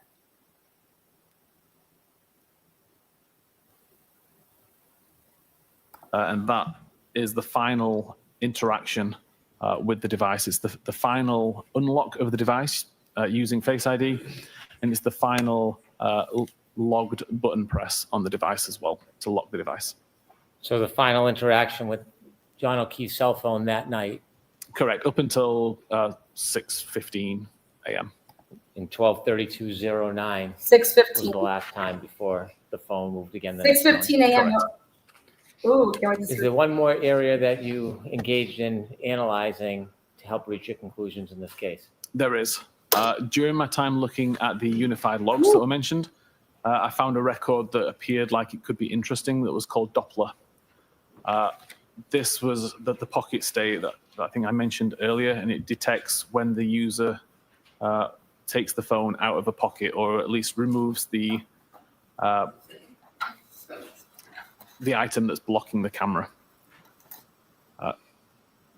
There were hundreds of thousands of records within the unified logs that I was able to filter down to just the Doppler records and to filter and aggregate down into a more digestible number, which is what's shown here. Oh, shit. So again, whenever the device receives a phone call, or whenever the device is picked up in a particular way, the camera activates and it actively looks for a face. If it finds that the camera is blocked, it records the fact that it's in a pocket state. And it will continue to record pocket state until either the obstruction is removed, so the device has been removed from a pocket, or until whatever is calling for the Doppler check to be completed. So, for example, if I make a phone call, it will. Oh my God, check this out, you guys. Holy ballsack. Okay. Result cleared. So that means from 12:12 and 37 seconds to 12:12 and 37 seconds, just like it's like a split. That means his phone was out, not being blocked at that time. 12:12 and 39 seconds, 12:12 and 46 seconds, his phone is out. 12:25. 12:25 a.m. and 8 seconds. His phone is being blocked.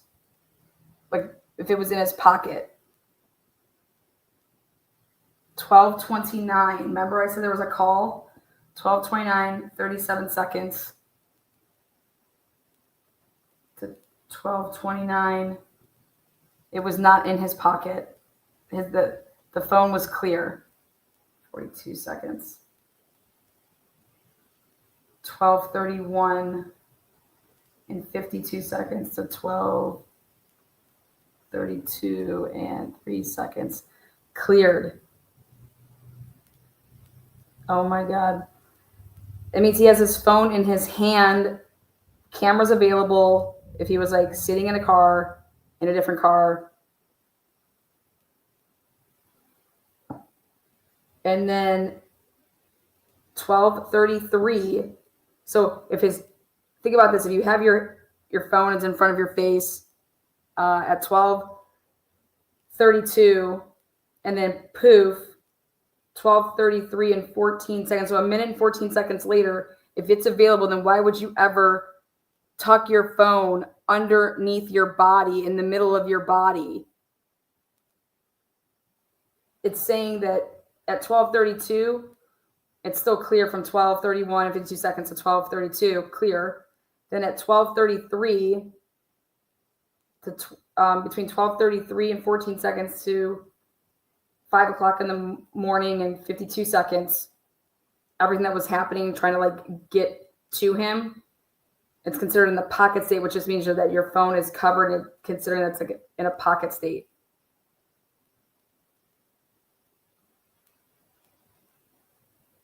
And that would have started at 12:33 and lasting all the way until 5:52 and 26 seconds. Oh my God, you guys ready for this? 6:02 and 41 seconds. That means beginning at 6:02 and 41 seconds.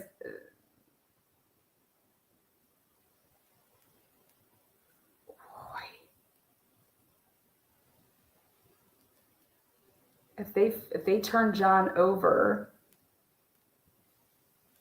then the phone would be exposed. If the camera would have to be up though, but they don't. Do they turn him over? Do they not? According to Kerry Roberts, they just go over to him and he's like laying on his back. So his phone was underneath him. They didn't have to turn him over. If your phone comes out of a Faraday bag at 6:02 and 41 seconds, oh boy. Oh boy, this is going to get interesting. Continue to check and look for a face up until the phone call ends or the ringing ends. So in this case, at 12 minutes and 37 seconds, see a small amount of time where 4 Doppler checks were conducted. And that ended at 12 minutes 37 seconds with a pocket state cleared event.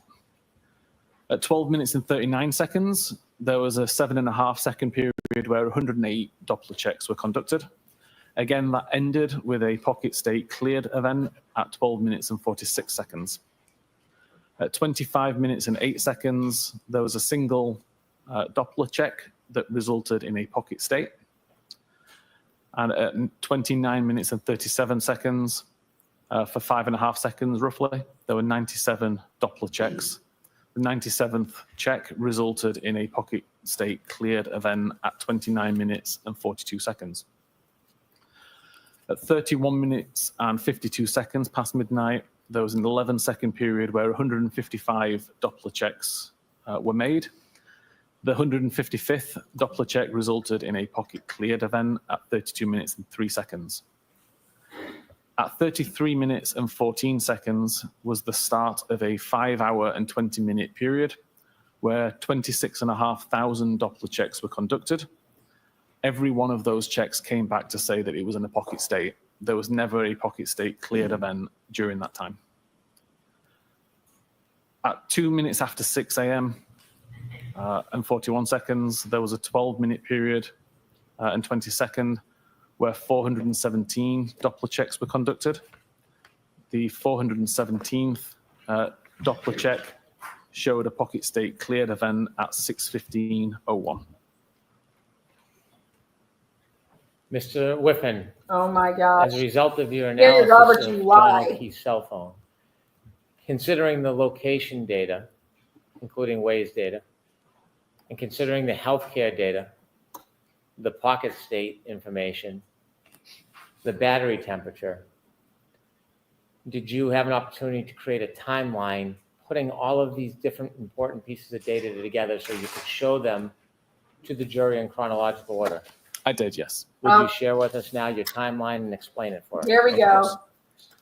So again, this combines all of the information from the previous slides, just showing it all within a timelined view. Did you do that with Jen's So- phone? At 18 minutes and 25 seconds, the device is unlocked using Face ID. We see the SMS application is in use. For around 11 seconds, a phone call is made from John to Jennifer McCabe. Phone call lasts 36 seconds, starting at 18 minutes and 47 seconds. That call ends at 19 minutes and 23 seconds, and the mobile phone application is closed at 19 minutes and 24 seconds. At 19 minutes and 29 seconds, the Waze application is loaded on screen, and at 20 minutes and Hold on, that was a little quick there. We want to pause it right there. 49 seconds, the Waze application event during that time. Oh, jeez. Your timeline and explain it for us. Of course. Of course. So again, this combines all of the information from the previous slides, just showing it all within a timelined view. About time. So at 18 minutes and 25 seconds, the device is unlocked using Face ID. We see the SMS application is in use. For around 11 seconds, a phone call is made from John to Jennifer McCabe. Okay, unlock it, 1825. Get a screenshot of that. Can someone just take a screenshot of that? Thank you. Application focus, okay, 1831. And application focus, that's your SMS. So he looked at the SMS at 1832, then 1834 application focus. So he, and that 1847 outgoing call. Okay.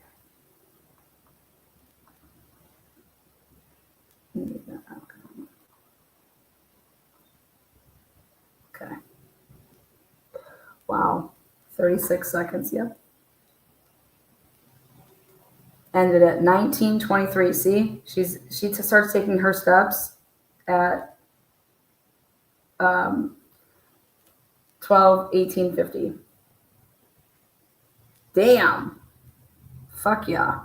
That's great news. Okay. Phone call lasts 36 seconds, starting at 18 minutes and 47 seconds. That call ends at 19 minutes and 23 seconds, and the mobile phone application is closed at 19 minutes and 24 seconds. At 19 minutes and 29 seconds, the Waze application is loaded on screen. And at 20 minutes and 49 seconds, which is what this location on the side relates to. Right there. Right there. iMessage received. Brian Higgins, you coming here. iMessage, he has an iPhone. 49. Higgy, welcome in, Higgins. Higgins, damn. Damn. Damn. We see an incoming message from Brian Higgins saying, "You coming here?" At 22 minutes and 14 seconds, this is the start of the 3 flight climb events as the device is driving along Oakdale Road, I believe that one is. At 24 minutes and 26 seconds is when the Waze application is closed and the device is locked via the lock button at 24 minutes and 28 seconds. At 24 minutes and 37 seconds, the three flight climb events comes to an end. And at 24 minutes and 38 seconds is the first record that shows a speed of 0 meters per second. At 24 minutes and 59 seconds, the device is unlocked using Face ID, and the message, "You coming here," is read at 25 minutes and 8 seconds. Told you I didn't even need that, bitch. What I say right there, he read it at what time? That's right. Told you guys, 12:25 and 5 seconds when he read Higgins' text. Didn't even need you, brother, but I do appreciate you. Oh, shit. Oh, hell yeah. Let's fucking After do a midnight. shot. At 25 minutes and The 9 defense seconds fucked after up by not midnight, the calling device me. is locked using the lock button. That's all I got to say. At 27 minutes and 33 seconds after midnight, a text message is received from Jen McCabe saying, "Here." At 27 minutes and 45 seconds after midnight, the device is unlocked using Face ID. And the here message that was just received is read at 27 minutes and 48 seconds. At 27 minutes and 50 seconds, the lock button is pressed by the user, causing the device to lock. At 29 minutes and 37 seconds, we start to get some Doppler checks, and at 29 minutes and 42 seconds, the pocket state cleared event is written.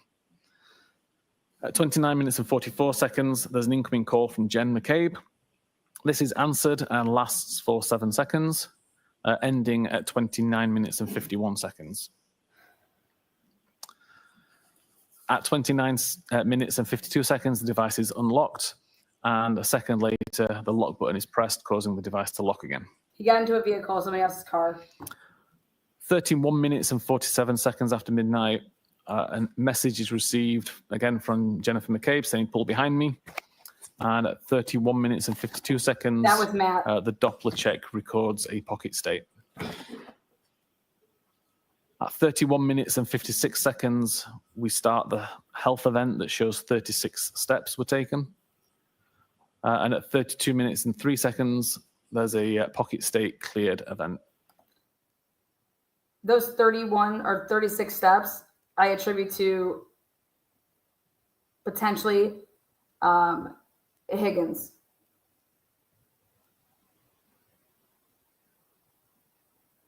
Or what the Commonwealth's going to say is this is when John got out of the car, in my opinion.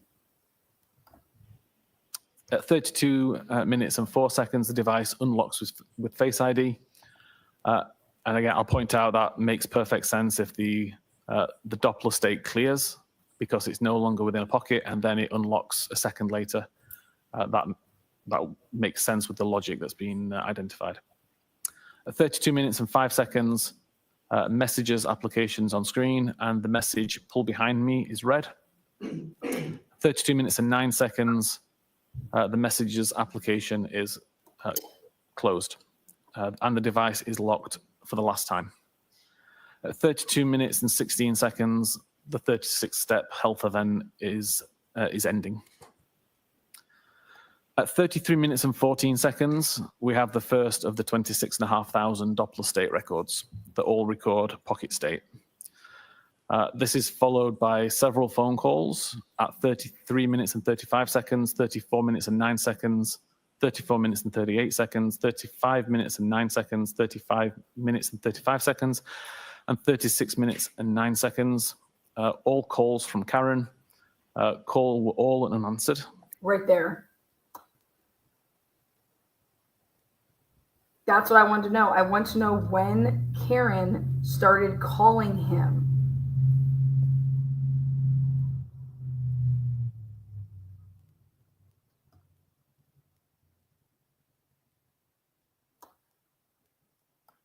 And all resulted in pocket state being detected by Doppler. At 36 minutes and 9 seconds, and again at 36 minutes and 40 seconds, 2 more phone calls received from Karen, again showing unanswered calls and resulting in pocket state being recorded by Doppler function. 37 minutes past midnight, battery temperature has dropped to 72 Fahrenheit. And at 37 minutes and 8 seconds, a further phone call, again unanswered, again resulting in a pocket state recorded by Doppler. 37 minutes and 31 seconds, a 3-second voicemail received from Karen.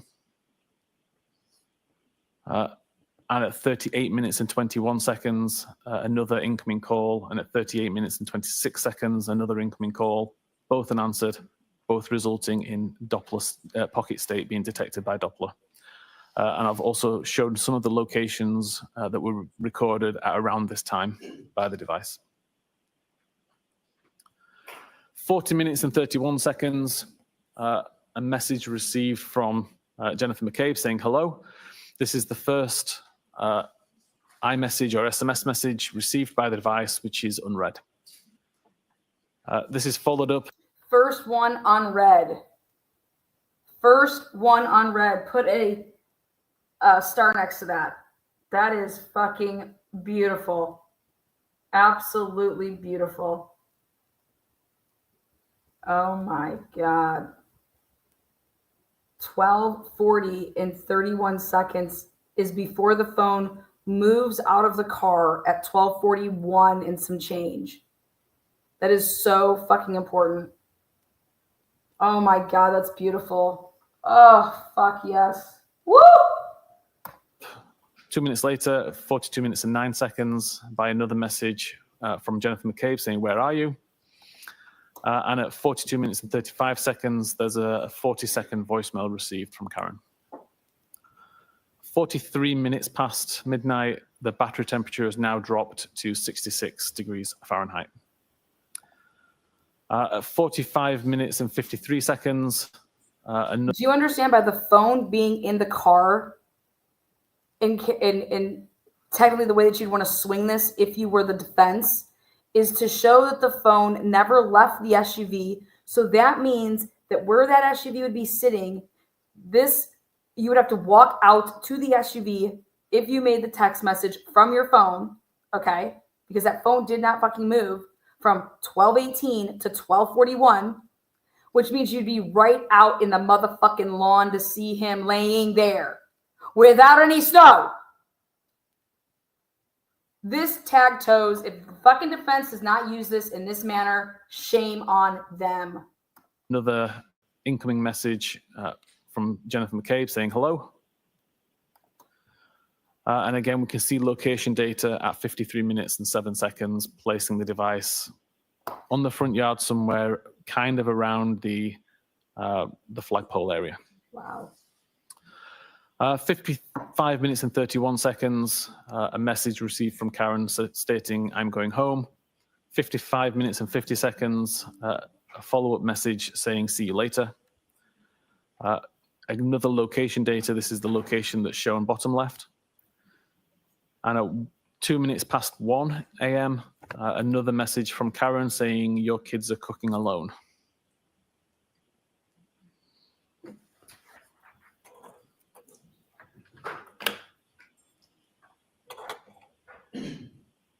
Mr. Whiffen, based on your analysis of John O'Keefe's cell phone, keeping in mind some of the data points you shared with us, that Waze was initiated around 12:19, that the car reached the flagpole around 12:24:37, that the only health data during that later time near 12:30 was from 12:31:56 to 12:32:16, that the last interaction was at 12:32:09, followed by an overnight pocket state and an increased reduction in. Objection, Your Honor. Yes. So I need to hear the question first. Including a increased reduction in the battery temperature. Do you have an opinion to a reasonable degree of scientific certainty that after that phone stopped in the car at the flagpole area of 34 Fairview, whether or not that cell phone remained near the flagpole This is all leading. the entire night until after 6 a.m. the next morning? Objection, Your Honor. I'm going to allow it. What? The location data that shows accurate tends to show around the flagpole area. There's no further health data other than 36 steps that were taken that suggest that it moved after 32 minutes and 16 seconds after midnight.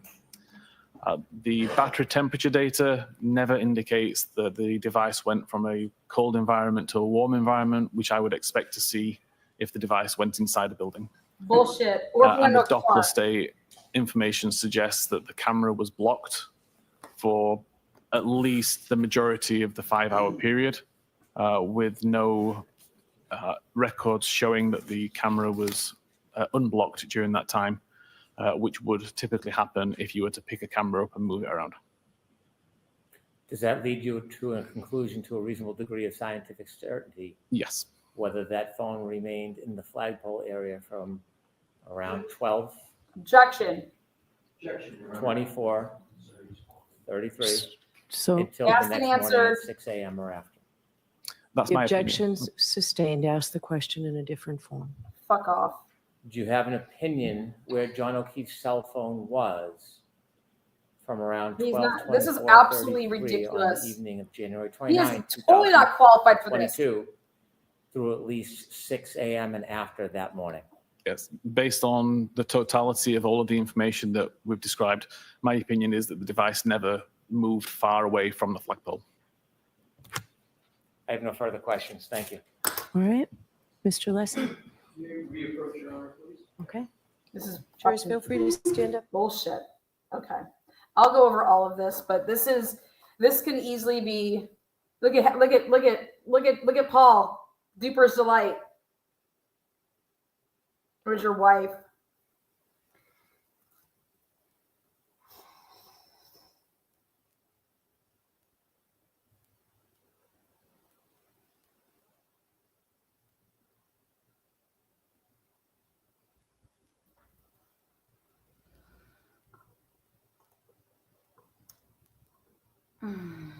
I will say, how many sidebars have we had so far today? I have him down for saying how many house longs? Sidebar Bev. I got us for 2. For today. Jeez, Bev. Wow. Whoopsies. Wow, what a day. Wow, what a day so far.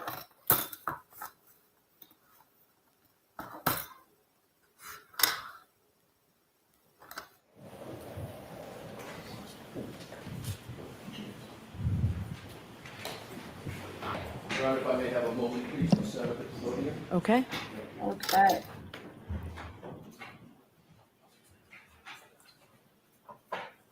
Mr. Whiffen, I should have told you, you can feel free to stand up as much if you want to as well.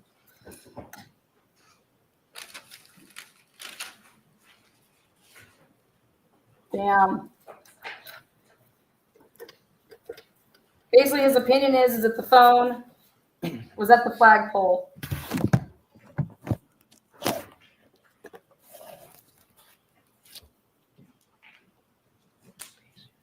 This is gonna get good. He didn't do all the data points.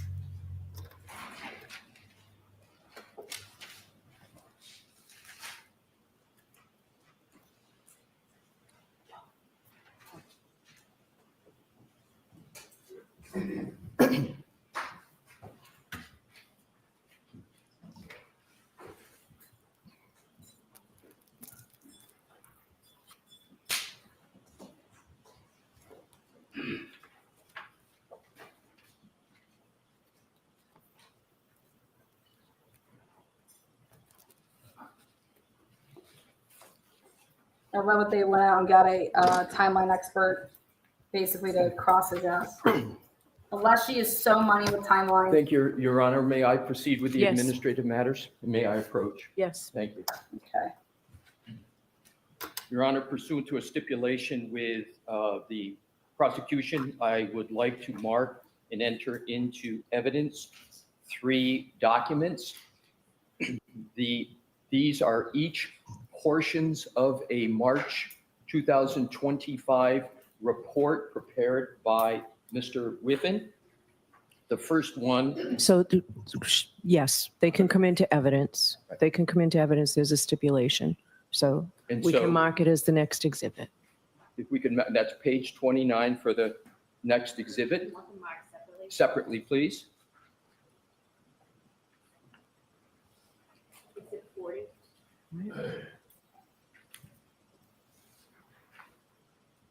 Unless you're about to eat some ass. Come on.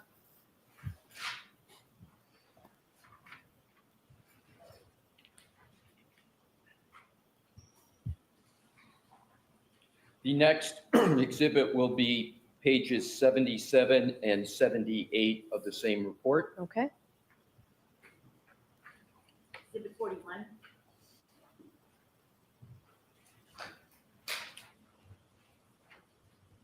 Okay, they're not making them marked in letters. The third and last is page 43 and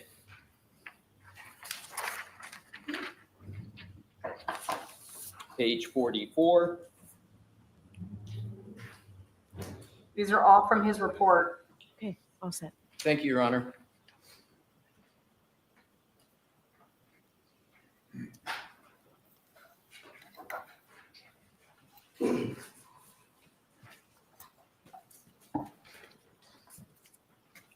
May I, Your Honor? Yes, please. Good afternoon, Mr. Whiffen. I don't believe we've had the pleasure of meeting. Good afternoon. Cell phone data, when correct and when correctly analyzed, can help tell a story of what may have happened under various circumstances, correct? Correct. And in cases like this, literally seconds on cell phone data can be significant, correct? Correct. What I'd like to do is to go back to your PowerPoint presentation and specifically go to the timeline that you had gone through with Mr. Brennan. And rather than repeating everything, there'll be select aspects of the timeline I'm going to reference. And with the court's permission, we will put the timeline back on that's already in evidence. Okay. Thank you. Wait, it's the perfect So start. what I'd like to do is to start with page 70, which we have as 78 of the deck. If you could, Mr. Wolf, go to that.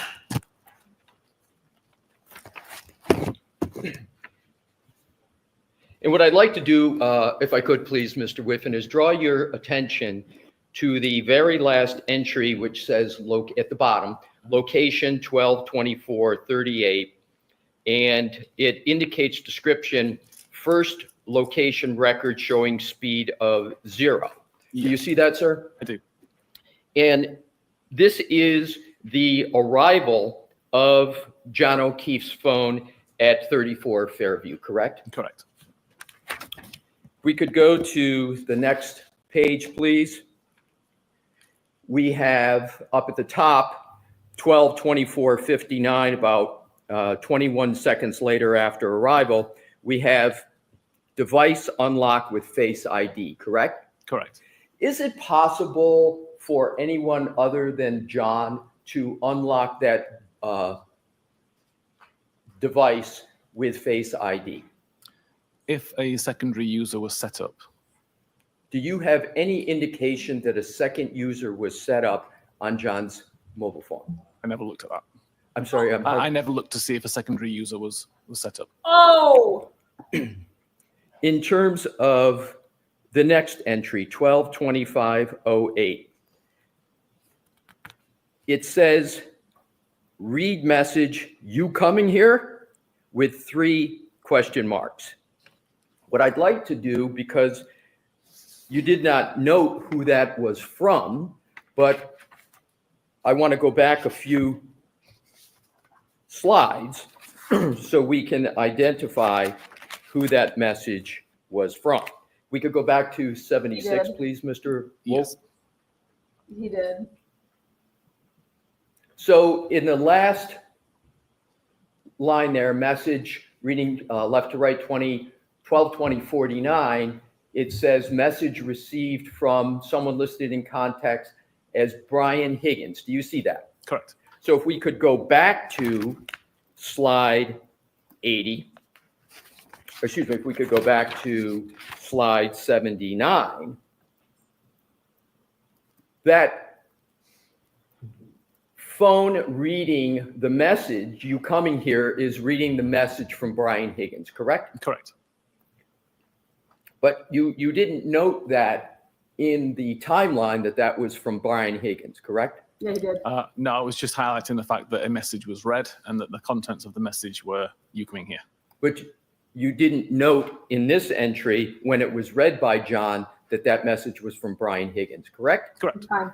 Now, the next entry, lock, again, I'm always going to be reading left to right unless otherwise indicated, sir, is a time of 12:25:09. And it says device locked with lock button. Yes, You see that, sir? I do. That requires human volitional conduct. In other words, someone has to actually manipulate their phone and hit it, right? Correct. Now, at this particular point, isn't it correct that in your report that you mentioned in your March 2025 report, Immediately locked. that you had more of a description of what was happening at this time with the phone, namely, device bearing shifts to a westerly direction as location records also show the device moving west from the roadside towards the house. Isn't that what you had in your report? Yes, and that's covered in the location section of this report, the PowerPoint. So there is no statement in this timeline under any type where you had concluded that at this time the record showed that the device was moving west from the roadside towards the house, correct? The location latitude, longitude was moving westerly, but at the same time, the accuracy was increasing. So it didn't intrinsically prove that the device was moving. My question, Mr. Whiffen, is straightforward in this sense, that I'm just looking for an answer of whether on this timeline you included the analysis that you had in your report that the device at this time was moving west from the roadside towards the house. Did you include it in that timeline? No, I left that out of the timeline. Next entry, 2733. That's 12/27/33. You note that there's a message received from Jen McCabe. Here, exclamation point, question mark. You see that, sir? Correct. Now, at this point, you have two people in just 2.5 minutes, Brian Higgins and Jen McCabe, trying to find out if the John is coming to 34 Fairview. Is that a fair conclusion? It appears so. I'll allow it. That's Is speculation. that a fair conclusion? It would appear so, yes. So just because of the colloquy that occurred, I want to repeat the question. Now you have, at this point, at 12/27/33, you have two people, Brian Higgins and Jennifer McCabe, in just 2.5 minutes, trying to find out if John or the phone is coming to, or if John is coming to 34 Fairview. Sustained. Ask it differently, Mr. Thank you, Lesser. Your Honor. Why? Now, at this point, you have two people trying to find out if John is coming to 34 Fairview, correct? Sustained. Why? Mr. Whiffen, in terms of the information at this stage, there are two communications with Mr. O'Keefe on this phone, and that is they're trying to find out, I'll rephrase it. There are two communications, one from Jennifer McCabe and one from Brian Higgins, correct? Correct. Now let's go to the next deck 80, please, Mr. Wolk. This is 12/27/45, device unlock with Face ID, correct? Correct. And then right under that is 12/27/48. It says read message, which it says here. And is it correct that that is the message that was sent by Jennifer McCabe? Correct. I'd just like to point out it says read message, not read message. Read message, thank Yes. you. And that, the fact that Jen McCabe sent that message and that it was read was not indicated in your timeline at this point, correct? Sorry, repeat that question. Yes, you did not, it does not appear in that timeline that you've drafted that Message was message that was read was from Jennifer McCabe. Is it? Correct. Correct. So he didn't. Next entry, 2750, device locked with lock button. Next entry down that, 2937, Doppler pocket state. And I want to be clear. Go to the fucking screen. Does Doppler pocket state mean that someone takes an iPhone? Because up above, there's red messages we went through on 2748. So if somebody reads the message and then it goes at 2937 into Doppler pocket state, does that mean someone has, for example, put it in their pocket? No. What does it mean that's a pocket state? So the only times that I was able to cause a pocket state to be recorded is when the camera was blocked and when the device received a phone call or was picked up in a particular way so that the device thinks that you're about to try to use it. If the camera is not blocked from the outset, then nothing's recorded at all. And in order to get the pocket state cleared, the camera must be blocked to begin with. So again, you have to receive a phone call with it in your pocket and remove it in order to get a pocket state cleared. Thank you, because that helped me, because that's exactly where I was going with the next question, which is pocket state cleared. What did you conclude from 2937 to 2942 that it was in pocket state and then pocket state cleared? There was some activity on the device that caused the pocket state to be checked. The device was in a pocket state up until 2942, when whatever was obstructing the camera was removed. Yes! Next Woo! entry We did is it! a call at 12:29:44. And that, you state, is an incoming call from Jen McCabe. So there you do indicate the name. And you say answered 7 seconds, correct? Correct. Is the phone at this time that there's an incoming call from Jen McCabe that is answered out in front of 34 Fairview? Yes, it would be according to the location data. Right. So now we have at 12:29:44, the phone's out in front of 34 Fairview. There's an incoming call from Jen McCabe. It's answered. 7 seconds is how long the duration of the call was. Is that correct? Correct. Why is And that? then 12:29:51, incoming call ends, and that's end of that 7 second duration. Correct. So you've concluded that this was a call that was indeed answered by the user of the phone, correct? Correct. Now let's go to Mr. Wolk 81, which is starting up at the top of 12:31:47. There is, as you indicate, an iMessage received from someone with a contact named Jen McCabe. You see that, sir? I do. Can you just state for the jury what an iMessage is? An iMessage is essentially a text message sent primarily from iPhone to iPhone via the Apple servers, not like an SMS message which goes through carriers.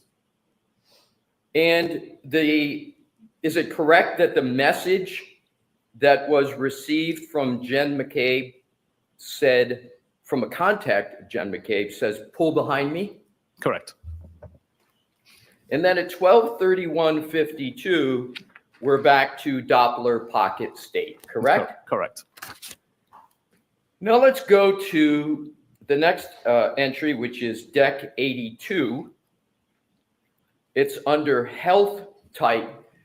And what I want to do is see if we can clarify. The Commonwealth on direct examination, and multiple times referred to this as healthcare data. Do you remember hearing that healthcare data term? I do. Is that a correct term? Is it healthcare data or is it health data? That is health data. So it's incorrect to refer to this as healthcare data, correct? Healthcare data is encompassed within Apple Health. But primarily, if we're talking about steps being taken, it would just be health data. Right. So the correct parlance is health data, Yes. correct? Particularly when we're getting to steps. Is that correct? Correct. It's important to be precise about the parlance. Yes. So in this entry, 1231.56, you state that there's the start of health event, quote, 36 steps / 25 meters, correct? Correct. Is it accurate to say that because we're in the United States and we don't work on the metric system, that 25 meters is about 84 feet? Are you able to make that calculation? It's approximately that, yeah. Right. Would you accept approximately I 84 accept. feet? So as we discuss meters, we can go to feet and Yes. about 84. I would accept approximately 3 times 25. Right. But- So in your report of March 2025, isn't it correct that for this time, you stated that the device began moving for a period of 20 seconds, correct? Yes. So again, your conclusion from your analysis is with these 36 steps, the device at this point began moving. Correct? Yes, correct. What time? Next entry. 1232.03. Pocket state cleared, correct? Correct. So does that mean that there's some human activity going on, interaction with the phone, or not? It could have been a received phone call. It could have been movement of the phone to be lifted. But something has happened. But something's correct? happened, yeah. Next, 1232.04, device unlocked with Face ID, correct? Correct. Wait, And then at 1232.05, it states application focus messages. Yes. Can you clarify what that means in terms of what is happening with the phone for the jury? So at 32 minutes and 5 seconds, the messages application was in focus on screen. So it was the application that was being used by the user at that time. Now, the next entry is message 1232.06, and it states red message, quote, pull behind me, close quote, correct? Correct. Now, you don't indicate who that message is from in your timeline, but that's the message that was sent by Jennifer McCabe at 1231.47, correct? Correct.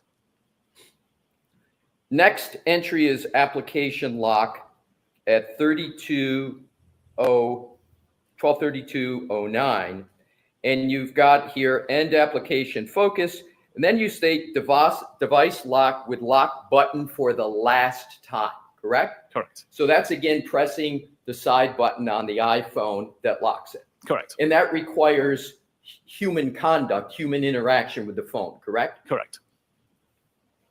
And then the next entry under health data at 1232.16, that Go to is the screen. 7 seconds after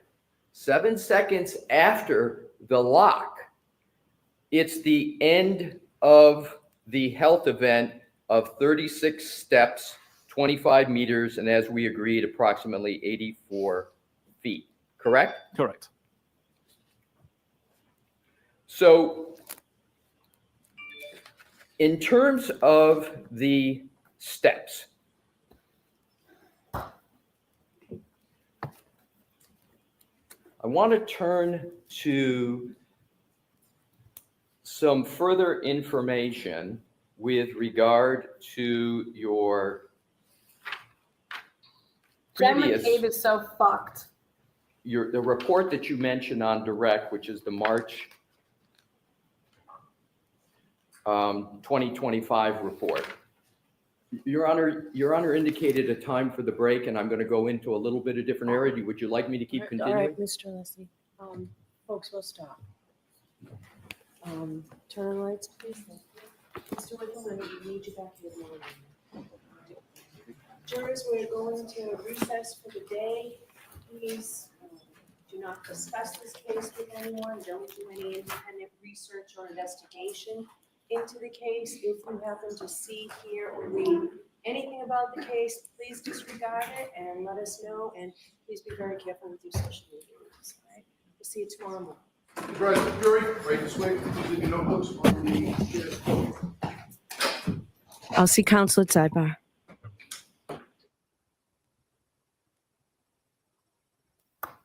Sidebar. See counsel at sidebar. Thanks, Bev. Sure will. Okay. Wow. Remember, it's a half a day today because we have a huge voir dire coming up. The ARCAs.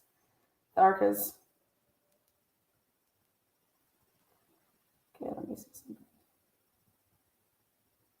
Okay. Wow. Oh boy. Oh, don't clear your cards. Bingo's still going on.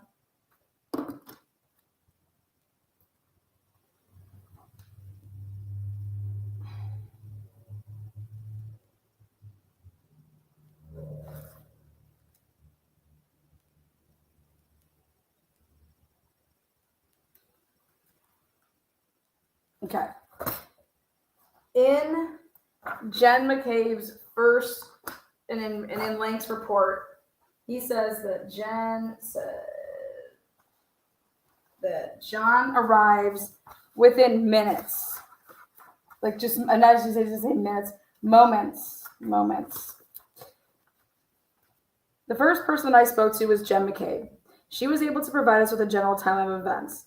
Jennifer was at the waterfall bar and grill in Canton with her husband, Matthew. And Matthew McCabe, brother-in-law, Brian and Nicole. Approximately 11 p.m., they were accompanied by John and Karen. Approximately at 12 a.m., Jennifer, Matt, Brian, and Nicole left the bar and went back to Albert's house at 34 Fairview. Approximately at 12:14 a.m., she's looking at her phone, O'Keefe texted Jennifer and asked where they were going. Jennifer responded that they were going to 34 Fairview. Moments later,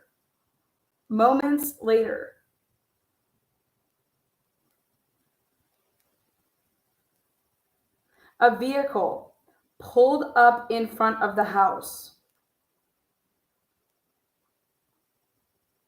which Jennifer believed was O'Keefe and his girlfriend, Reed. She observed as the vehicle just sat out in front of the house for several minutes. I believe that she is observing this, if she truly was, from inside her vehicle, not inside the house. She runs in, says hi to Brian, takes that 40-second pee, unlike Betsy Blair, who takes, 30, 45 minutes. And then she comes back out to the vehicle because her phone never leaves the vehicle. She said that she observed as the vehicle just sat out in front of the house for several minutes. The vehicle was facing uphill with the passenger side facing the house. She thought that the vehicle sat out there for at least 15 minutes.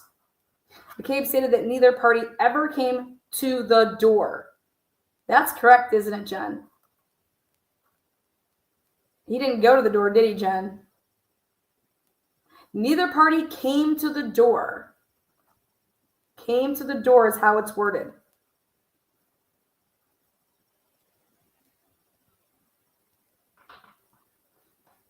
She said, McCabe said that neither party ever came to the door, and ultimately the vehicle drove away.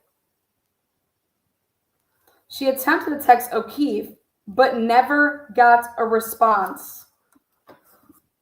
Because you got to go back before they could, get it all together. So the originals, the original reports.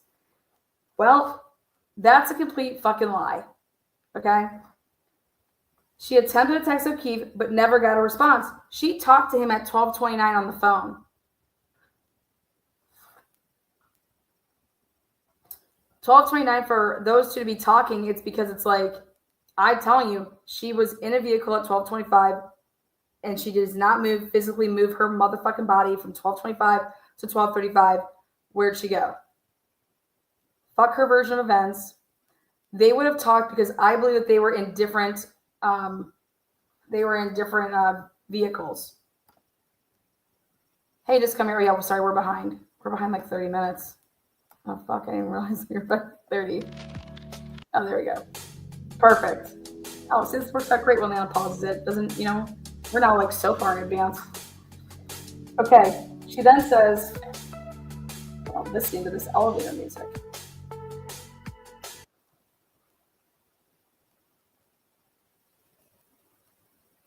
McCabe said they never ever came to the door, and she attempted to text O'Keefe, but never got a response. At approximately 1:30 a.m., McCabe and her husband leave the house and give a ride home to Julie Nagel, who lives on Highland Street in Canton. I don't believe that ever even happened now. I have a totally different mindset of what truly went down, okay? Again, so approximately 1:30 a.m., McCabe and her husband leave the house and give a ride home to Julie Nagel, who lives on Highland Street. Doesn't mention Sarah Levinson at all. Approximately at 4:53 a.m., McCabe was contacted by Reed. They were both distraught because O'Keefe never arrived home and was not answering his phone. McCabe and Reed attempted to call some of O'Keefe's closest friends, including Carrie Roberts. Approximately 5 a.m., Carrie Roberts picked up McCabe and Reed to go look for O'Keefe. I said to myself, why is she saying this approximately at 5 a.m.? And I'm like, oh my God, they have no idea if the neighbors, the neighbor, if his Ring camera would possibly pick up the fact that there could be a car possibly out and about in that area. Not even kidding. That approximately at 6 a.m., Roberts, McCabe, and Reed locate O'Keefe in the yard of 34 Fairview.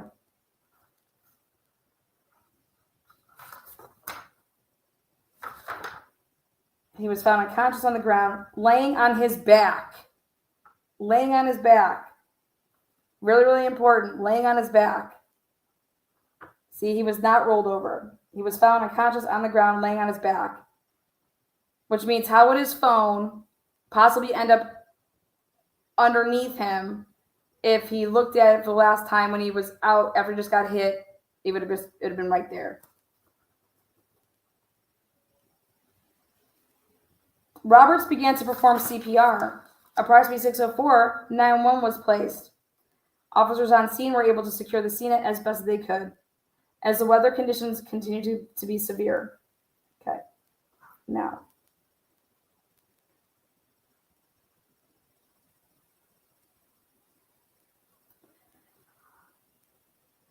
Next, so he's claiming that he got all of this information from Jen Langdon before he says next time, or he says next. While on scene, I attempted to speak with Reed. Those attempts were unsuccessful. She was hysterical and difficult to control. The only statement that she was able to relay to Canton officers while on scene was that she did not remember ever being at 34 Fairview.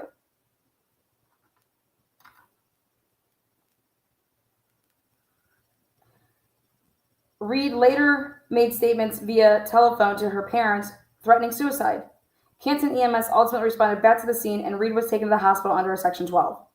Next, I went into 34 Fairview Road and spoke with the homeowners, Brian Albert and Nicole Albert. Both parties, from this point on, will be referred to by their first names. Brian stated that they had seen the victim at Waterfall. He stated that he did not know the party well. Brian and Nicole recalled that the victim had been welcome to come to their house, but he never arrived. When asked about O'Keefe's demeanor and O'Keefe had no, fine, everybody's fine. Now, Matthew McCabe, husband of Jennifer. Matt's already there. Matt's already there because he says now he doesn't say, oh, I talked to Matt the second time. No, he says, Matthew McCabe, husband of Jennifer, also stated that he had observed the vehicle pull up out front of the house, but never saw either party get out of the vehicle. Again, he is inside his SUV when this is happening. Matthew also reiterated that Brian said what Brian said. O'Keefe seemed to be fine at the bar and that there was really nobody else in the establishment other than their group. Next, I asked Brian Nicole who else was at the house that night. Aside from the names already mentioned, the following people were present at some point during the time in question: Brian Albert Jr., Caitlin Albert, Julie Nagel, and Brian Higgins, who is a friend of Brian Albert Sr. They advised me that their daughter, Caitlin, left the house around 12:15 a.m. when she was picked up by her boyfriend, Tristan Morris. Now, the 12:15 a.m. was really important at the time of this interview because from 12:25 to 12:35 is the event that took place, and Caitlin left at 12:15.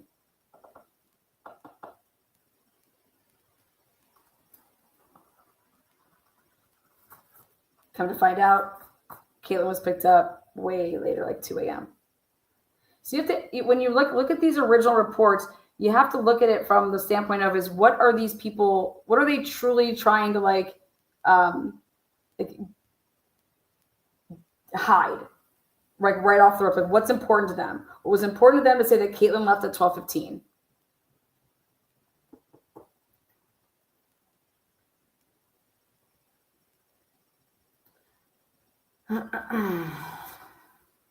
Now, for whatever reason, then he says at approximately 9 a.m., I was contacted at the police station by Jennifer McCabe because she's like, supposedly I have more that I need to talk to you about. All right. When Sean Good put in his report, though, we'll look at this. Meanwhile, Lank is leaving out the fact that actually it was Canton police that called Jen McCabe at 8:38 a.m. Then what I believe happened is that they used Jen's phone to call Lank's personal cell phone. Because I believe that the 8:38 call had something to do with the firefighters letting the police, everybody know, like, hey, John he was missing a shoe.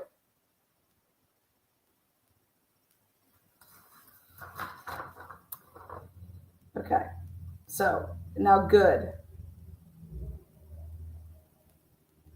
When I got on scene, Jennifer introduced herself to me and explained that they had found their friend, O'Keefe, John, lying unresponsive on his back in the snow.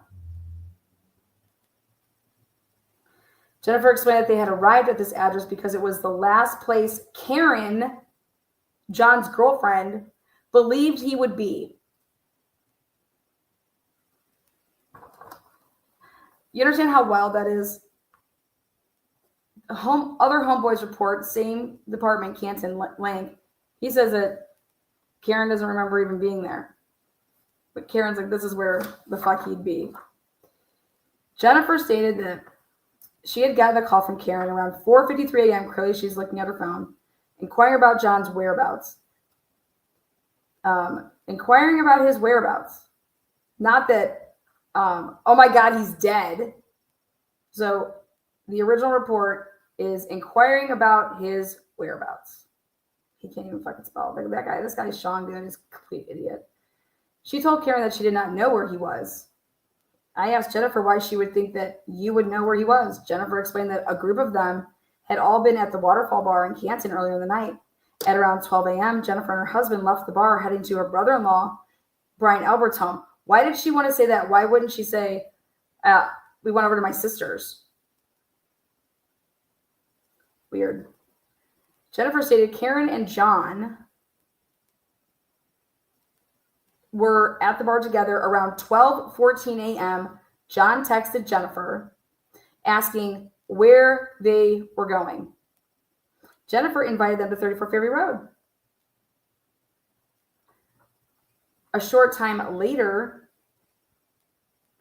Jennifer stated that she saw Karen and John pull up in their car and saw the passenger door open, but they never came in, and she saw the car drive off. She saw the car drive off.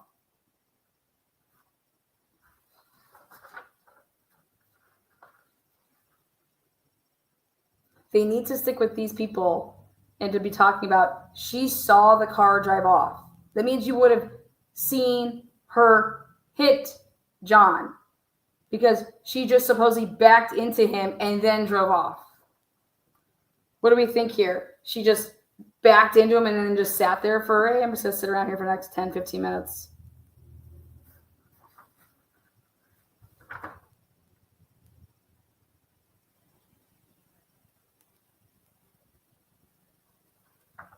Again, she leaves out the fact that this is how I know that John was never lost. 12:18, that whole call, she just, 12:14, John texted Jennifer, where to? Jennifer invited him over. A short time later, Jennifer stated she saw Karen and John's car pull up. And I'm telling you guys right now, for her to have seen that at 12:24 in some odd seconds, based off of this man's report, which is accurate because that's the timeline I have, Jennifer McCabe had to have been sitting in her SUV if she was to even witness this, because she does not physically move from 12:25 to 12:35. Does not move. She's not getting up and going, walking over to the door, or getting up and going and walking over to the window. All of it lies because Jen has a watch on.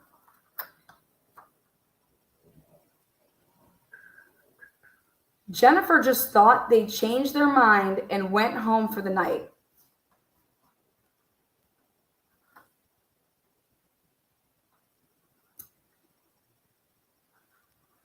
I walked over to Karen and asked her who she was and how they ended up here. I also placed Karen in the back of my marked Cruiser 6822 warm up.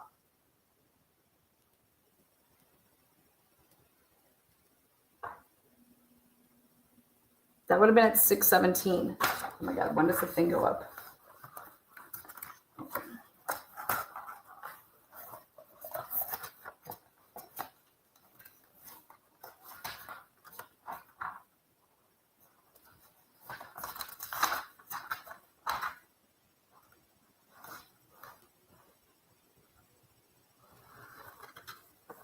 See, from 6:06 to 6:14, it drops.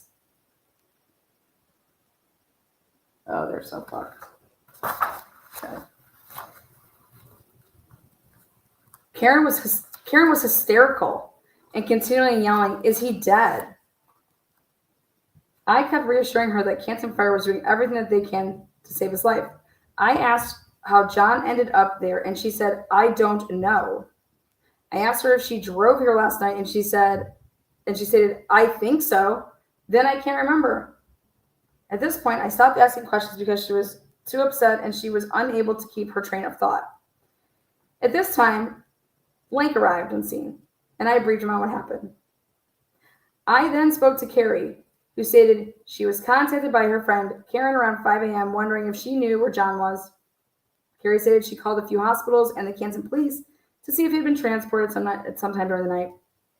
Then Carrie picked up Jennifer and Karen, and they began to search for John, ending up here at 34 Fairview. Ending up here. Began to search for him. Ending up here.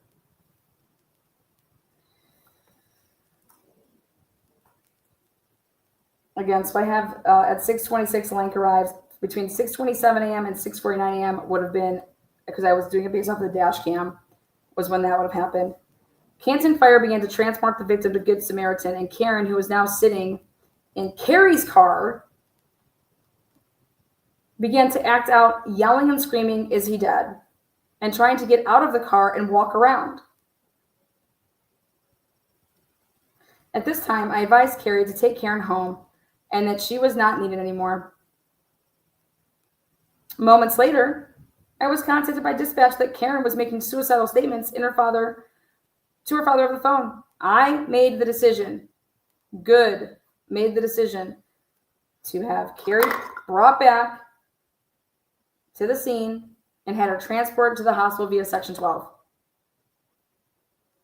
Detective Sergeant Lang, at this time, contacted the homeowners at 34 Fairview Road and completed a supplemental report.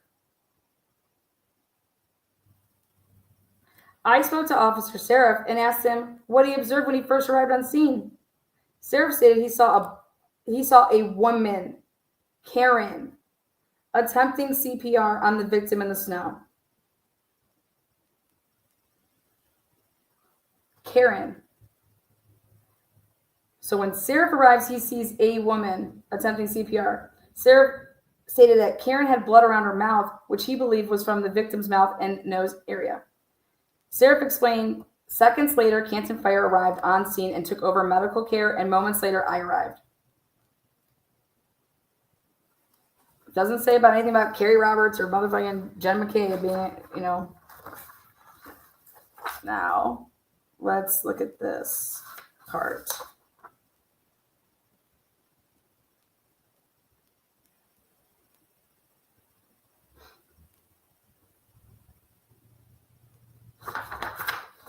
Now, if you go to Officer Stephen Mulvaney, Mulvaney is who I think is, that's where he needs to stay. Mulvaney says that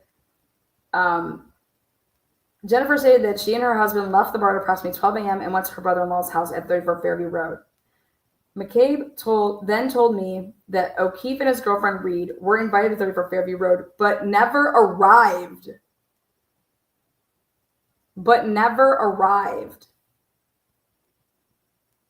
Do you understand that that's so different than arriving and just not coming in? She said, but they never arrived. And that's where the key is right there. Never arrived. Now we have to make it so they never arrived here. So Jen McCabe wanted to cover up that they just never arrived because internally in my mind, she knows that everything took place right when John arrived.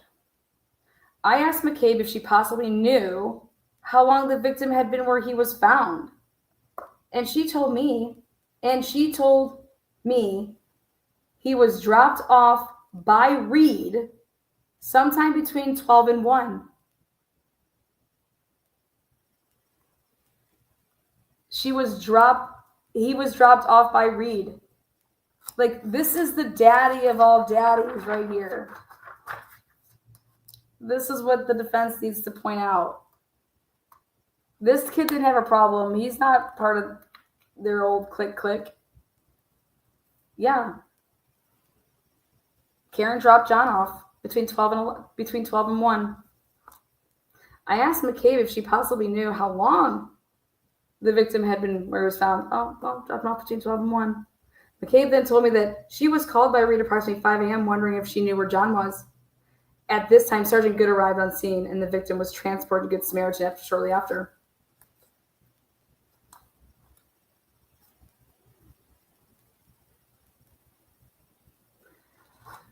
While talking to McCabe, Reed was hysterical and distraught and repeatedly screaming, "Is he dead?" and "That's my boyfriend." So he sees it as "That's my boyfriend." Good then advised Roberts to take Reed home.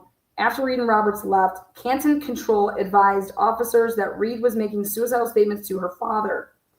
Roberts then brought Reed back to the scene where Sergeant Good asked me to fill out a Section 12 paperwork, and she was transported to Good Samaritan Hospital. Now, that's the person that filled out the paperwork, which was allegedly Stephen Mulvaney. And so I'm questioning now, remember the firefighters talking about that Section 12?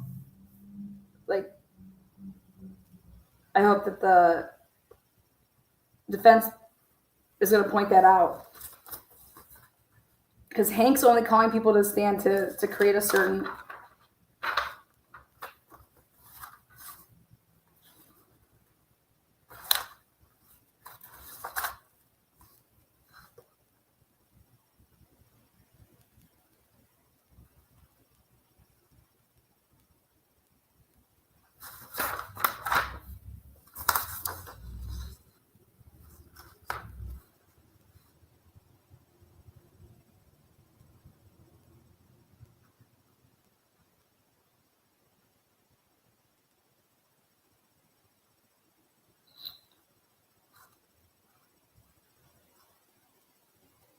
Okay.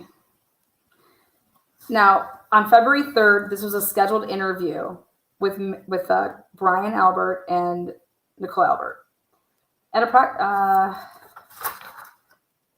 This is Tully and Buchnick. At approximately midnight, Nicole said that she left the waterfall and was met at home by her sister, Jen McCabe, brother-in-law, Matt McCabe, and husband, Brian. She does not mention Caitlin or Higgins.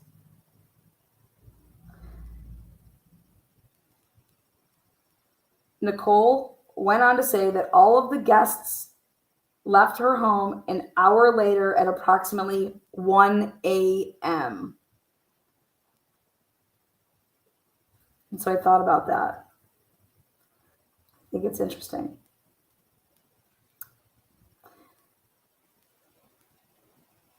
Later on, during the morning hours of January 29th, Nicole said that she was still in bed when her sister Jen came into the room and shared with Nicole what had transpired outside and that John was found deceased on the edge of her property by the street in the snow. That John was found deceased.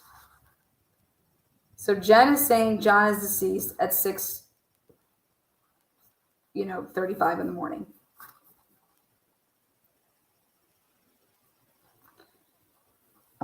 Nicole stated that she never left her home, and by the time she came downstairs, Canton Fire Department must have transported both John and Karen from the scene. According to Nicole, there was no fights, arguments, or altercations at any time during the night between anyone present at Waterfall Bar or in her home. Nicole stated that everything was fine, and she remembered John talking to her sister Jen at the bar. Nicole did not observe any injuries on John while he was present at the bar. Nicole shared that her and Brian walked out of Waterfall Bar prior to John and Karen, and that the two were still at the bar at the time. When asked about the utility box at the edge of her property near the flagpole where John was found, Nicole said, "Oh, it's been slightly damaged like that forever prior to January 28th."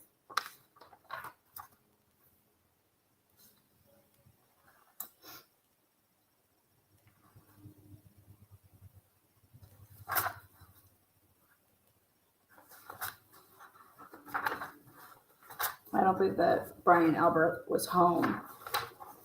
That's why he didn't come outside. He was not home. He left.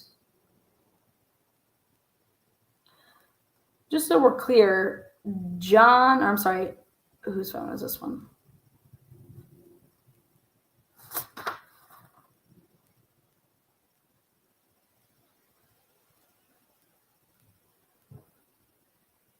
Okay. Jen's phone had Find My iPhone enabled.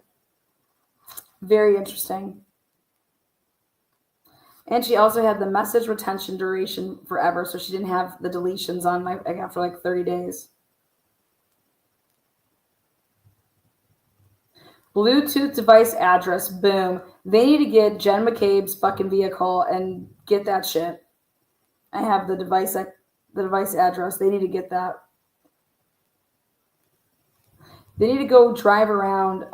She had her iCloud. Oh my God, all of Jen's shit's available. And she last backed it up on February 2nd, 2022.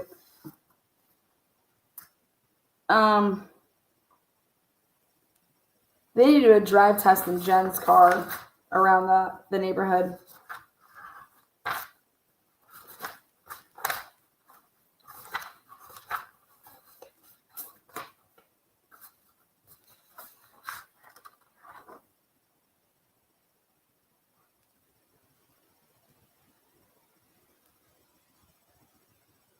Holy shit.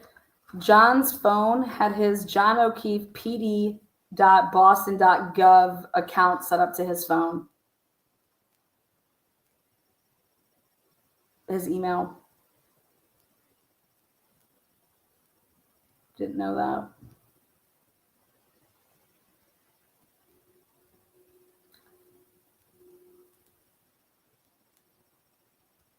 John's phone would be a plethora of information.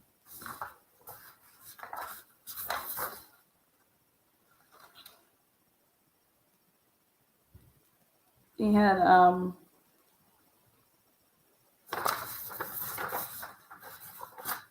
Ian Whiffen.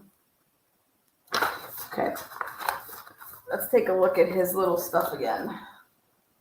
This is the stuff that's good.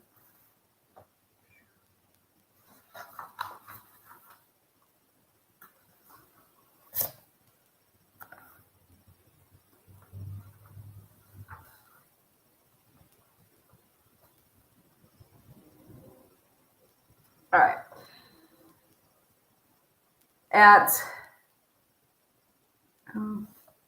12:13, that would have been John getting into Karen's car. The temperature is 82. Then at 12:22, the temperature was 77.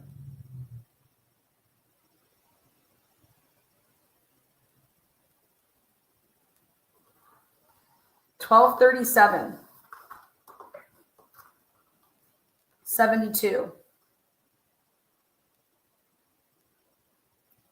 12:45, 66. 12:53, 61.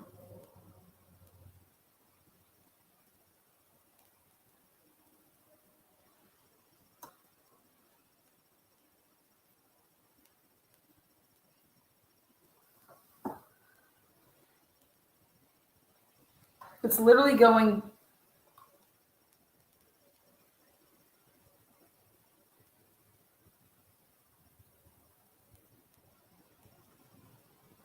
It doesn't make any sense that it would go down 10 degrees from 12:13 to 12:37. I think that's interesting.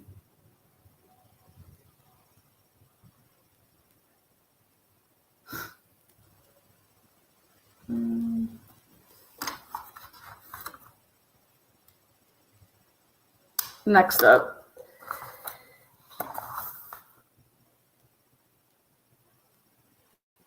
It's like the phone, it's like he got out of, the steps that he made, it's like he got out of one vehicle and literally got into another vehicle.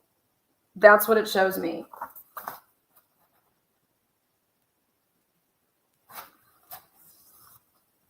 And that's why it's going down like at 12:45, it's 66 degrees. At 12:53, it's 61. At 1:07, it's 55. And then at 1:36, it gets to 50. Okay.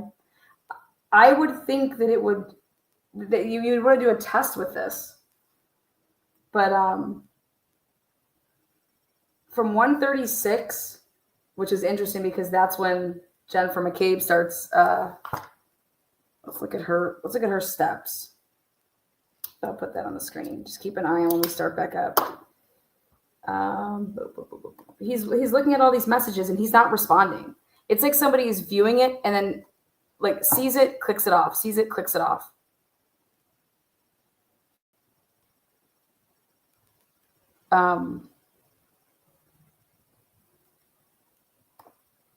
Pull this up.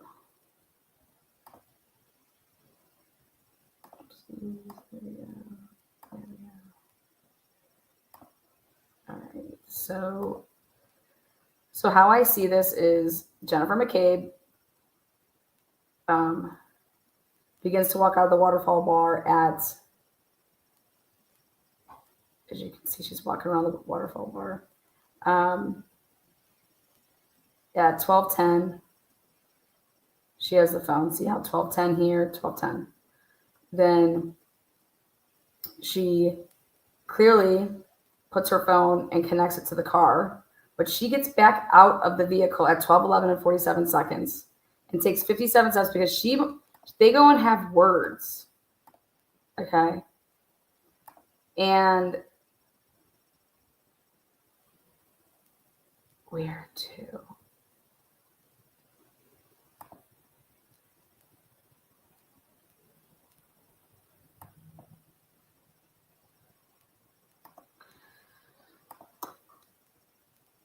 Then she walks back over to the car. She gets in her SUV and is seated in her SUV from 12:12 and 28 seconds, as you can see, to then 12:18 and 50 seconds.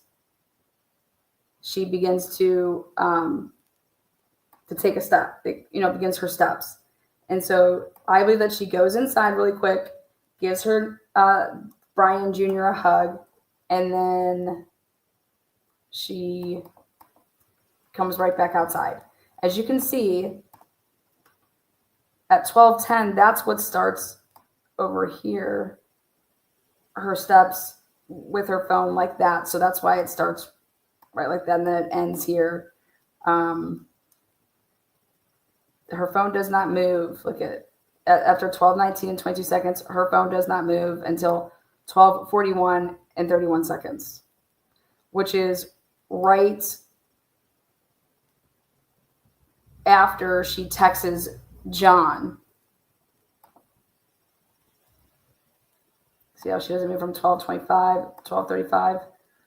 But when she comes back outside, she's outside at 12:20 and 37 seconds. Higgins texts John. John reads it at 12:25. Literally 7-8 seconds, like in this time frame here. She's in a vehicle, I'm telling you. And John, he views that bullshit from Higgins, doesn't write back. And so you have to ask yourself, do you think that John O'Keefe was just sitting in his car, in Karen Reed's car, viewing these people's things and just sitting there and not doing anything?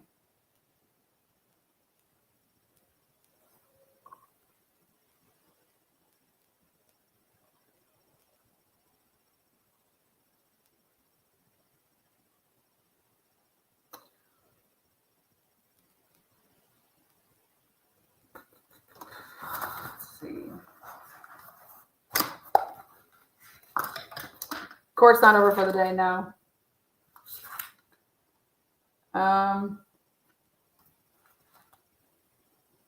Waze completely stops at 12:24 and 38 seconds.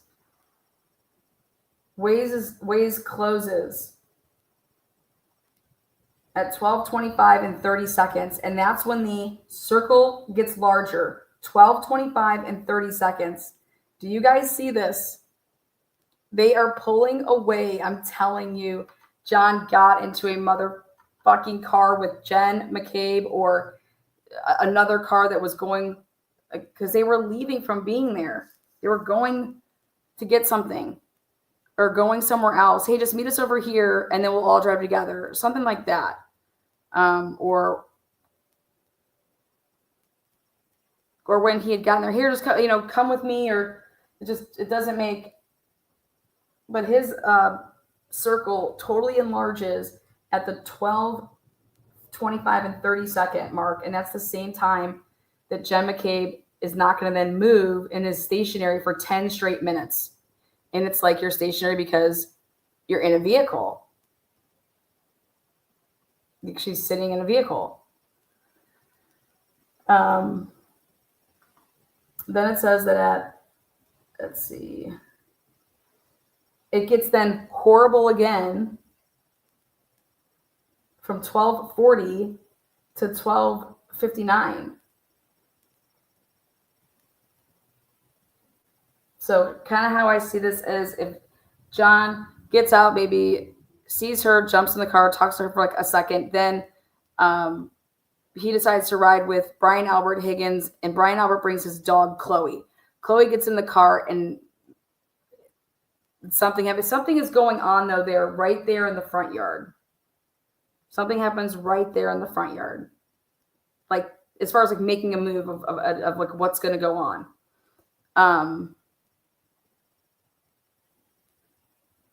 But John is stationary as well. He doesn't talk about this, that John isn't taking any steps from 12:25 to 12:31 either. So it's like it's consistent with the same thing that Jennifer McCabe's doing. Either he got into her vehicle or he got into another vehicle and they were like following each other out to go somewhere else. But then when these steps are taken, and then so wait, let's back up.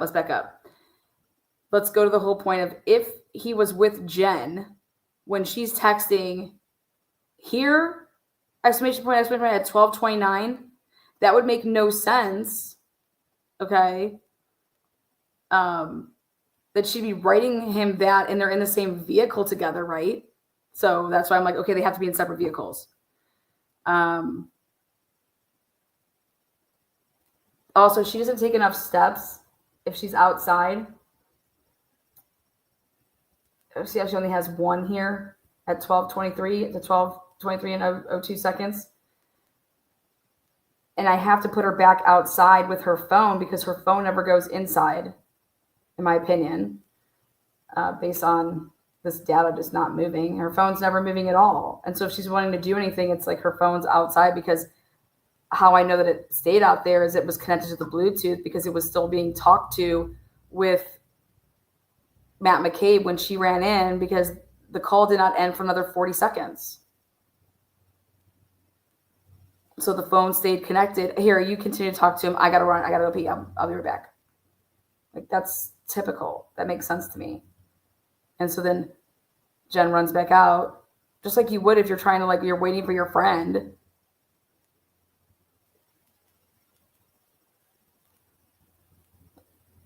And then, hey, we're going to go give Colin a ride.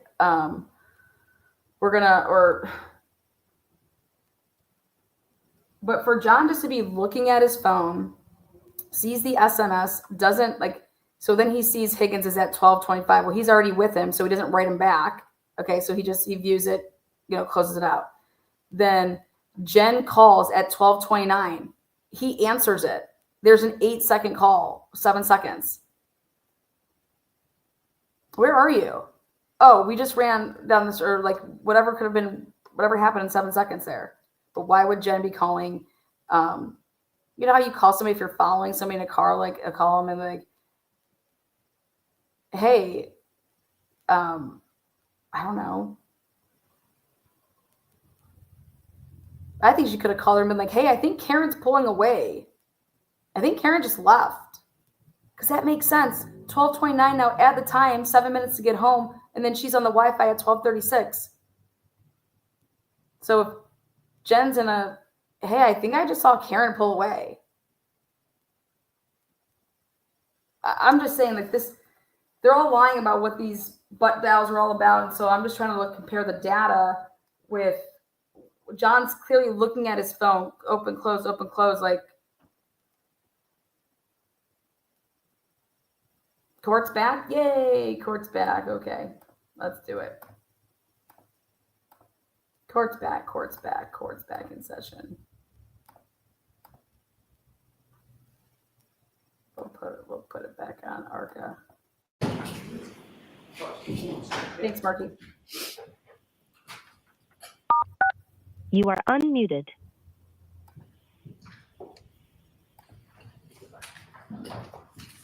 Thank you. We're back in session. You may be seated. Why, Margaret? For the record, before the court is Commonwealth versus Karen Reed, 22 CR 117. The parties are present. The jury is not present. All right, thank you. All right, so we know that the Commonwealth has filed a few anyway, or repeated motions trying to get the defense to comply with reciprocal discovery regarding the ARCA witnesses. Previously, about a month or so ago, maybe longer, I found that there was a violation of the defendant's obligations for reciprocal discovery, and I found that it was deliberate. The Commonwealth filed additional motion, a motion to compel reciprocal discovery of the ARCA witnesses or to exclude their testimonies. Upon that, I believe I issued an order last week for certain discovery to be provided and to be provided by ARCA. On the day of opening statements, it was clear to me that there was another violation of the defendant's rules, defendant's obligations under our rules of criminal procedure. And based on that, especially given what the defense has failed to deliver, I would not permit the defense from mentioning ARCA in their opening. So today we're going to have an evidentiary hearing on your motion, Mr. Brennan. So I expect that we will get through both witnesses by the end of today. If not, we'll have to have them back, but I expect we can get through them. So Mr. Brennan, who are we going with first? Dr. Wolf? Please. Okay. Oh shit, here we go.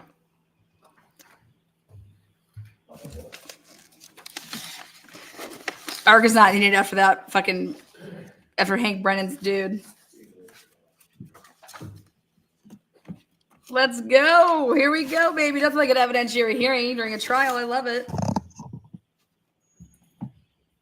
You're gonna face the clerk and raise your right hand, You solemnly swear that the testimony you shall give to the court in the matter now in hearing shall be the truth, the whole truth, and nothing but the truth, so help you God. Yes. Thank you. please. All right, go right ahead, Mr. Thank you. Brennan. Good afternoon, doctor. Good afternoon. Did you become aware there was an order from this court to produce records? Yes, Did you receive a copy of that order? yes. Who did you receive a copy of that So order? we need Dr. Wolf to identify himself. Please identify yourself for the record, spell your last name. Daniel Wolf, last name spelled Wolfe. Who did you receive that order from? I believe it was in an email forwarded from Miss Little. Did you read it? Yes, Did you understand that there was a request for certain communications? yes, Did you understand that you were supposed to turn those records over to the Superior Court? yes. Did you turn records over to the Superior Court? I provided a copy of that production notice to Miss Little. Did you provide the records to the Superior Court?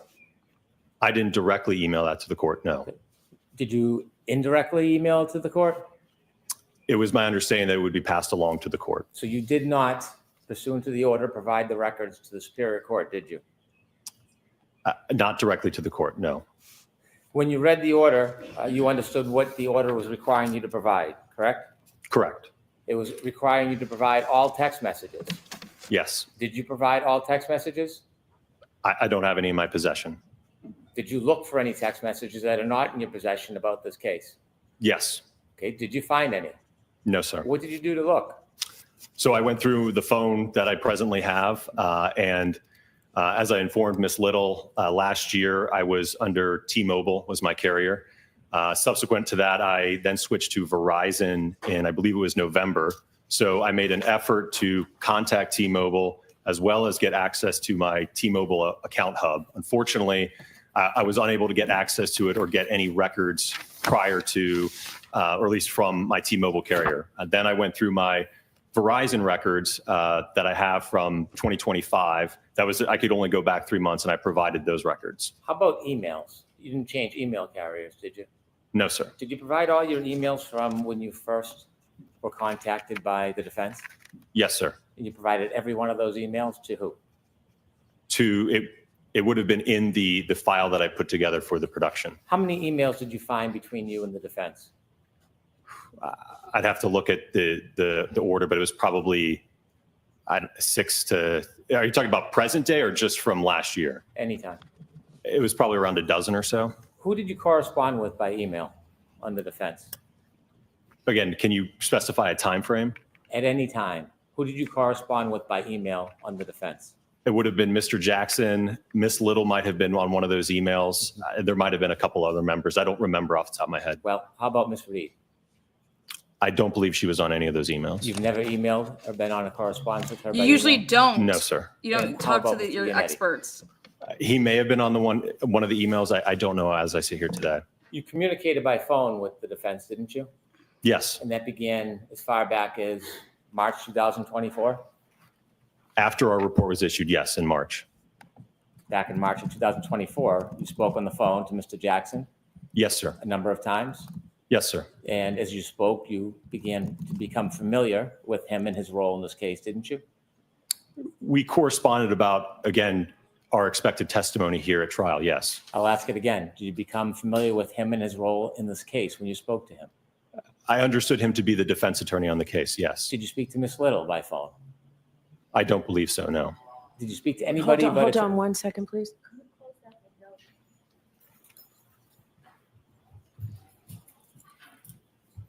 Thank you. Did you speak, pardon me, did you speak to anybody other than Mr. Jackson about this case before the first trial? I don't believe so, no. Did you speak to anybody since then on Yes. the defense team? Who? I believe Ms. Little and Mr. Alessi. Okay, and how about Ms. Reed? No, sir. Did you ever have any conversations that weren't on a regular telephone? You ever Zoom? Yes, we have had, I believe it was a Zoom or a Teams meeting. We've had a couple. When was that? That would have been more recently to go over some of the testing that we've done. Did you ever have any Zoom meetings before the first trial?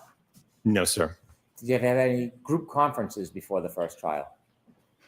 I don't believe so, no. Were you ever on the phone before the first trial in a conversation where you and Dr. Rentschler both were on the call?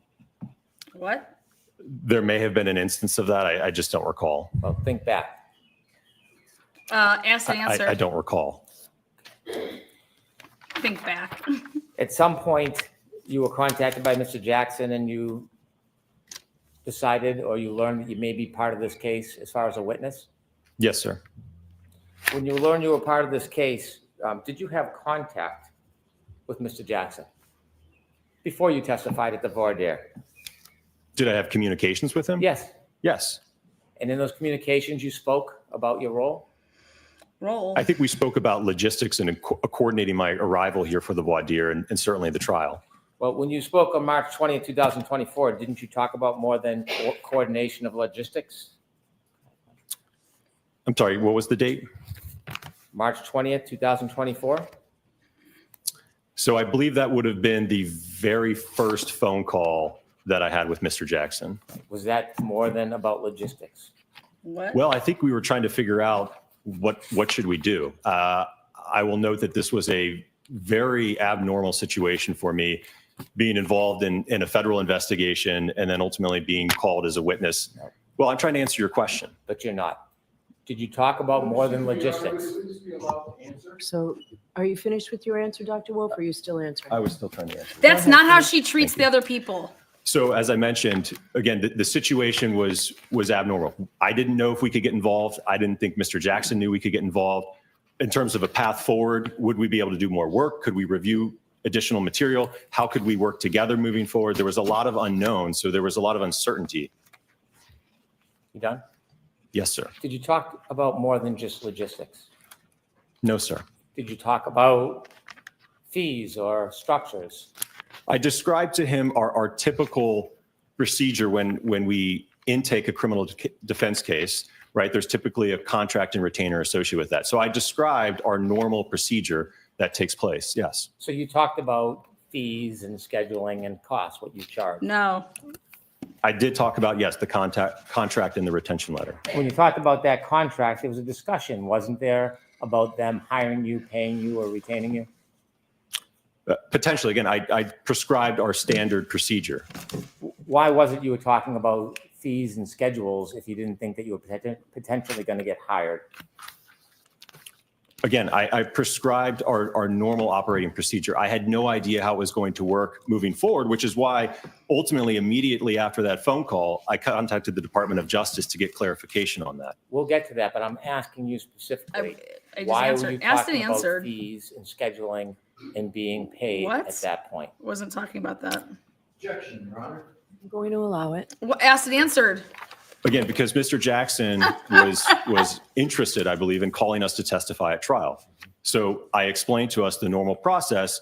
When a client reaches out and wants to engage us for trial testimony, that's typically, again, the procedure that we prescribe at ARCA. So that's why I had that explanation to him. So you were talking to him about details about potentially being hired. Isn't that No. fair to say? About no. I don't know about being hired. I think, Yeah. again, him utilizing us Protocol. in the trial as expert witnesses. Well, Because what's the difference between him utilizing you and paying you for that utilization and him actually hiring you? What's the difference in your mind? Well, I think there is a difference because ultimately, after I got clarification from the Department of Justice, they indicated that they could not, the defense that is, sign any type of contract. There could not be any type of agreement or retainer. I'm not asking what you determined later. I'm talking about the conversation you had on March 20th, 2022, when you were speaking to Attorney Jackson. That's what I'm talking about, okay? Understand? What a cocksucker. I don't know that I understand your question then. Okay. When you had a conversation on March 20th, 2022 with Attorney Jackson, you discussed potentially being hired, paid, compensated by Attorney Jackson or the defense for this case, didn't you? We did, like I said, I did explain to him our typical operating procedure. Thank you. When a client reaches out for trial testimony. I went over that with him, yes. I'm not talking about a client. I'm talking about this client. No, I Did didn't. you It talk was about them potentially hiring or retaining you for work in this case? That's the question I'm asking you on March 20th, 2022, not the 22nd, not the 24th. March 20th, 2024. Did you speak No. to Attorney Jackson about them potentially retaining or hiring you for this case? no. I spoke to him like I speak to any other client that would be interested in calling us as a witness. Okay. And so after you spoke to them, you spoke to representatives of the United States Attorney's Office, and you wrote an email back saying that you were going to put the conversation on hold. Is that fair to say? Correct, until I got clarification from them. And at some point it was on hold, right? At some point it resumed. Yes. When was that? That would have been towards, I believe, the end of April. The end of April. How was this relationship resumed? What was the contact, the conversation between you and anybody on the defense that resumed that relationship? The target date here I is think March that I 25th. reached out to Mr. Jackson. Like I said, I think it looks like about a month had passed. And I had let him know that I had spoken to the DOJ and got clarification on moving forward. So in April of 2024, you reached out to the defense and said that you had permission or a green light to move forward in the relationship with the defense in this case. I had clarification from the Department of Justice, yes. And that clarification allowed you then to work with the defense on this case. Not work with, we could be called on the defense's behalf to testify. And for that matter, the Commonwealth could have also contacted us and utilized us at trial as well, if they should please. So when did you become an advocate for the defense? Advocate. Do you feel like you're an advocate for the defense? No, sir. You sure about that? Sir, I'm on the science That's and the badgering. analysis that I've done. That's the side that I'm on. You sure are. Because after that That's 424 strike that. call, letting them He know can't that make- the United States Attorney's Office gave permission for you to be called as a witness, you called them again that day, didn't you? Or they called you on the main line? We may have exchanged a couple calls that day, yes. Well, you did exchange a couple calls that day because we have at least some records. And when you called later that day, after telling them that you had permission, they could use you as witnesses, what did you talk about? Do you have the records that I could take a look at just so I could see what you're referring Do you to? remember having calls after you called Attorney Jackson and said you had the green light from the U.S. Attorney's Office? Do you remember having further calls that day? Strike this, all this. I think we had a couple brief conversations, yes. Okay. When you think about it, do you remember them, or are you just saying you think but you don't know? I don't remember. I remember that there was one conversation, I believe in early May, that I had with Mr. Jackson, in which we engaged in a conversation where I gave him more information about my background, who ARCA was as a whole. I think we even got to talk a little bit about my family, my 4 kids and things of that nature, but it was a call about background and qualifications. We're still back in April. You're moving ahead to May when you first started billing. I want to talk about back in April. Do you Wait, I remember didn't do having anything then. conversations on April 24th with, with Mr. Jackson? Do you remember that? I'm He's going to in- allow that. I remember that there were conversations, yes, specifically what they were to. I remember, I think they were brief, but I don't remember the specifics of them, no. Well, in the brief conversation, what do you briefly remember about that brief conversation, Doctor? Well, as I mentioned, I think I had finally received clarification from the DOJ, so I think I was letting him know that I had received that clarification. Sir, you said that was the first That was in call. There April. were more than one call. There was then 2 calls to the main line. What did you discuss with him during those calls? Well, to be honest with you, the call to the ARCA main line, I don't even know if I spoke with him. That's just to the main line, not to me directly. So he could have spoken to a receptionist who then tried to get a hold of me, right? So I don't know if that specific call to the main line Great was to me answer. or someone else at ARCA. Well, Great this is a answer. new relationship, right? You were working on a contract with the federal government. You have only spoken to Mr. Jackson, according to you, twice. You don't remember the early conversations with them and what they were about? I'm sorry, are we talking about now at the end of April Yeah, we're still? still talking at April 24, 2024. Yeah, as I just discussed with you, from what I recall, it was relaying to him the clarification that I got from the Department of Justice. Right, but that doesn't take more than one call, does it? What? I don't know. He may have been in court. There might have been some phone tag. I don't know, sir. Well, there was a 9-minute call on April 24th, and then there's 2 calls to the ARCA main line, 3 minutes and 2 minutes. Do you remember any of those calls? 2 minutes, 3 minutes. What? Again, when you say 3 minutes and 2 minutes, that makes it sound like, in all likelihood, he contacted the ARCA main line, got a hold of a receptionist or my project manager, and couldn't get a hold of me. Are you just making that up, or that's what happened? Sir, that is my best guess. I don't recall from a year ago. We're not asking you to guess. I'm asking for your testimony. That's what I recall, sir. Do you recall him calling a secretary on the main I line? love Do you it. recall? He very well could have. I just don't know, sir. But you're making a representation that you recall him using a secretary in the main line. I'm asking what you actually did and actually said. Do you remember speaking? He just to Mr. answered Jackson? this. Excuse me, Mr. Jackson or anybody on the defense team after that initial call back on April 24, 2024. Do you remember those 2 phone calls?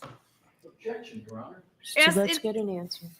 He, I don't remember those phone calls specifically. No, sir. Next, Okay. next Do you question. remember the phone call on April 30th, 2024? Do you remember that one? I don't remember that call, sir. Do you remember the call on May 1st, 2024? 40, I don't have the records in front of me, but was that a longer call by any chance? It was 40 minutes long. Okay. 40 minutes. So then, yes, as I just described earlier, that would have been the call in which I went over with Mr. Jackson a little bit more about ARCA, my background, my education, qualification, the kind of casework that I do, things of that nature. And did you discuss issues regarding this case?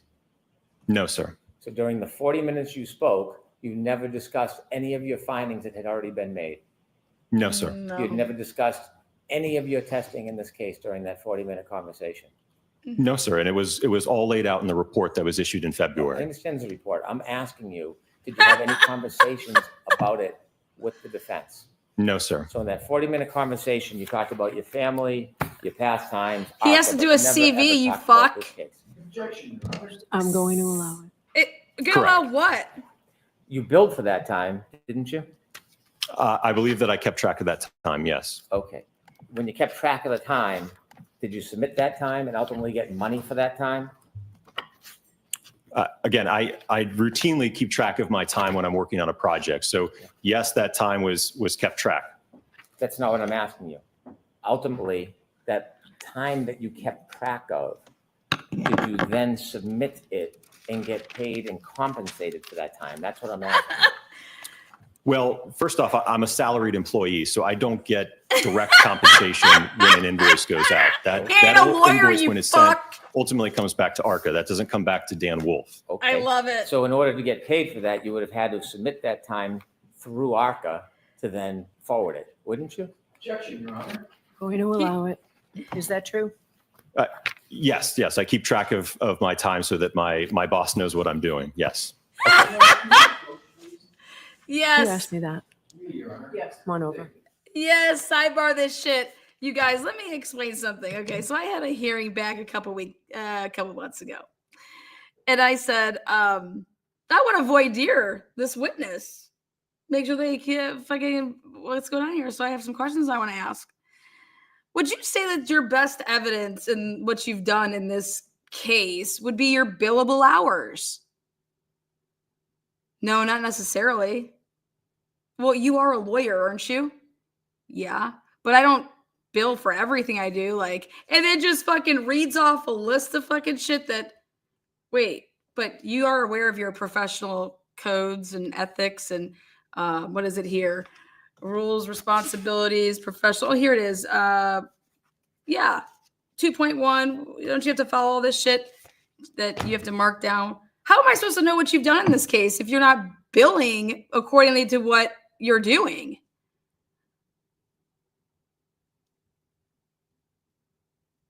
Now, how would you rule that, Your Honor, we don't know what this guy did? His billable hours, here we go. He has 7 billable hours in 4 months, driving to court, leaving court, driving here, driving there, coming on a Zoom meeting. Where's the word investigate, research? What did you do for 4 fucking months to investigate? That's what we're getting at here, Your Honor. He says, oh, I just didn't write it down and I didn't bill you for it. Fuck out of here. Bye. Okay. So after you did 7.5 hours of work on this case, you decided that you needed to do what? You've never even met with me or anybody to know that I should be ordering up anything in this case. Get fucked. Doctor, again, to focus you, we're on May 1st, 2024. May 1st, 2024, you had a conversation with Attorney Jackson. Correct. And at some point, did you submit the time you spent and forwarded it so that that could be billed? Yes, and I will note that all of that time was actually tracked under the same project number that the work that was done for the Department of Justice was under. So at the time you had that conversation, you were keeping track of hours, correct? Very important. Something I routinely do, yes. And do you know who ultimately paid that bill for that day, May 1st, 2024? I know now that it was the defense, yes. Now, when you billed, did you bill for the entire conversation? I don't know. You said most of the conversation was background, talking about ARCA, talking about your families. Yes. Right. Do you typically bill clients when you're spending time talking about families? Again, that wasn't the entirety of the conversation. I think you just briefly asked me about my family. Oh, now it's brief. Okay. All right. Objection, Your Honor. No comments, please. Do you typically charge when you're talking about non-related work matters? I just look at the Sir, time I think spent. the majority of that phone call was related to, again, work-related topics. Work-related, it took that much time to talk about ARCA? And my background, certainly. Yeah, okay. And how much was the majority? Sir, I don't know that I can parse it out in individual segments or minutes for you. And so after that May 1st conversation, I can't believe this. I communicate can't believe that fucking with the Bev is defense letting this before happen. June 9, I'm going to use this as 2024? case fucking law now. This is I don't precedent. believe so. I think from what I recall, next up was, I think, the voir dire. Either Alan, I think Alan contacted me letting me know that the court wanted to do a voir dire of myself and Dr. Rentschler. And you mean Alan, you mean Attorney Jackson? Yes, sir. Okay, so you became friendly. I guess first name basis, is that what you're referring No, to? I'm saying, did you become friendly? No, I wouldn't say that we were friends. I didn't ask if you're friends. I said, did you become friendly? I talked to him like I talk to all of the attorneys that I work with, sir. What would you call me if you were going to address me? Probably Mr. Brennan. So, do you remember the next time you spoke to Alan? He's never worked with him. That's why he said it. As I mentioned, it probably would have been sometime in early or mid-June. Going into June, you were keeping track of all your communications with Attorney Jackson or anybody from the defense, weren't you? I don't know if you mean, what do you mean by keeping track? Well, do you have a folder where you make notes when you have communications with an attorney and discuss issues? No, sir. You don't make notes? Not for brief phone calls, no. For your billing, do you save phone records or text messages so you have some collateral evidence about the billing? This is awesome. No, not when it's things about, again, logistics and traveling and scheduling. No, sir. By the way, when My you put phone. together your phone records and text messages that you sent to the court in response to the court order, did you have actual records? What do you mean in terms of actual records? Well, I see like a summary chart that was developed. Who developed that summary chart? So that was, again, as I mentioned earlier, I was unfortunately unable to pull anything from T-Mobile. I just could not get access. Then what I did is I logged into my personal Verizon phone records, and I was able to go back for 3 months. I couldn't get back to December, and then I downloaded the spreadsheets, and I extracted those rows and provided that. Did you provide the actual records or just the spreadsheet? What? Well, I provided the spreadsheet, which was pulled from the records. I would have you had idiots. to redact a lot of phone numbers if I was to put in the full extraction, if you will. So you didn't Yes. provide the full extraction. I provided the full extraction as it relates to all of the contact between myself and Mr. Jackson and Miss Little. Did you ever delete texts? From last year? Yes. Yes. After you had text messages with the defense, did you delete those texts? Yeah, after the trial concluded, I mean, that's something I routinely do. I'm not going to keep texts from Mr. Jackson, especially now that we're past a year. I would have no reason to keep those, sir. I'm not asking for the excuse. I'm asking if you did it. Did you delete texts? Again, it's something that I typically do. I communicate with attorneys all the time, whether it's for trial or inspections. I don't have a habit of keeping a text chain about scheduling or meeting or, hey, can we meet at this time or show up here? I just don't have a habit of keeping that type of text. If He's not I my was- friend, sir. So This you would didn't never delete be texts. allowed. I think I just told you that, yes, I did delete the text. No, you didn't tell me, but you just did now. Thank you. Objection, Your Honor. So next question, no Okay. comments, Mr. Blank. How many texts did you delete in communications with the defense? I don't know the number, sir. You don't know the number? I don't have the text. So you're asking me over a year ago almost about text messages. I don't recall how many there were. All right. Was there 10, 100, 1,000? How many were there? Of ones that I sent? No, not just what you sent. Either way, back and forth. It just keeps saying, I don't know. I just answered the question. Probably, I don't know, maybe around 100 or so.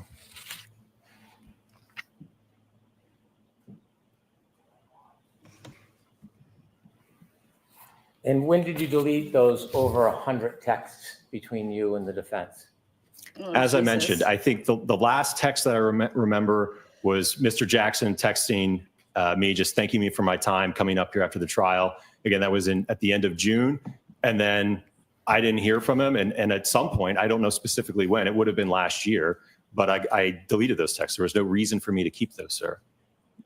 Do you remember about when you made the affirmative intentional effort to delete around 100 text messages between you and the defense?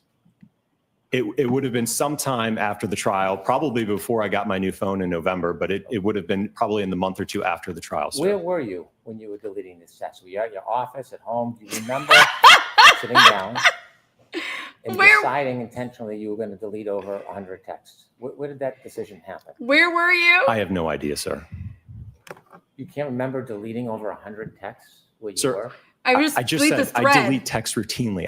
You're asking me I delete the to whole specifically give you a location and a time when I deleted those. I don't recall that. You said it was after the trial. Yes. And out of the 100 texts or so, who were you texting on the defense team? I believe it would have just been Mr. Jackson on that. Did you ever communicate by any other means, like Signal or an application? Signal. During the time of the trial? Anytime. Yes, sir. With the defense? Yes. Yes, Signal. That's what I Is use. it typical for a biomechanical engineer Yes. to use an application like Signal to talk to an attorney on a case? Yes, it is. Sure. You know the benefit of Signal, don't you? I mean, it's a messaging platform, yes. Well, it's an encrypted app, isn't it? What was I- that? Encrypted? I don't know, sir. It keeps no record of the communication when you use an application like Signal, does it? I don't know, sir. Well, you used it. Did you have it on your phone that you were using it with other people? This is hilarious. No, I don't believe so. So the only time that you use Signal in your career is when you were dealing with this defense team? Yes, it was earlier this year. Mr. Jackson had communicated with me, indicating that it was his preferred method of communication. So yes, we did exchange some messages on Signal. But this was at no point in time during the first trial. Using the Signal app, was that your suggestion? No, again, I think it was Mr. Jackson that said it was his preferred method. Is that standard in your industry to use Signal when you're talking to clients? I don't know that there's a standard out there, sir. I'm asking about your standard. Is it If- your standard to use an encrypted app when you're talking to attorneys? If the client has that preference, I don't have a problem with it, sir. How many times have you done it other than this defense team? Again, as I just mentioned, it was the first time. How many conversations did you think you had with the defense team by Signal? Again, it would have been just Mr. Jackson. And like I said, it was really, I think, just in the month of March of this year, but it was brief. I know that I think we exchanged a couple phone calls, and I remember the call quality was terrible. So we really didn't use it that much. Okay, you're saying a lot of things. You're saying you think. I want to know your best memory. I don't want you to think. If you don't know, you don't know.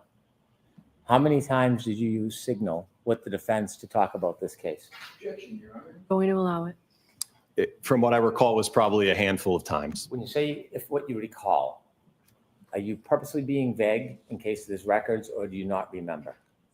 I don't remember, sir. As you mentioned, it doesn't keep a log of it, so I just don't recall. Well, you don't have to rely on a log. You can rely on your actual memory.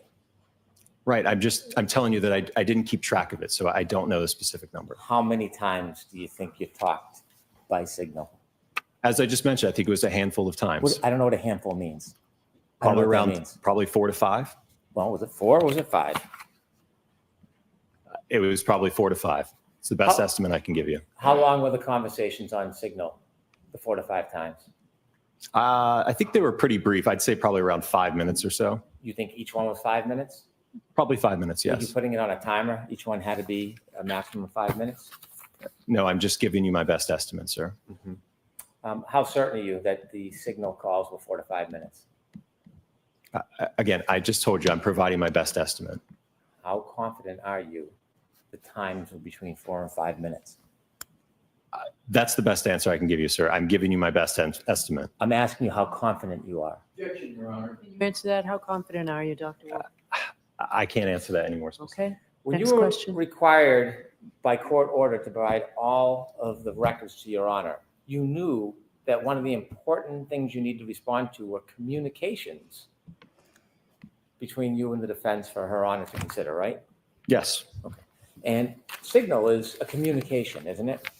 certainly. You looked at all your records and knew it listed the text messages and the phone calls. You knew that, right? Yes, You knew that was going to be a representation that you were making to the court about your communications with the defense. You understood that, didn't you? yes, sir. And you wouldn't want to mislead the court, would you?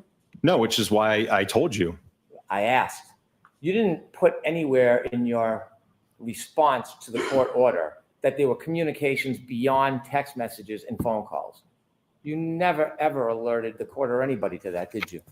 Again, because I have no record of it. I That's- have no way of being able to tell when those took place or how many there were. The question I asked you is when you responded to the court order to provide all communications, and you responded by offering text messages and you responded by listing phone calls, you knew that your Signal calls were communications, didn't you?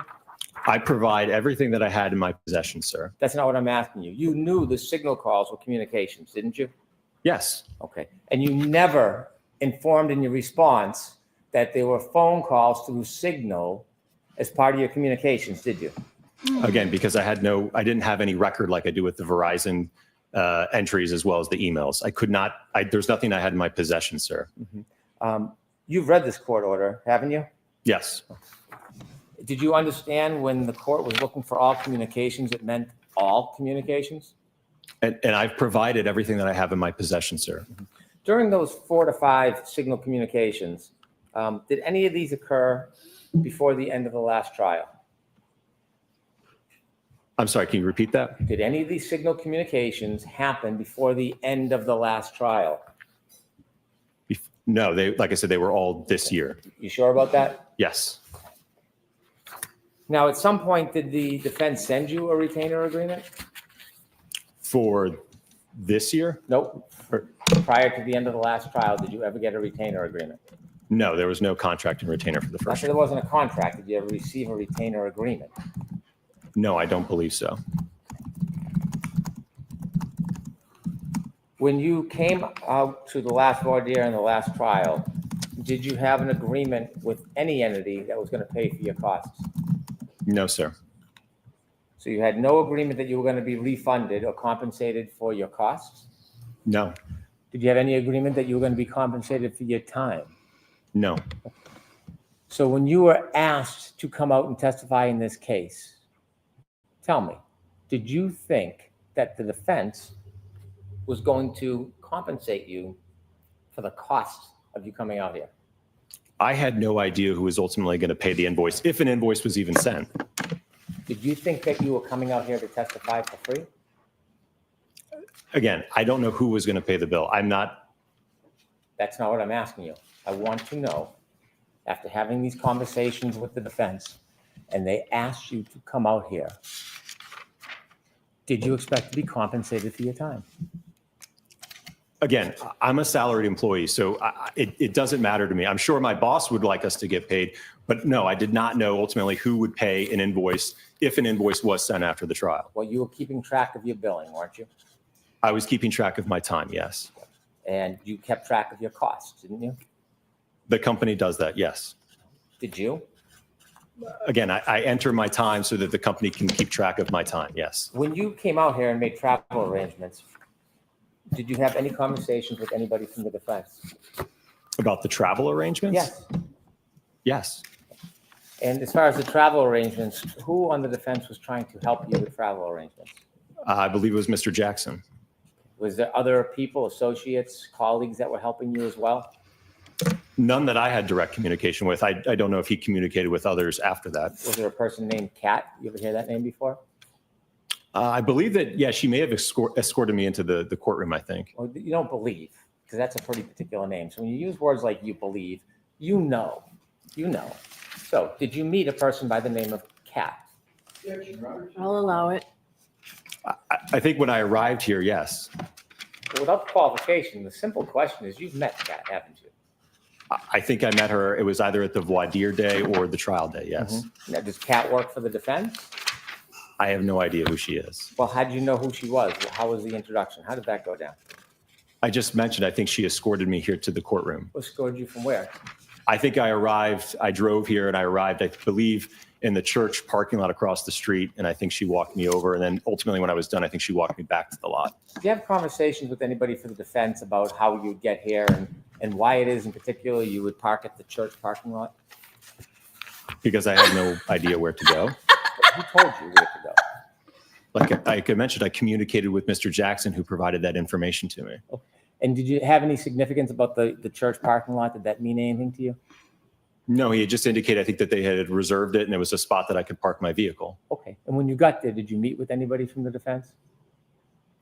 I can't recall if they were standing out there and we walked in together. I don't recall. Well, I'm asking if you've met them, not whether you walked in together. I'll ask it again. When you arrived after these plans, Unbelievable. did you meet with the defense before you came into court? On the voir dire day, I don't believe, I can't recall if the defense was out there. I think on the day of trial, I think I met Mr. Jackson and maybe a couple of other members of the defense team. Well, when you say you think, this was a pretty remarkable event coming to this trial, wasn't it? Pretty remarkable event, this trial, wasn't it? What? It's unique, yes. Yeah, it's unique. It's And so when unique. You came here, having had all these conversations with Attorney Jackson, you don't remember if you met him before you came in for voir What? dire or came in for trial? You don't remember if you met him? Well, like I said, I think for the voir dire, I think he was already, I believe, in the courthouse. So I think the first time I actually shook his hand and met him was the day of the trial, if I'm not mistaken. Okay. And tell me, is that near the church parking lot that you met with them? I'm sorry, what was your question? Was it near the church parking lot where you met with them? Yes. Okay. You shook his hand. This is meeting face to face, Yes. right? Yes? Yes. Did you have a conversation about the case? What? I don't believe so, no. When you say you don't believe so, do you think you had a conversation about the case? At that point in time, no. I was getting ready to take the stand, so I don't think we had a conversation about it. You were speaking to the defense or Attorney Jackson on June 10th, 2024. That was before your voir dire testimony, correct? I believe so, yes. And do you remember what those conversations were about? I presume it was about the logistics of when we were needed. And then I know that ultimately I served as kind of the primary point of contact where I think Alan would reach out to me. He would give me some information about the scheduling and kind of when we would be needed. Then I would check in with Dr. Rentschler, and then I would get back to Mr. Jackson. So there was kind of that channel of communication to try to figure out when we were to arrive and where we're supposed to go. You're not saying that all your conversations with Alan were just logistics, were you? I believe for the most part, yes. So it took hundreds of texts, 100 texts for logistics? Absolutely. I could certainly go into the day before my trial testimony, which was a very extensive travel day where I don't even think I left the Philadelphia airport. We're going to get there, but there's a lot more communications before we get even close to that. Okay. Do you remember on June 10th having conversations with Attorney Jackson? I do remember that there was conversations, Okay. yes. Now, June 10th is 8 days before your testimony. Did you ever talk about an outline of your testimony or what your testimony would be? No, sir. You ultimately have more conversations on June 16th. Do you remember those conversations on June 16th? Not specifically, no. You don't remember them specifically? Do you remember whether or not you talked about the case with Attorney Jackson on June 16th? It is unbelievable. We did not talk about the case, no. Did you ever email with Attorney Jackson around that time? In June 10th? Before your voir dire? I don't believe so, no. So everything from your mind was just logistics at that point? Yes, sir. Okay. And then you came in for June 17th? I believe the voir dire was the 18th. Okay. Do you remember having phone calls on the 18th with Attorney Jackson? The day of the voir dire? Yes. I could have to let him know that I arrived. So you check in with the client, tell them you're on their way? Yes, you Even though do. You're not going to meet them? What? To let them know that I'm coming to court? Okay. And so when you testified in the voir dire, then did you have further conversations with Attorney Jackson? This is unfucking believable. After the voir dire? Yeah. Yes. And did you talk about the case? No, sir. You had to testify, or you came and you testified on the 24th? That sounds right. You had a number of phone calls before the 24th. You had a series of phone calls on the 17th, 2 on the 18th, 2 on the 19th. Do you know what any of those were about? I think it was about the logistics of arriving here because I know that I was going to, as opposed to driving, I know I was going to fly in this time. Okay, how about the 21st and 23rd? There's a call on the 21st and 2 on the 23rd. Did you talk about the case? No. And so when you came into trial to testify, you were just relying on the opinions you had already provided in the past? That were written in the February 12th report Yeah. of 2024? Yeah. Yes. And you had not talked about the case with Attorney Jackson or any member of this team? No, it was all in the report, and that's ultimately what I testified exactly to at the time of trial in the voir dire, sir. And you did not talk to Attorney Jackson or anybody else about the case? No, sir. May I approach? Yes.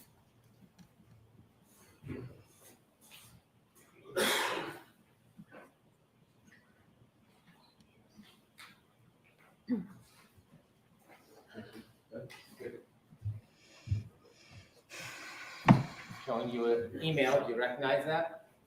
Yes. From you to who? To Mr. Jackson. Okay. And what's it labeled as? Wolf Direct. And that's before you testified on trial, 24. It's at 6 p.m. the night before I testified, yes. So it's before you testified. Yes. Okay. Let me show you this document. Do you recognize that one? Yes. What's that? That is the attachment to the email. You recognize reading that? Yes. Do you recognize discussing the case before you testified on June 24th, 2024? I never discussed this with him. This is something that I sent to him, that I did on my own, and that I sent to him. But he never asked this of me, and we never discussed it. So you sent him what you thought would be the best questions and answers to him to ask you when you testified? So this is something I routinely do when I work with attorneys, okay? I prepare this on my own to prep myself and prepare for trial. There's an email with a document I'd like to attach this as an exhibit. Okay. Exhibit 1. She's not allowed. She can't rule certain ways because you're not going to go and ruin people's careers, Bev. So you assisted the Hold on. defense before your testimony. Hold on. Where's the one with the what on it? You hear that hot mic?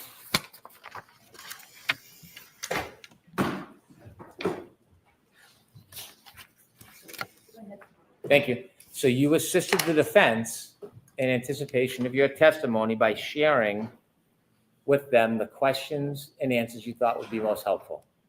Again, as I mentioned, this is something that I do internally to prepare. I sent that to him the evening before I testified at 6 p.m. I presume that he already had his direct examination done at that point. So I sent that to him, yes. That's a lot of answers other than the one for my question. The one for my question Hold is, the comments, please. my question was, you had communications offering information to the defense before you testified in a way that you thought would help the testimony, didn't you? Well, first off, I have no idea if he even read it or utilized anything from it. But that's not really answering the question I just asked, is it? Can you repeat Yeah. the question? Of course I can. Yeah, it is. How So would when I you know? sent a direct examination to Attorney Jackson before your testimony, you communicated with Attorney Jackson, providing information that you thought would best help your testimony in court. Well, I think ultimately it's to help the jury understand my report and my analysis. Do you think it's helpful not answering the question and just diverting every time I ask you something? Do you think that's helpful? What Do the you want to fuck? answer my question, or do you want me to move on? I think I answered your question. I don't think you did, so I'll ask it one more time. All right, no comments, please. Do you think? Are that you kidding me? providing A direct examination to the defense before you testified is in any way assisting preparing for your testimony? Again, I don't know if he even utilized it, sir. And certainly if the Commonwealth had reached out, they could have gotten a copy of that as well. It would have been the same exact outline whether I testified on behalf of the defense or behalf of the Commonwealth. You don't want to answer my question? Objection, Your Honor. Did you ever make any comments or discuss the outline that you provided to the defense to help better Unbelievable. the testimony for the defense? She is I fucking did put sick. comments, yes. When I just showed you that document and you said you just sent it because this is a standard thing, why didn't you just tell us that you made comments that would assist the defense? Why didn't you share that when I just asked the question? What? I don't understand your You question. don't understand my question.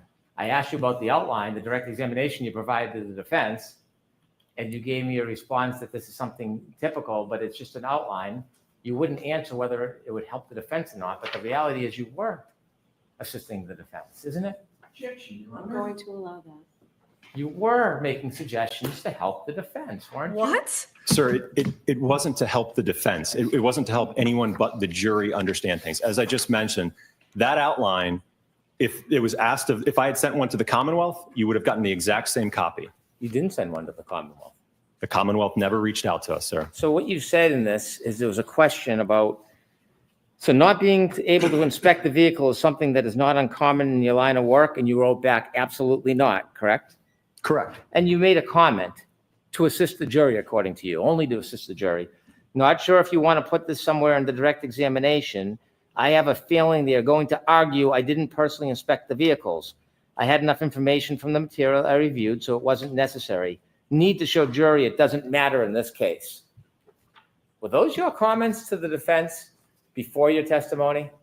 Absolutely. And it would have been the same argument probably from the defense if you had called me a witness about not being able to inspect the vehicle. I wanted the jury to have an understand that for the analysis I undertook, it did not matter that I did not physically inspect the vehicle, sir. So when you're telling us here under oath before this court that you did nothing to assist the defense, you do not think that you making these suggestions on how to better the testimony for the defense, you don't think that's helping the defense? No, I'm No. helping myself. You said, not sure if you want to put this somewhere in the direct examination. So you're making suggestions to the defense about what you think could be helpful in the direct examination, correct? Sir, there were never any conversations between me and Mr. Jackson about what questions to ask, what not to ask. Again, I prepared that internally on my behalf and sent that to him. Whether he utilized it or not, I have no idea. Not my question. Not my question. What I'm asking you, It was what the Is when purpose you wrote- was. you want to put this somewhere in the direct examination. Do you- Yes, What's going on? slow down. sorry, when you wrote and offered, unsolicited according to you, to the defense, not sure if you want to put this somewhere in the direct examination, weren't you trying to help, sir? I don't believe so, no, sir. And then when you wrote, I have a feeling they are going to argue, I didn't personally inspect the vehicles. Who's they? Well, it would have been the prosecution in this case. But you're not taking sides, you're totally objective, right? Sir, That is a question that's routinely raised when I testify about whether or not we inspected the vehicle. So I know it would be a potential issue that would be raised by either side. So you were alerting the defense that you thought that this may become an issue, weren't you? It was more or less to make sure the jury had an understanding that because I didn't physically inspect the vehicle, it did not matter for my analysis, sir. I wanted to make sure the jury understood that. Don't hide behind the jury. I'm talking about your communications with the defense. I'm asking you specifically about your conversations with the defense. That's two questions. Ask one question. You wrote, I have a feeling they are going to argue I didn't personally inspect the vehicles. That's what you wrote, correct? Objection, Your Honor. The tone of the argumentation. Did you write that? Yes. Right. And when you said they, you're referring to the opposition, the Commonwealth, correct? Correct. Right. And you offer an explanation or a way to deal with what the Commonwealth may confront you with, don't you? You make a suggestion to help the defense, don't you? Again, it was to help the jury understand that because I did not physically inspect the vehicle, it did not matter for my analysis. That was the point I was trying to make. I had enough information from the material I reviewed, so it wasn't necessary. Need to show the jury it doesn't matter in this case. That's what you wrote. Right. Need Bev, to show the your jury. courtroom is out of That's what I was control. trying to make sure that that point was understood to the jury. In your collaboration with the defense, that's not all you wrote, is it? You gave them discretion about things that you should or shouldn't say in front of that jury who you say you want to hear everything. Didn't you? What? There were other comments, yes. If you want the jury to hear everything, you wouldn't be relying on the defense to tell you what to say and not say, would you? I don't know if I understand your question. Okay, you'll understand if I read this. Number 19. Would it be fair to say that because you do a lot of nighttime visibility work, your cases frequently involve pedestrians? You remember that one? Yes. And then you wrote back, yes, unfortunately, there is a direct correlation between the time of day and pedestrian fatalities. You remember that? Yes. Statistically speaking, most pedestrian fatalities occur during the evening and night hours. You remember that? Yes, sir. So my specialty You think in the area of Jackson lighting needed and help human with factors this? results in a lot of my cases involving pedestrians. Yes? Yes. And then do you defer to the defense, not the jury, trying to give the full story to the jury? Do you defer to the defense in He's, exercising discretion on what you will or will not say to the jury back then? Well, allow me to explain, if you will. I'm asking you a question. Well, let me explain. No, I'm asking So you, did you defer? Answer the question first. Did you defer to the defense on what information they wanted you to put in front of that last jury or not? no. I didn't defer to them. The reason for that comment is a few reasons, sir. Let me read it and then you can give any explanation you want. Hold on. Next question, Mr. Brennan. You and said- then you answer, Dr. Wolf. You said, What? if you don't want me to say this, that's fine. Are those your words? Yes. Allow me to explain. Because for one, I want the jury to have an understanding, again, the jury to have an understanding of my background in lighting and human factors and how it relates to me seeing a lot of pedestrian impacts, right? So I want them to have that understanding. At the same time, I don't want them to get caught up in a statistic that just because there's more pedestrian impacts at night, that this alleged incident must have occurred because of that statistic. Question 31. Have you been qualified as an expert in court before? And you wrote back, yes. Remember that? Yes. And then you made another comment. Do you remember that? Yes. I realized in my testimony, I said about 20 times when you asked how many times I've been qualified. You were referring to your voir dire testimony, correct? Correct. I misinterpreted your questions, which was my fault. But in looking at my D&T lists, it's 11 trials and 7 depositions, 18 testimonies total, correct? Correct. Not sure if you want me to clear this up or just leave it. Wouldn't you want to clear up a misstatement when you realize you had made a mistake? Wouldn't you want to inform the court, I stated qualifications I didn't have, it was unintentional, but it was a mistake? Well, that's exactly why I put the comment in there, sir. You put the comment, you didn't put the comment to the Commonwealth, did you? Again, you all never contacted us, sir. Did you comment to the court who you made the How can I representations in comment front to of? Did you? let the court know? that I'm you letting the made a jury know. Representation that was inaccurate? I'm letting the jury Again, know. that's why I put the comment in there to, Did you inform the court about your misrepresentation? What? no, I did not No. inform the court. You relied on the defense and gave them the discretion whether they were going to clarify the record or not, correct? But I provided the clarification, yes. Mr. Brennan, could you move along, please? She doesn't care about this.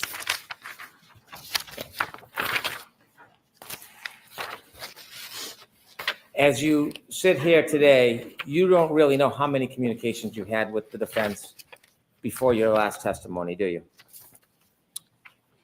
For trial one, Yes, trial one.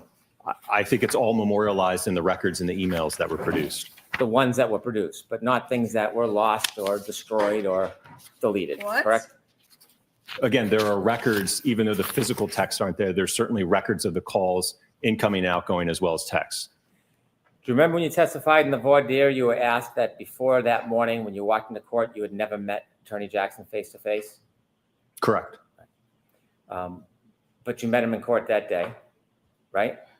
I believe I met him that day, yes. You were asked whether or not you had ever discussed at trial now, after the voir dire, on June 24th, you were asked whether you ever discussed the substance of any of your testimony. Do you remember that? Correct. And so when you shared questions and answers and suggestions by email,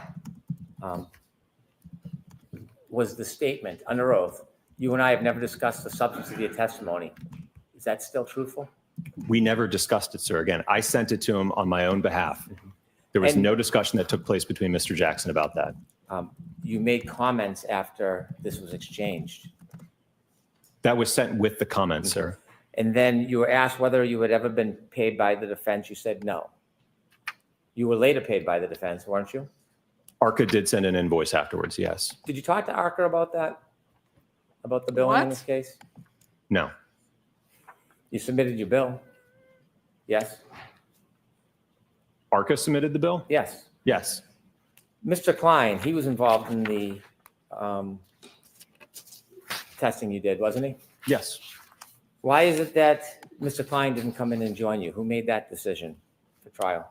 Well, I think it was around, again, when we were talking about those June calls, I think that there was some discussion between Mr. Jackson and myself about Mr. Klein's involvement. And ultimately, he's also an accident reconstructionist. So it essentially would have been duplicative testimony. So we didn't feel, or Mr. Jackson, I don't think, felt it was necessary to call Mr. Klein as well. That sounds like a little bit more than just scheduling, doesn't it? I would describe that as logistics, sir. Logistics. You had to describe what Mr. Klein's role was or wasn't in that report, didn't you? Again, I went over his background as an accident reconstructionist, yes. Well, so you only talked about background, and from that, the decision was made not to call him? Or did you talk about his role in your testing and in your opinions? I didn't talk about his role, sir. I think ultimately the decision obviously was made by Mr. Jackson, not I me. understand that, but I want to know what the conversation was that led Oh my to the God. decision not to call Mr. Klein. It wasn't simply logistics. What was the discussion you had? Well, I told him that, again, we're both accident reconstructionists. Dr. Rentschler is a biomechanical engineer, so there would have been essentially duplicative testimony from both of us. Well, your report's never very clear who did what. Would you agree with me that the report is a general report that has yours, Dr. Rentschler, and Dr. Klein's name on it? Would you agree with me? All three of our names are on it, Right. It yes. doesn't distinguish who did what in that report, does it? Correct, but I think it certainly was testified to at the voir dire in the time of trial. Before the voir dire. When you spoke to the defense, did you explain to them what the different roles were for the different people that led to the decision not to call Mr. Klein? Again, How we can went I over answer- our how can backgrounds, he and I think answer from that? that you can deduce that. How can he answer that? That's I don't know what that means. you could. Well, if you're familiar with what an accident reconstructionist does and you're familiar with what a biomechanical engineer does, then you would be able to understand that. Well, it would be easier to understand if you could just tell us what the conversation was. I That's don't- what I'm asking you about. I already told you. I'll allow it. When you had a conversation What? with the defense, did you tell them the role that Mr. Klein played in your investigation and in your conclusions? He is allowed to be Again, argumentative. I told this him is that we are both unbelievable. accident reconstructionists. Okay. And he chose you instead of Mr. Klein. Did you say there was a difference between you and Mr. Klein and what you did? No, again, we were both a part of the testing. We were both a part of the review. So we had exactly the same role, essentially. Did you tell him that? No, I told him that we were both accident reconstructionists. And you remember that's all you said about it? Yes. Correct. During the voir dire and the trial, did you get to watch any of the Commonwealth's experts? No, I don't believe so. Did you ever communicate with the defense about any questions and answers that could or should be asked? No, but I will note that during the entirety of the first trial, the Department of Justice was closely watching it, and we had certainly a direct line of communication with them that they were giving us and providing us information about the trial as it was ongoing. Did you ever communicate with the defense about questions and answers to ask? No, sir. Did you ever see anybody's testimony at any time during the first trial? I might have seen a few news clips, but I didn't watch any specifically, no. Did you ever watch anybody's testimony? Did you ever No. watch any of the reconstruction testimony? No, sir. No. Did you, after the trial, spend any private time with the defense? What? No, I left town. Okay. You didn't go to lunches or parties or anything like that? No, I went straight to the airport. And did sir, is you there eat any other lunches or communications that you had with parties? the defense that you didn't tell us about outside the texts and the phone calls and the signal calls, or any other communications that you can think of that you had with the defense? No, sir. I've provided Ellen everything I have in my Jackson's possession. wife.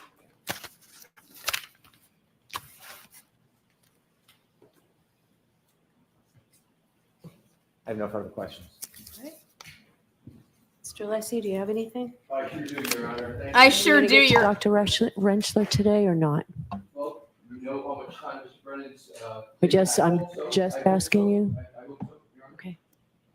why are you asking him that? Like, Bev, Yes. everybody's watching, and nobody this is embarrassing. Okay, it was actually good testimony from Your Ian Honor, Whiffen. may I approach the witness for the document? Yes. Thank you. I sure do. Dr. Wolf, I am providing you with a document. Do you recognize it? Yes. What is it? It is the order for production of records. And is that an order from this court? Yes, sir. And is this the order that you were provided with in response to recent matters with regard to this court and what you should or should not be keeping in terms of records and what you should be producing with regard to records? Yes. Could you please read the, excuse me, at this time, Your Honor? I have it in front of me. Okay, well, I understand. So if Your Honor has it, I would like it to be part of the hearing. Sure, Right? we can mark it. Yeah, that's exactly. Thank you. Exhibit 2. Thank you. It is official.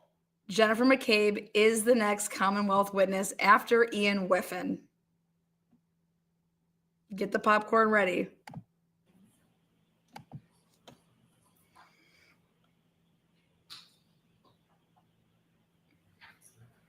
I offered it into evidence, Your Honor.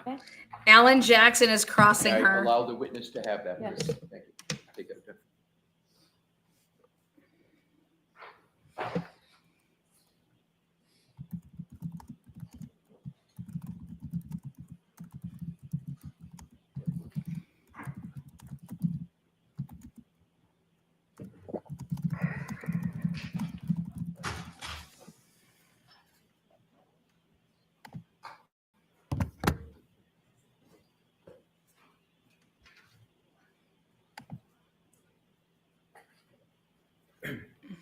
Yeah, Karen. Karen says Dr. Wolf is so damn handsome. My hormones are all over the place. Karen, fuck yeah, titties. Your Woo.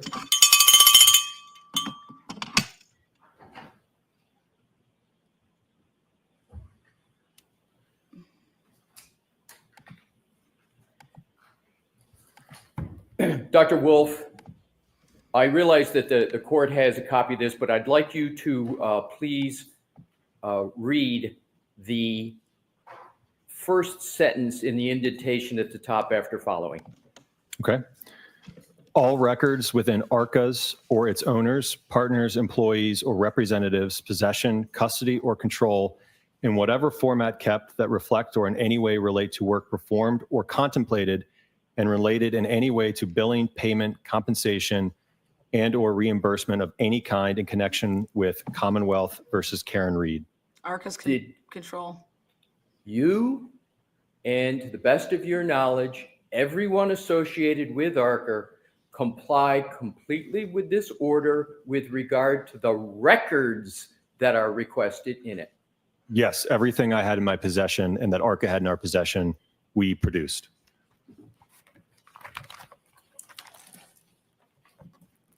Take that, Bev. That's a What I'd motherfucking like to right do hand. is to Boom. go back in time with regard to your interactions with the United States Department of Justice in February of 2024. Was ARCA under a contract with the United States Department of Justice? Yes, sir. Was there a contract number assigned to that contract? Yes. Was there an internal number at ARCA for which all time was billed for your work on that matter in February of 2024? Yes. Did that contract number that began in February of 2024 ever change in ARCA? Well, let me just clarify something real quick. So the original case, when it came in from the Department of Justice, was in the year of 2023. So when that project was opened with the Department of Justice, we assigned a project number to it. That project number from the original case with the Department of Justice remained the same all the way through the trial. And now let's go from in the trial in June of 2024, correct? Correct, yes. From June of 2024 to the end of December of 2024, did that contract number ever change? No. To your knowledge, when you were entering time under that contract number for your work, did you understand that that time was going to be billed to that contract number with the U.S. government? That was my assumption, yes. Did you have from any time in 2024 any understanding that any of your time that you were entering was to be billed to the defense team in this case? No, sir. Let's now go to your first interactions with the defense. As I understand it, well, why don't you tell me what was the first date of your understanding of interactions with the defense? I believe it was sometime in mid to end of March of 2024.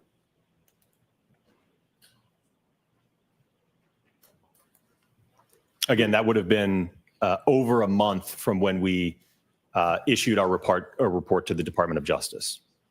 Your Honor, may I approach the witness? Yes. Thank you.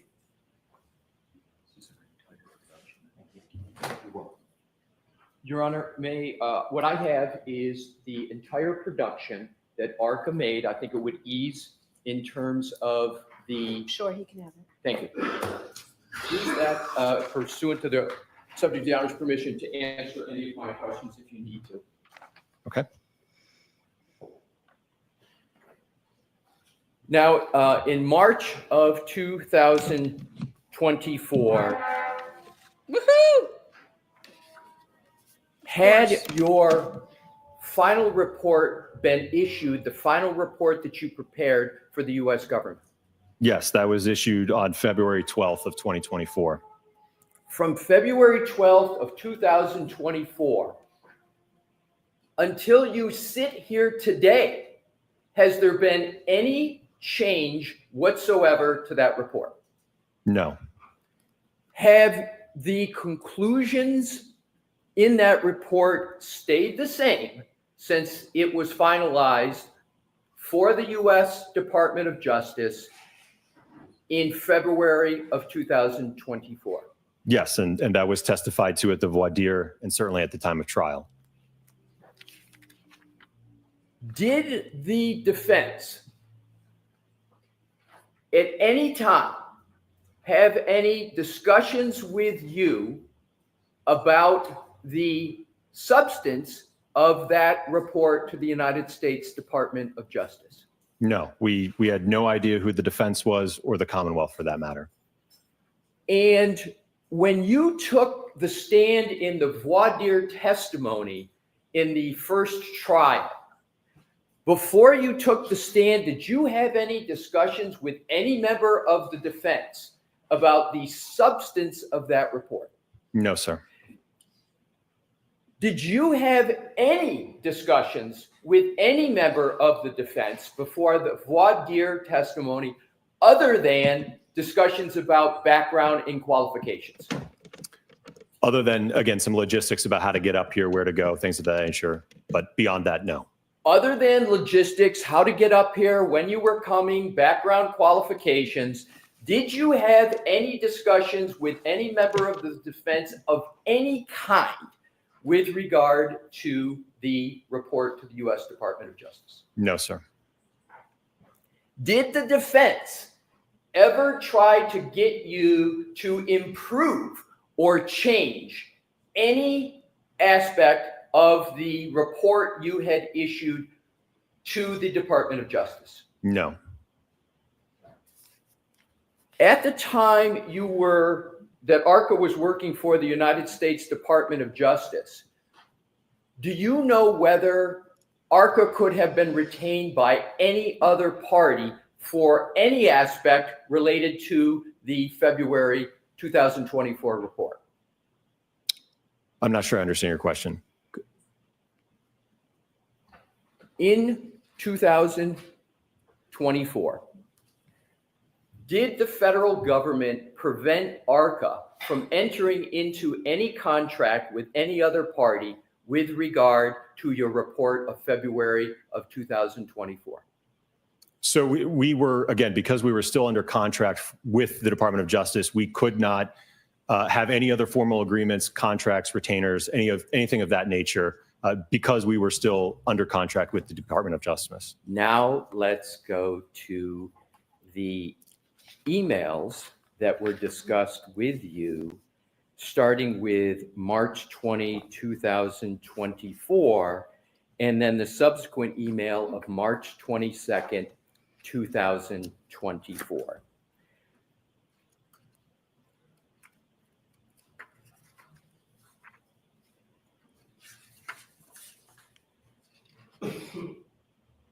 Okay. Are you there, sir? Yes, I think so. Okay. Well, let's test to make sure. March 20, 2024, 10:49 a.m. from Alan Jackson to Daniel Wolf. Do you have that? Yes. And that email states in substance, thank you so much for taking the time to get on with the phone this morning. Pursuant to our conversation, please feel free to forward an engagement letter to this email address. I will get that countersigned and returned to you forthwith along with your retainer as required. As of March 20th, 2024, was there any understanding that ARCA would be compensated by the defense for any aspect of current or future work? No. Was there any understanding or discussion that ARCA would receive any reward or payment or compensation for any contemplated work with the defense? No. The discussions that you had with Mr. Jackson that are the subject of this March 2024 email, were there any inducements to ARCA from the defense? No, sir. After that email was received by you, did you have any understanding or expectation of any kind that ARCA would be compensated for any work associated with this case? No, sir. What was, briefly, the essence of that conversation that's discussed in the March 20, 2024 email? Well, if it correlates to when I'm looking back at this phone record log, there was an incoming call to the ARCA main line on March 20th, 2024 at 7 a.m. And that's Pacific Standard Time. So that would have been at 10 a.m. Eastern Time.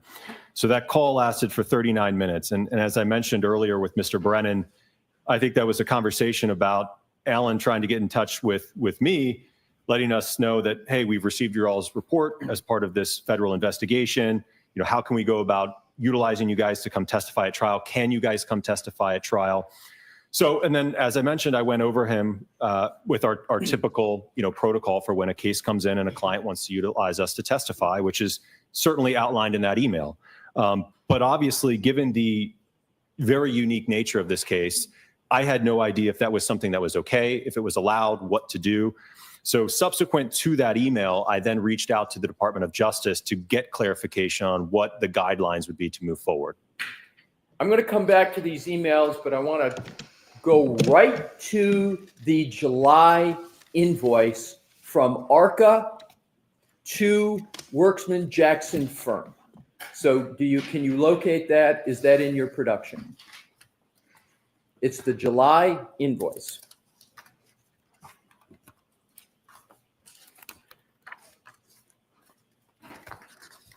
Yes.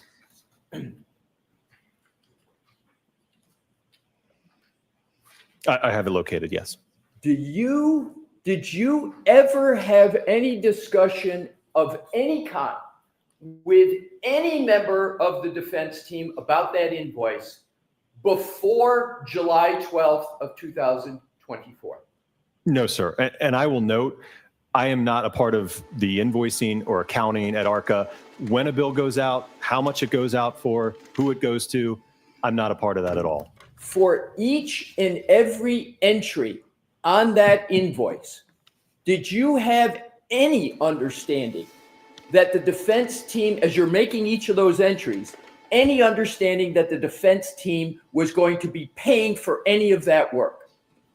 No, again, I think my boss wants to know what I'm doing with my time, right? What am I working on? Am I sitting there twiddling my thumbs, or am I working on a case? So that's the purpose of tracking time, sir. So can you please describe how it is you enter time and what your thought process is as you're entering each of those time entries? Not each one, but just collectively.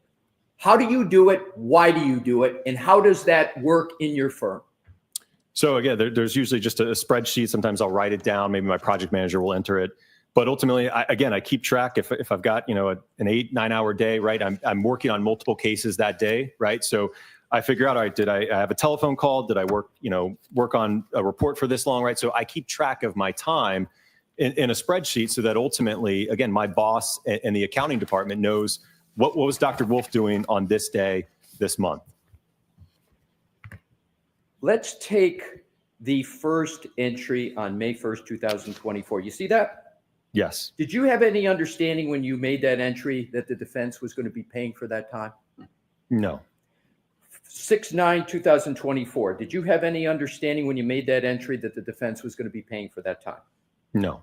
For any entry on this invoice, did you have any understanding that the defense was going to be paying for this time? No, sir. When you're entering this time, if you had any understanding, was your understanding that this time was under the contract with the U.S. government? Yes, because that's the project number that I put that time towards. So at the time you're making each one of these entries on this entire invoice, what project number are you billing to, and which one do you have in mind at that time? I don't recall it off the top of my head. I know it was the project number for the Department of Justice case, though. Right. I'm sorry. I wasn't asking about the specific number, right, but the ultimate client, when you're making each of these entries, who is it? It's the Department of Justice. Is it the defense in this case? No, sir. Did you ever have any discussion at all with any member of the defense team that this invoice was going to be sent to the defense? No. For any entry on this invoice, did you ever have any belief that you were retained or engaged by the defense? No, and as I mentioned earlier, again, the Department of Justice forbid that. So we could not be retained or in a contract with the defense. I would like to now go back to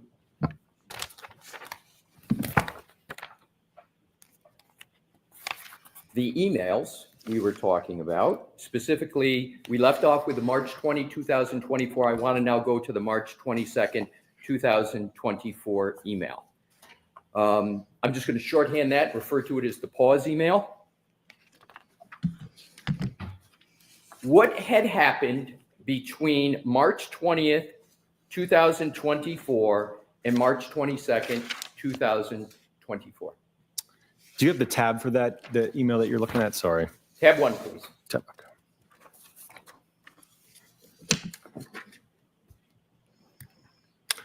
Right. So the first email that we were talking about on March 20th, 2024, from Mr. Jackson to myself, it looks like the next email was from me to Mr. Jackson 2 days later, March 22nd, 2024 at 6 a.m. I sent an email saying, "Hi, Alan. Subsequent to our conversation on Wednesday, the U.S. District Attorney's Office has asked that we pause on any further conversation until we receive additional information from their office regarding our involvement moving forward. I will provide you an update when I have it."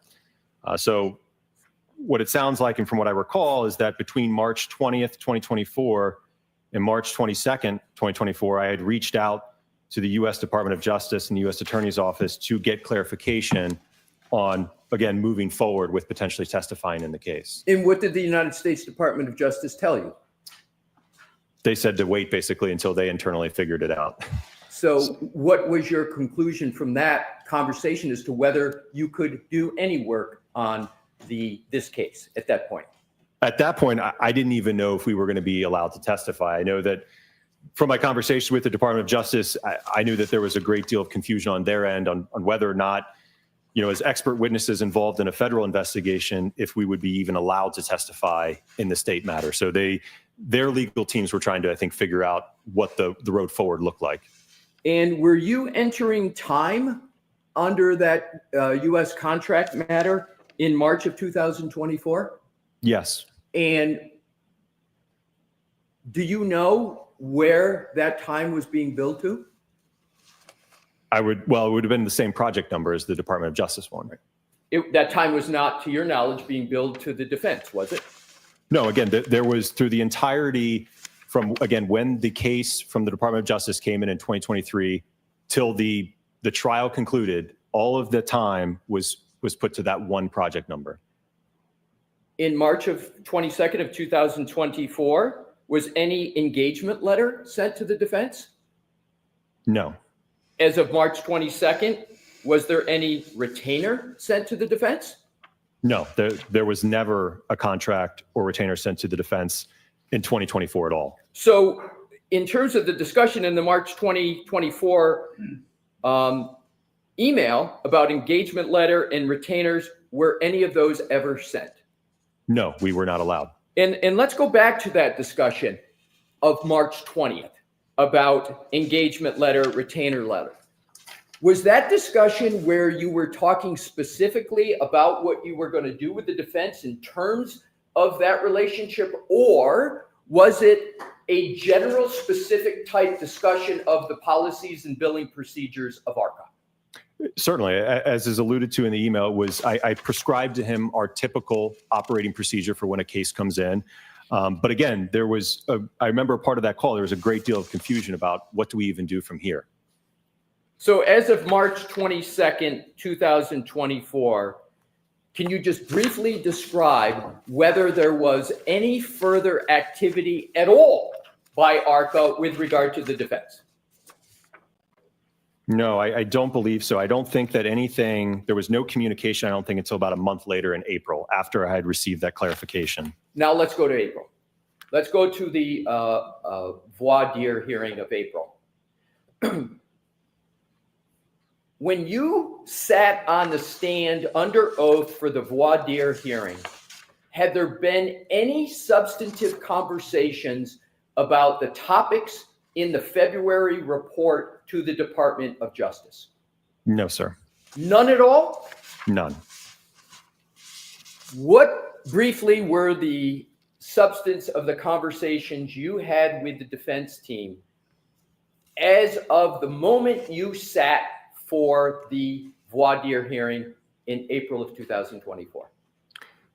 Again, they were all scheduling, logistics. And when I look at these records here, I see a phone call for 3 minutes, 5 minutes, 6 minutes, 6 minutes. There's a few that are for 1 minute, which I think, again, we were maybe just playing phone tag. But again, these calls are very short in nature. So again, it was just trying to figure out, I mean, obviously I know that this was a large trial, a lengthy trial, a lot of witnesses, things are fluid. So I know that Alan ultimately, I think, would reach out to me. And then, like I said, he would give me an idea. Hey, can you come this day, right? And then I would relay that to Dr. Rensselaer, say, yeah, that works for me. So that I would get back to Alan. So that's what those conversations were. Again, coordinating our testimony to appear for the voir dire. It might appear to some that there were a number of conversations before in communications with the defense before you sat for the voir dire hearing. Were those conversations about logistics, background and qualifications, or did those conversations entail other topics? No, it's what we've covered. Again, that March 20th, 2024 phone call, the very first one of 39 minutes, again, was us trying to figure out what the heck to do. The May 1st phone call, which was 40 minutes, again, was me going over my background, the work that I do, my qualifications, education.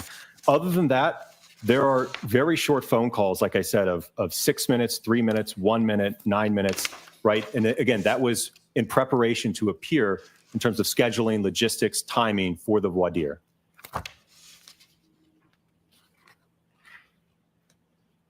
At the voir dire hearing, do you recall the Commonwealth asking you any questions at all about whether you were being compensated by the defense? I don't recall a single question by the Commonwealth on that, no.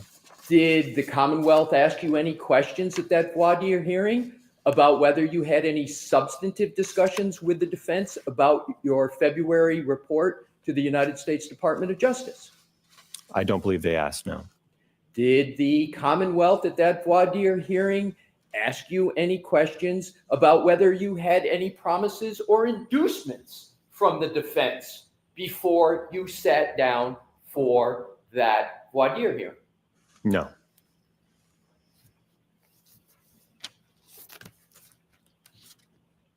Now let's go to the next tab with regard to the outlines that you were asked on direct examination by Attorney Brennan.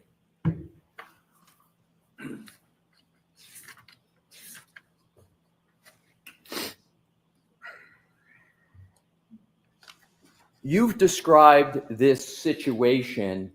Well, you described how it is you viewed this situation. Have you ever been in this situation before where you're under contract with the federal government? There's rules of the road, so to speak, as what you can do, what you can't do. And then you've got a private defense team. Have you ever been in that situation before?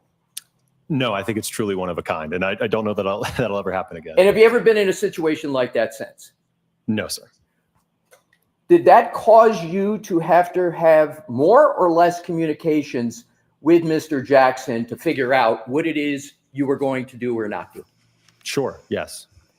In terms of your outlines that you sent to Mr. Jackson, did he ever broach in any way at all any idea of you sending him an outline? He never asked, no. Was there even any discussions that you might send an outline? No, as I mentioned, it's something that for me is customary as I'm preparing internally for trial, right? I'm not going to come to trial, not review anything, not look over my notes, right? It's something that I do internally so that I can have an understanding how do I want to try to answer questions that might be posed to me such that I can have the jury understand how did I arrive at my opinions. Was it important to you before you sent that email with those outlines? Was it important to you that the jury got a fair and accurate presentation of the work you had performed in association with your February report? Yes, I think that that's my job. Was there any other motivation that you had in sending that outline and that email to Mr. Jackson, other than making sure testimony was elicited that would make your perspective clear to the jury? No, that was the only reason. Were you trying to, in any way, favor the defense, give the defense any favor with regard to that trial? Absolutely not. What was your goal, both with sending the outline and the testimony at trial? What was your goal? Again, as I mentioned, I think it's to help the jury understand the report, the analysis, what I did, what I reviewed. Did the defense ever ask you to communicate to the jury about any aspect of your report in any way? No, sir. And did you, in fact, communicate to the jury what it is you intended to effectuate the goal that you just explicated? I think so, yes. And with regard to the comments that were in those outlines, what was your intention in putting in those comments? Again, is to provide the jury, again, like for example, with the nighttime pedestrian statistic, right? It was to have them have an understanding that I wanted them to have an understanding that I do a lot of nighttime invisibility work, right? So therefore, I see a lot of pedestrian impacts. But again, I don't want them to take that statistic and say, well, we have this alleged incident. There was bad weather conditions. It was nighttime. Oh, therefore, we should give that more weight. And is that desire of yours, in your mind, to help the defense more than to help the Commonwealth? No, it's impartial. And I will note, I give numerous presentations. And I think slide 2 or 3 on presentations I give, it's going over that very same statistic. I would never shy or hide away from that statistic. And I believe I testified to that very statistic or that comment at the voir dire and in my trial testimony. In terms of after you sent the emails with quals and issues pertaining to direct testimony, did you ever have any communication of any kind whatsoever with the defense team? No, he didn't. Mr. Jackson didn't even respond. And I think when I sent the direct outline, it was Sunday evening before I hopped on a plane. And I think by the time I got into Boston, it was like 1 a.m. So I didn't even have a chance. When you took the stand to testify the next day in that trial, had you had one word of a conversation with Mr. Jackson or any other member of the defense team about the substance of your upcoming testimony? No, sir. So you went and sat during that trial and gave testimony to the jury without ever having talked to a member of the defense team about the substance of your February 2024 report? Correct.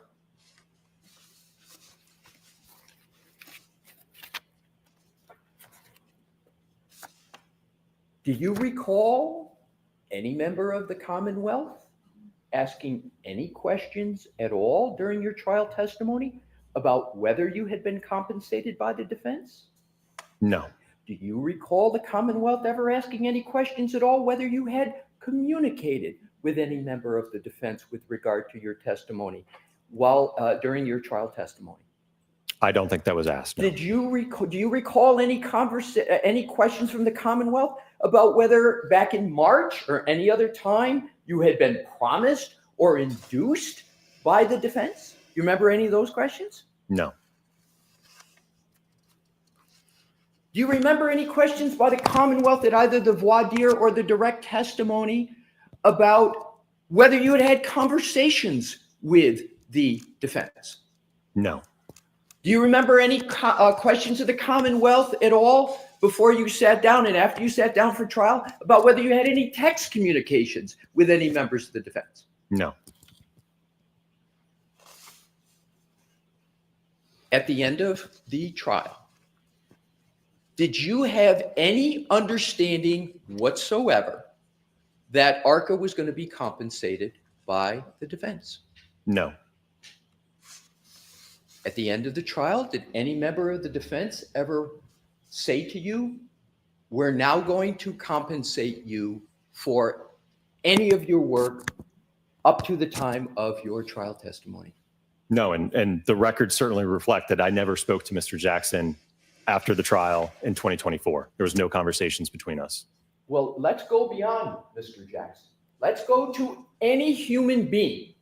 Did you have any discussions with any human being as to whether the defense was going to compensate you for any work, travel, expenses, disbursements that you had or incurred up to and through your trial testimony? No. And at that time, were you still under contract with the United States Department of Justice? Yes.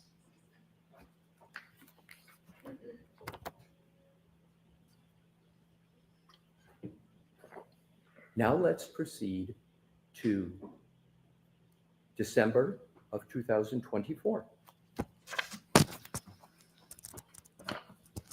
Were there any conversations from the end of the trial until December of 2024, other than logistics?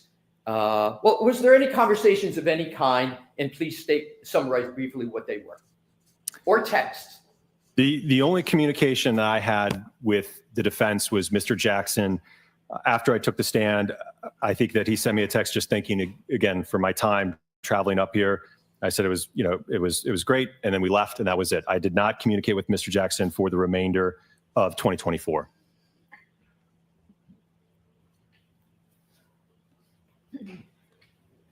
Now let's go to recent communications. In 2025, did you have any communications with any member of the defense with regard to the potential? Well, let me go backwards. Let me go to the invoice. Let me go to the July invoice. Okay. How did you learn that that invoice was paid? If you learned at all, how did you learn that that invoice was paid? I didn't learn. I didn't know that it was paid. I didn't even know it was sent.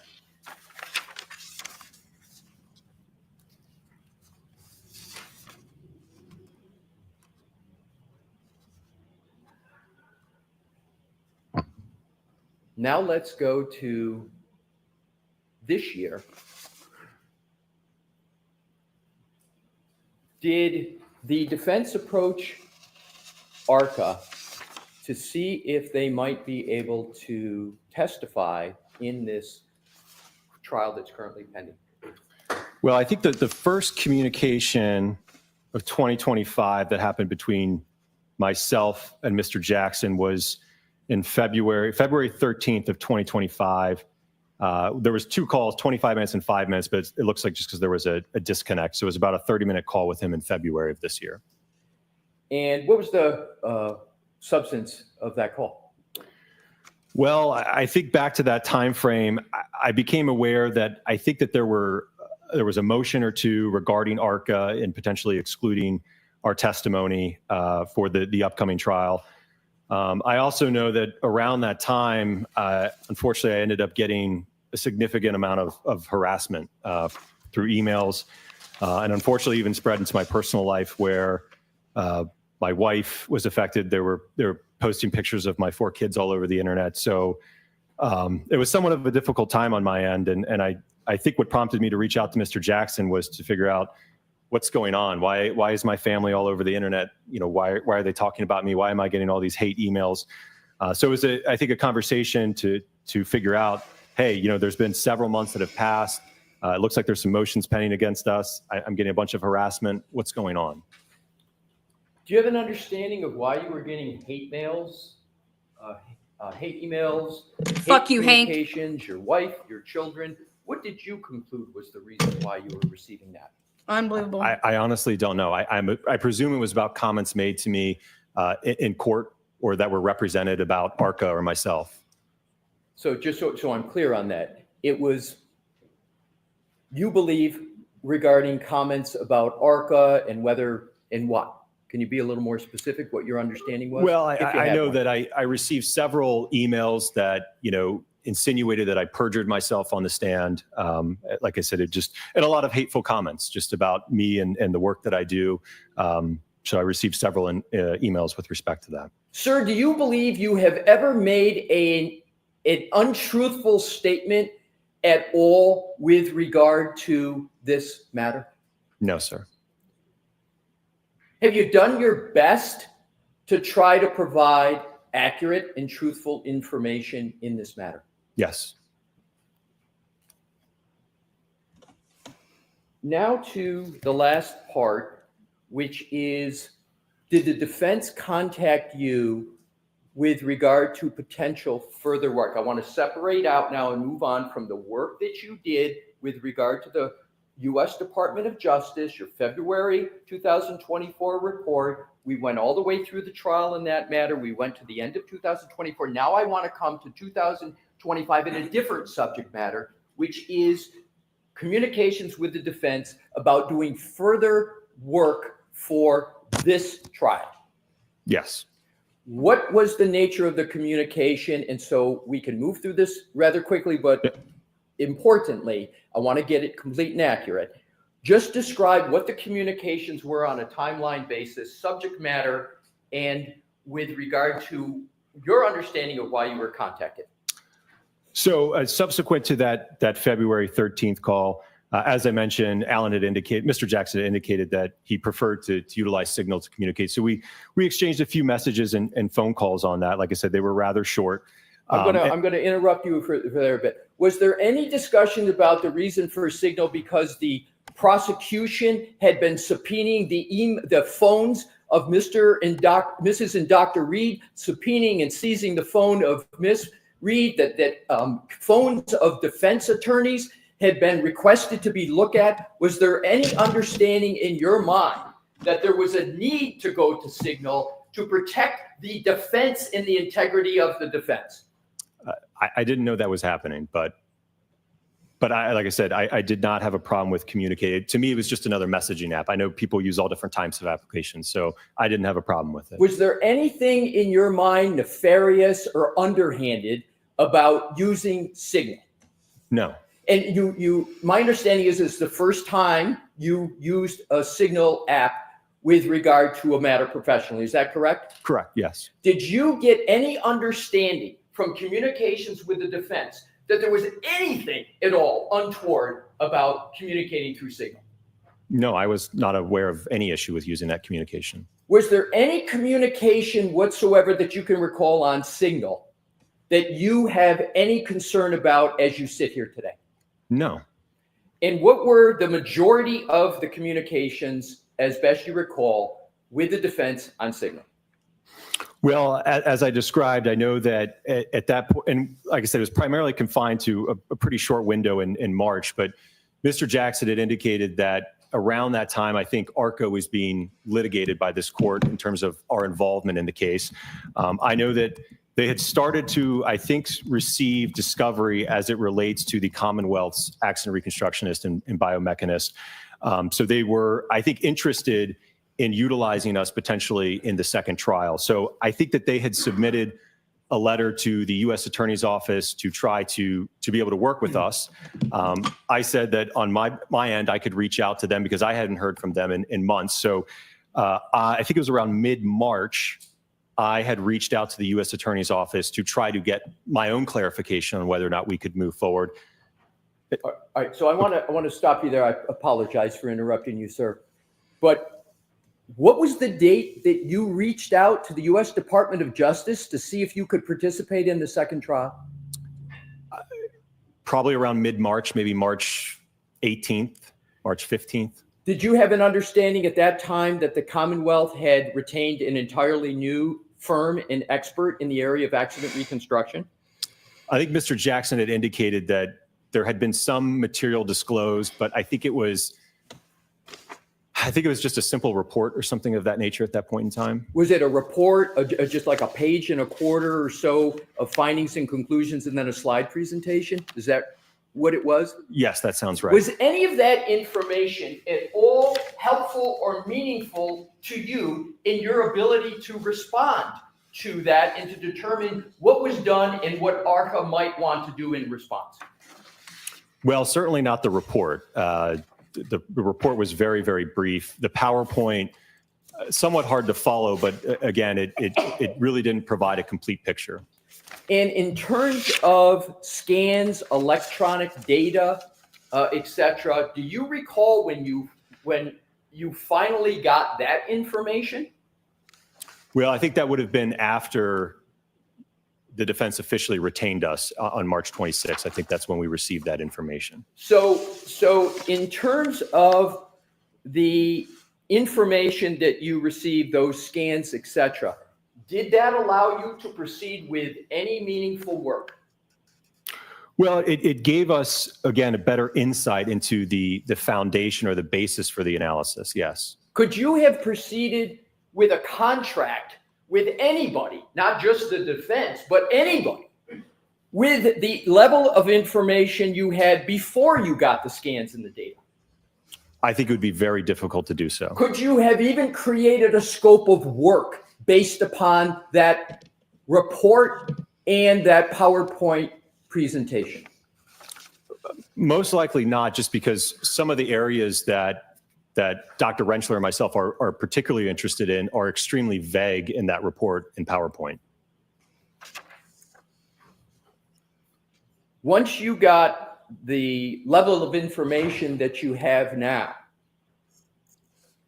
what is the ordinary time it would take in the regular course of ARCA's business to evaluate that information and prepare your own report, analysis, and finding? In the ordinary course, how much time would it take ARCA to do that?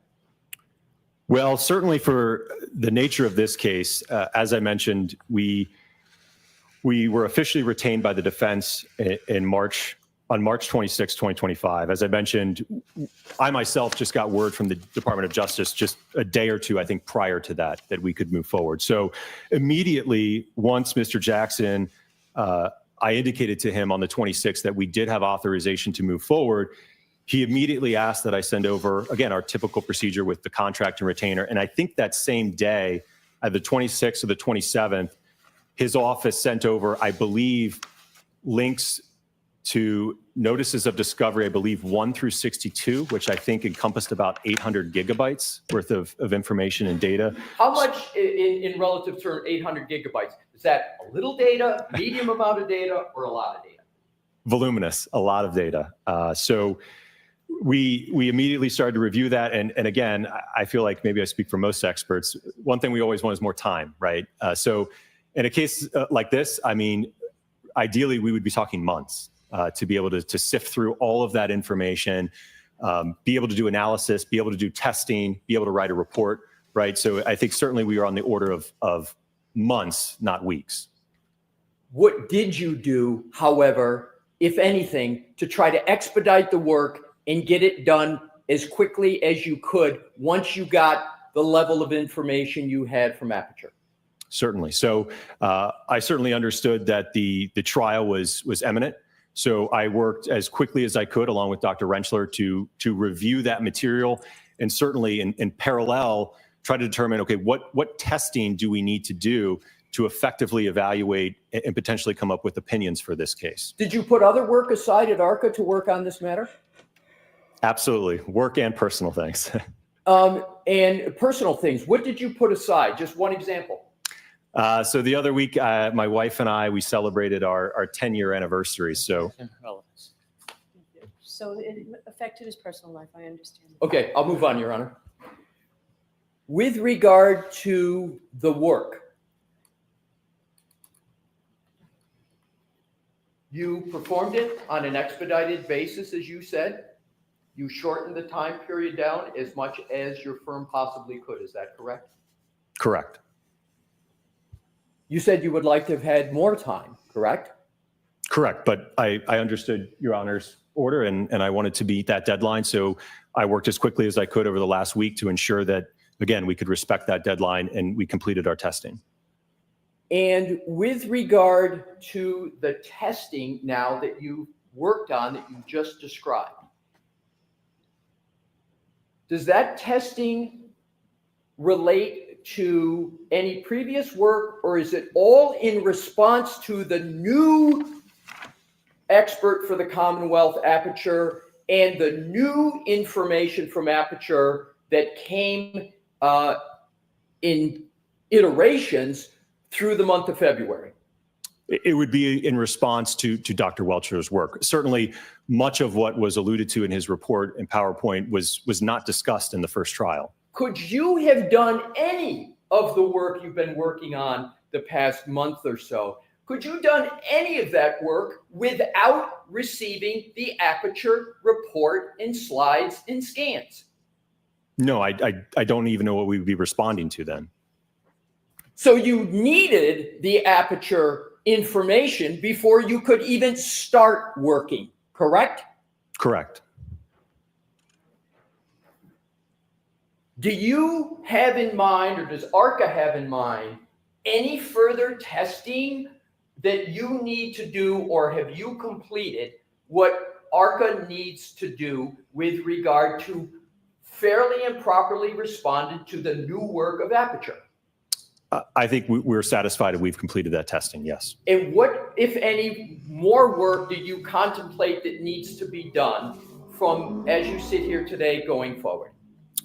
Well, as I mentioned, all the testing is done, so I think the analysis and the report to follow, yes. To use expert engineering type terms, is it QA/QCing the report?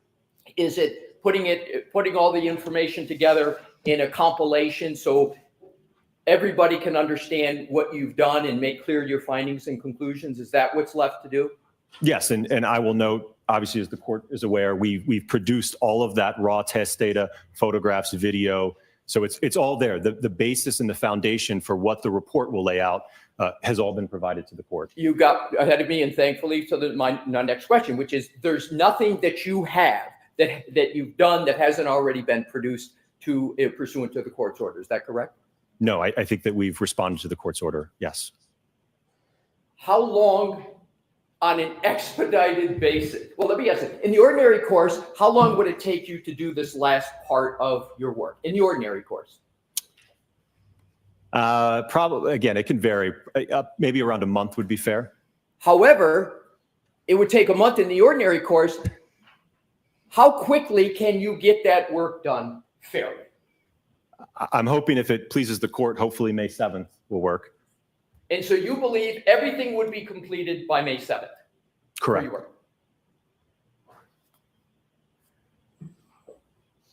That's all I have at this point, Your Honor. Right. Mr. Brennan?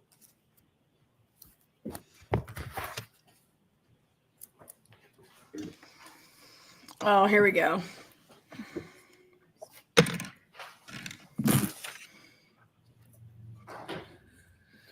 What a fucking mess. Doctor, you're suggesting that it's going to take until May 7th for you to complete your reports in this case? And the analysis, yes. Do you know when this trial started? I think like a week or so ago. You provided raw data last Friday, Yes. but you would agree you still have not provided any reports. Correct. You said if you were notified or received information, you could have your testing and opinions done within a month, correct? Potentially. Again, it would also depend on when we got authorization from the Department of Justice, which, as I mentioned, was at the very end of March. I understand that. We're going to talk about that separately. I'm talking specifically about how long it would take if you received the information. You said that you could have the testing and reports done in 1 month, correct? I don't know. I said the testing, the reports, and everything. Would it take longer than a month?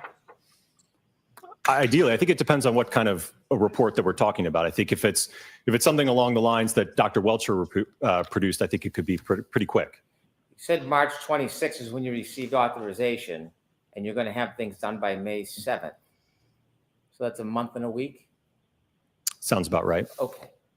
Do you know when the Commonwealth in this case turned over Dr. Welcher's information to the defense? Do you know? I don't know, no. Did you know that it was turned over in a report on January 30th? Just the report? Yes. I didn't know that. And No. the file in its entirety was turned over by February 5th? Did you know that? Objection, Your Honor. Do you know that? I don't, Your Honor. And if you had a month from February 5th to complete your testing and report, you could have been done by March 5th or even the second week of March, couldn't you? Presuming we had authorization, the defense had authorization from the Department of Justice as well as ARCA, yes. Putting aside the authorization, I'm going to ask you about that. But just the time you need to test, if you knew or received the information by February 5th, you could have been done by March 5th or mid-March, couldn't you? Potentially, yes. Well, you're going to get it done that quickly now. So wouldn't that be an accurate guide to when you could have done it then? It's certainly not ideal, but we certainly are working as quickly as we can. I know it's not ideal, but isn't it the same time frame? Whatever it's going to take you from March 26th, you could have done from February 5th. True?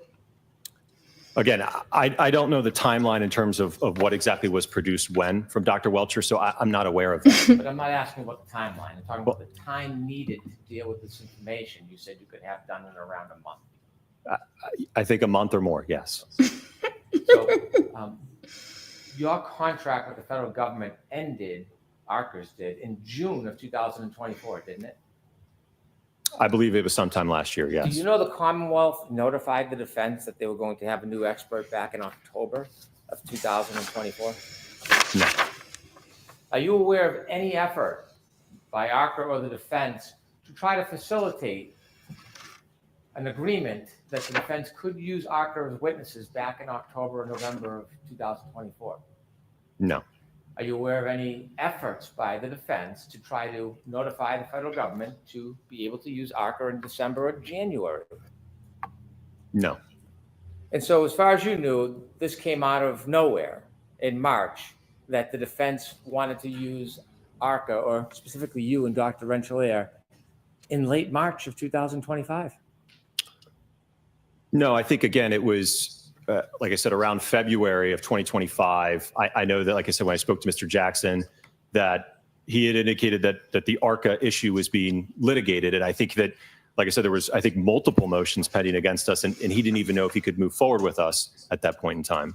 Do you know why the defense waited until February 2025 to even seek permission from the federal government to retain you and Dr. Renchelier so you could review the data? I don't know, no. Next question. You shared with us communications you had with the United States Attorney's Office. Were you receiving information in this case since the last trial from the defense or from the United States Attorney's Office? What do you mean with respect to information? Evidence, discovery, information. From the Department of Justice? Anybody? No, not until recently, no. So you haven't seen any discovery until after February of 2025. Isn't that fair to say? Correct. Now, when you were involved in this case before trial last year, we talked about your communications and conversations with the defense. Was anybody giving you information as an intermediary? Was anybody updating you on the defense of the case or giving other information to you? Yeah, I think I previously testified that the Department of Justice was closely watching the trial and providing us information. What information were they providing you about the trial? I think that they provided information regarding the some of the witnesses that had testified with respect to, I think, the reconstructionists, and I think some of the evidence. So when the Department of Justice was giving you information during the trial about witnesses, The feds. what witnesses do you remember they were giving you information about? I don't know. One that comes to mind was, and I don't even recall his name, it would have been the accident reconstructionist. Is it a coincidence that when you were receiving information from the Department of Justice about particular witnesses testifying in this case, is it a coincidence that your phone calls and text messages are more frequent? Is it a coincidence? Yes. I presume so. Well, when you were receiving information from the Department of Justice about witness testimony in this case, was that part of the catalyst for you to either call or text the defense and ask questions? No. Did you ever share any of the information you received from the Department of Justice with the defense? No. When you were receiving information from the Department of Justice about witness testimony, that was before you testified, correct? Correct. And part of that, when they were giving you information, did they ever give you any live video? No, it was Yep. just verbal And communication. they were giving you updates and summaries of testimony? I wouldn't say summaries. They just pointed out some key things I think that came out. What were the key things they were talking about with the reconstructionist testimony? What were they telling you? I think it was as it relates to the arm being outstretched, and I think some of the kinematics of the pedestrian. I also think there was some mention of potentially some DNA evidence. And is that how at trial, even though you had no evidence that was produced as part of your report, or to consider for your report, that you knew that there was DNA evidence because of the intermediary? Because of the Department of Justice? Yes. Yes. Did you know there was a sequestration order in this case that you were not supposed to consider or review other witnesses' testimony or information? Did you know that? I was never made aware of that. no. Nobody made you aware about a sequestration order in this case? No. But you did, in fact, receive information about other witnesses' testimony before you testified in this case in front of the jury, didn't you? From the Department of Justice, yes. What other witnesses were you advised about their testimony and issues in this case before your testimony? in this Unfucking case? believable. That's all I recall. Well, you said it was more than one. You said some witnesses. Take a moment, think back. What other witnesses stand out that you were offered information from the Department of Justice about this case before you testified? As I mentioned, I don't know which witness provided the DNA information, but I would presume that that's the other witness, yes. So you heard information, you learned that there was information and testimony about DNA. Yes. And certainly when you took that information before you testified, you considered it when you testified, didn't you? No, because again, our report was already solidified, so it didn't change my opinion in any way. Well, not about whether it changed your opinion. You testified about DNA, didn't you? I don't believe that I did, no. I'm going to approach, if I may, Your Honor.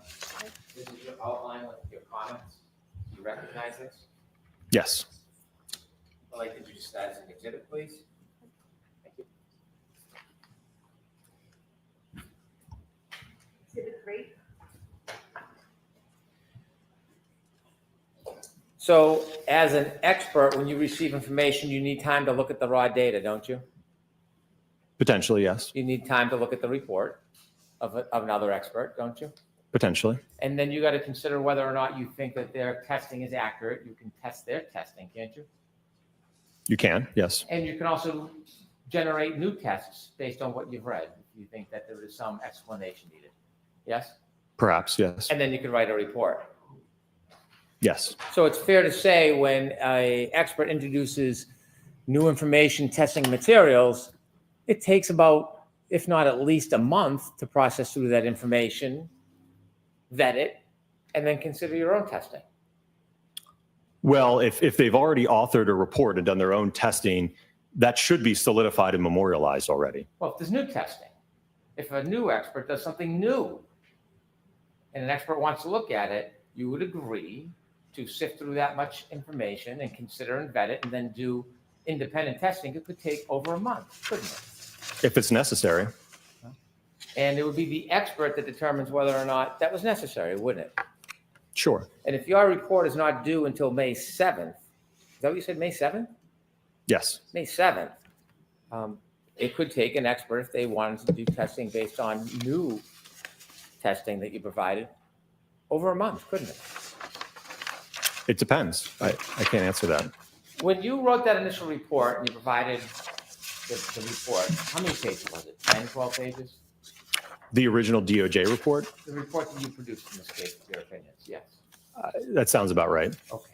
You never gave the raw data for that report, did you? No, it was all protected. It was all what? It was protected. It's classified. Have you been asked for it? Has there been a request made for all the raw data that formed the basis of your opinions, of those initial opinions? My understanding from communication with the Department of Justice is that all communication and work product is protected and cannot be disclosed. So that raw data that's necessary to you for your evaluation and your testing, that wasn't provided in this case, was it? For the first trial? Yes. No. And videos of the demonstrate, you built like a potato cannon, right? I'm sorry, what? Potato cannon. If that's how you want to characterize it, sure. Okay. Did you take videos of it when you were doing your demonstrations and tests? Yes. Never turned over those videos, did you? Again, we're talking about trial one. As I mentioned, for trial two, let me asking about finish. trial one, so Okay. no, I want you to focus on. Okay, no, that trial was one. not produced, no. Never turned over any of those videos, did you? Again, we were not able to, And was there any failed testing the first time around? no.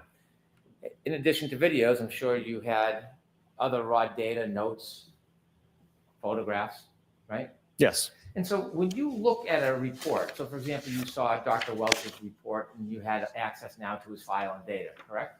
correct. You reviewed that, didn't you? Yes, Because to be fair, you need to review not just the report, that's just someone's opinion. You need to review the raw data, don't you, to get an accurate understanding of an opinion? right, which we have already provided Right, in so- response to Dr. Welcher. Without video and without the raw data, as an expert, there's no ability to really vet the reliability of your first experiments that led to your testimony in trial one, is there? I think you might be confused. Again, our role for this round. I don't think first- I am. Objection, Your Honor, you should be allowed to answer. I don't think I'm confused. I'm talking about trial one. Right, You had a 12-page report. You provided no video, no raw data, no notes, correct? correct. But for this trial, sir, we are being asked to respond to Dr. Welcher. That's Okay, not what I'm we asking have you. provided everything that he would need to evaluate the testing that we have done. That's not what I'm asking. What if he wants to evaluate the testing you did the first time? Are you going to come into court? Do you hope to testify about the opinions you gave the first time? About those 4 opinions? I don't know what the defense's plan is for us. My understanding is that it's to evaluate and respond to Dr. Welcher. And All right, you- with that, I need to see counsel attack.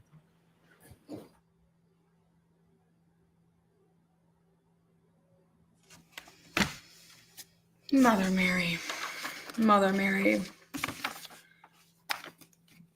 Okay, I found something I want to share with you guys because I can't, like, fuck this. Fuck Bev. Bev's just going to do what Bev does. You know what I mean?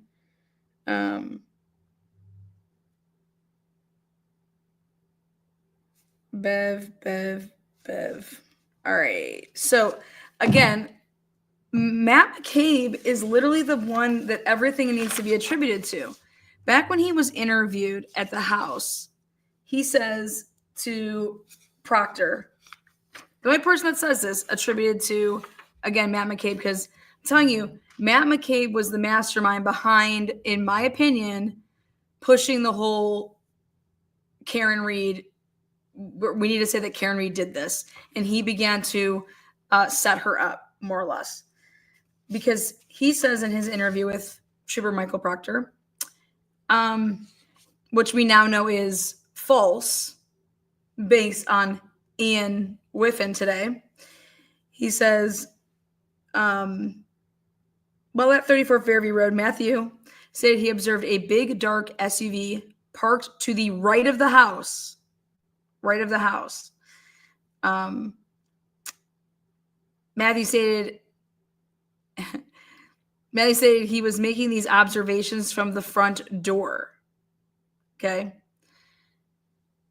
So it's like he's standing at the front door and looking out. And so therefore it'd be like he's trying to say like to the right of the house, like up already by the flagpole.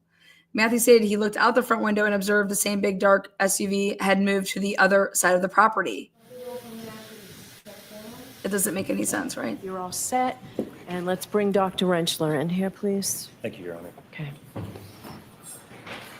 Follow me, sir. Remember how when we were watching, Matthew said that he was not sure. Oh, I'm sorry. Matthew said he looked out the front window and observed the same dark SUV had moved to the other side of the property, approximately 15 to 20 feet. Follow me, sir. Clearly, that means when he's actually looking at the property from over here, right side, then moves over there. Then he says he saw truck. I do. He then said he saw the pattern of the tracks were consistent with making a 3-point turn. That never happened. All right. He Dr. states Rentschler, that this is going to be very quick. Day Go one. ahead, Mr. Brennan. We Thank just you. need his Day name. one. Good afternoon, doctor. Good afternoon. Could you please state your name for the record and spell it? Dr. Andrew John Rentschler, ANDREWJOHNRENTSCHLER. You've testified before in this case? I have, yes, sir. In a last voir dire in a past trial? That's correct. Okay. Did you have conversations and communications with the defense before your last testimony? I did, yes. Did you use text messages to communicate? I believe there was maybe one text message. How about phone calls? There was maybe 1 or 2 phone calls, I believe. Okay. Would it be fair to say there was 6 text messages for you? Yeah, I believe I sent one, and then there were 5 sent to me. And were there 23 phone calls? No, I don't believe so. Have you looked at the records outlining the phone calls that supposedly you made to the defense? I looked at the records from the defense, but then I looked at my own records, which indicate a different number, only 3 phone calls, I believe. Okay, so the 23 phone calls that are summarized, you don't think you made those phone calls? No, if you look at them, it's like 1 minute, 2 minute, 3 minute. And in that time period, according to my phone records, I have like a 21-minute phone call that encompasses most of that time. Okay. Did you discuss with the defense before your testimony anything about this case? I don't believe so, no. When you say you don't believe so, do you remember speaking to them about this case at all? I remember speaking about my qualifications and my background, and I believe that's it. Did you ever use any other medium to have conversations with the defense other than text or emails or phone calls? No, sir. Did you ever communicate with them on Signal? No, sir. Why not? There was no reason to. As an expert, when you communicate with clients, there's no concern about having it in writing, is there? So when I Keeping a record, whether it's a phone call or a text message or an email, there's no concerns when you're dealing with clients having a record of that, is there? I don't believe that ARC has any specific policy for that, no, sir. Did you keep track of your hours prior to your testimony? I did, yes. And before you testified, did you have conversations with people from the Department of Justice about this case? Yes, I did. Did they inform you about witness testimony? They did inform me, yes, about testimony and situations and events that came forth in the trial that I was not aware of. Who decided whether it was going to be an issue worthy of talking about before the trial? With the DOJ, you mean? Yeah. Well, certainly that would have been up to the DOJ. I mean, I would have had conversations with them. I don't believe that I asked or requested anything, but they Sure. would call to update us about what was going on. Do you know why they were calling and raising certain issues with you? I do not know, no, sir. And by calling and raising issues and telling you information, even if you weren't requesting it, it helped prepare you for your trial testimony, didn't it? It would certainly help prepare me to understand what was going on during the trial, yes. Did you know there was a sequestration order? That there was supposed to be no discussion of testimony and issues that were occurring in the courtroom before you testified? I'm going to allow it. Were you aware of that, sir? No, I was not. Okay. After you testified, before you testified, did you get a chance to meet anybody from the defense? Just when I came to court, I think for the voir dire is the first time I met anybody. Did you just spend time with the defendant and the defense after your testimony? Well, after my testimony at trial on the 24th, yes, I was provided a ride back to the airport, and I believe I was the last witness. So before my ride to the airport, they said, there's a lunch next door. We need to get somebody else to take to the airport. Come over, have lunch. I had lunch, stood in the corner, and then got a ride back to the airport. Spend time with the defendant and her family? Oh, they were certainly there. Did you talk to them? Well, they talked to me. As I said, I ate my lunch, and then I actually went and stood in the corner, and then I believe some people came over to talk to me and approach me. So you spent some time with them? Certainly, yes. Okay. And sir, I understand the report is not going to be ready until May 7th or after? I believe currently that's what the estimated deadline is, yes. And so in evaluating Dr. Welch's materials, you want to look at the raw data, the conclusions, the findings, the PowerPoint, all the materials, right? Yes, you'd like to review all the materials before coming up with an You opinion. make a decision on what you think is appropriate to contest or maybe agree with, and then do your own test if necessary, correct? To be able to respond to what those opinions and allegations are, yes, sir. And it's taken you at least a month to fairly do that, hasn't it? Well, I believe that's what we've had, a month. I don't know if it's taken us a month. That's basically all we've had up to this point to do that. And it's still not done. No, not yet. That's correct, sir. All right. Is that it, Mr. Brennan? That's it, thank you. All right. Can you get that report and everything completed before the 7th? If I order you to do so? If you order me to do so, I mean, I could certainly try and expedite it. Yeah. All right. I appreciate that. Thank you very much. You're all set, sir. Thank you, Your Honor. All right. I'm going to see counsel at sidebar for 1 minute. Down, follow me.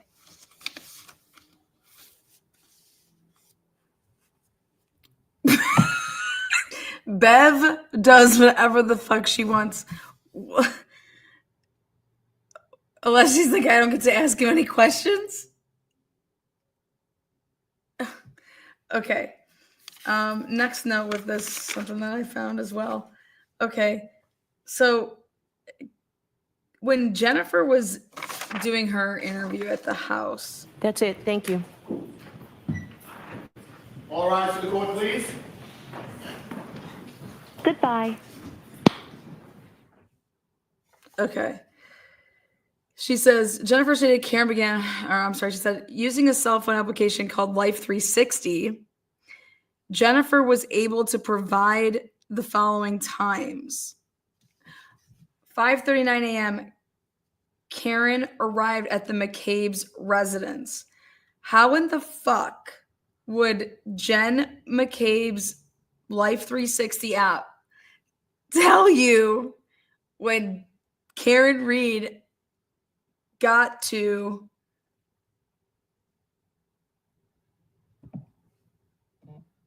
Jen McCabe's house? Absolutely absurd. Again, so she's sitting down and she's like telling them, she's like, I have this app, Life 360. So she says, using a cell phone application called Life 360, Jennifer was able to provide the following times. 5:39 a.m., Karen arrived at the McCabe's residence. And so she's basically timing that up with, in my opinion, is when it starts moving for that trip that she was in that car. So what she is then saying is that Karen arrived literally and Jen was like right there when she like get in the car, go, which changes everything.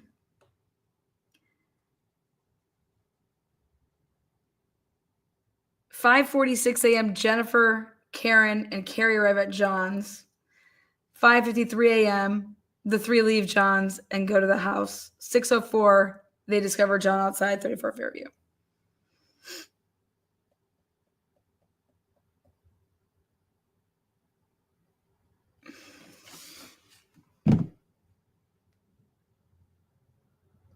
God, these people are sick. God, these people are sick. All right, I have to put together all of this new data we have on like a spreadsheet. So I'm going to rest up my voice, grab something to eat, and I'm back. Going to be talking about the Idaho case at 7 tonight. So this is absolute. I'm telling you, ARC is testifying. Hank, great job, awesome. They're not going to testify. Ian Whiffin's documents literally blow up Matt and Jen McCabe. Matt McCabe's a goner. Matt McCabe is a goner. There's no data from 1:36 to 6 o'clock in like 2-3 seconds.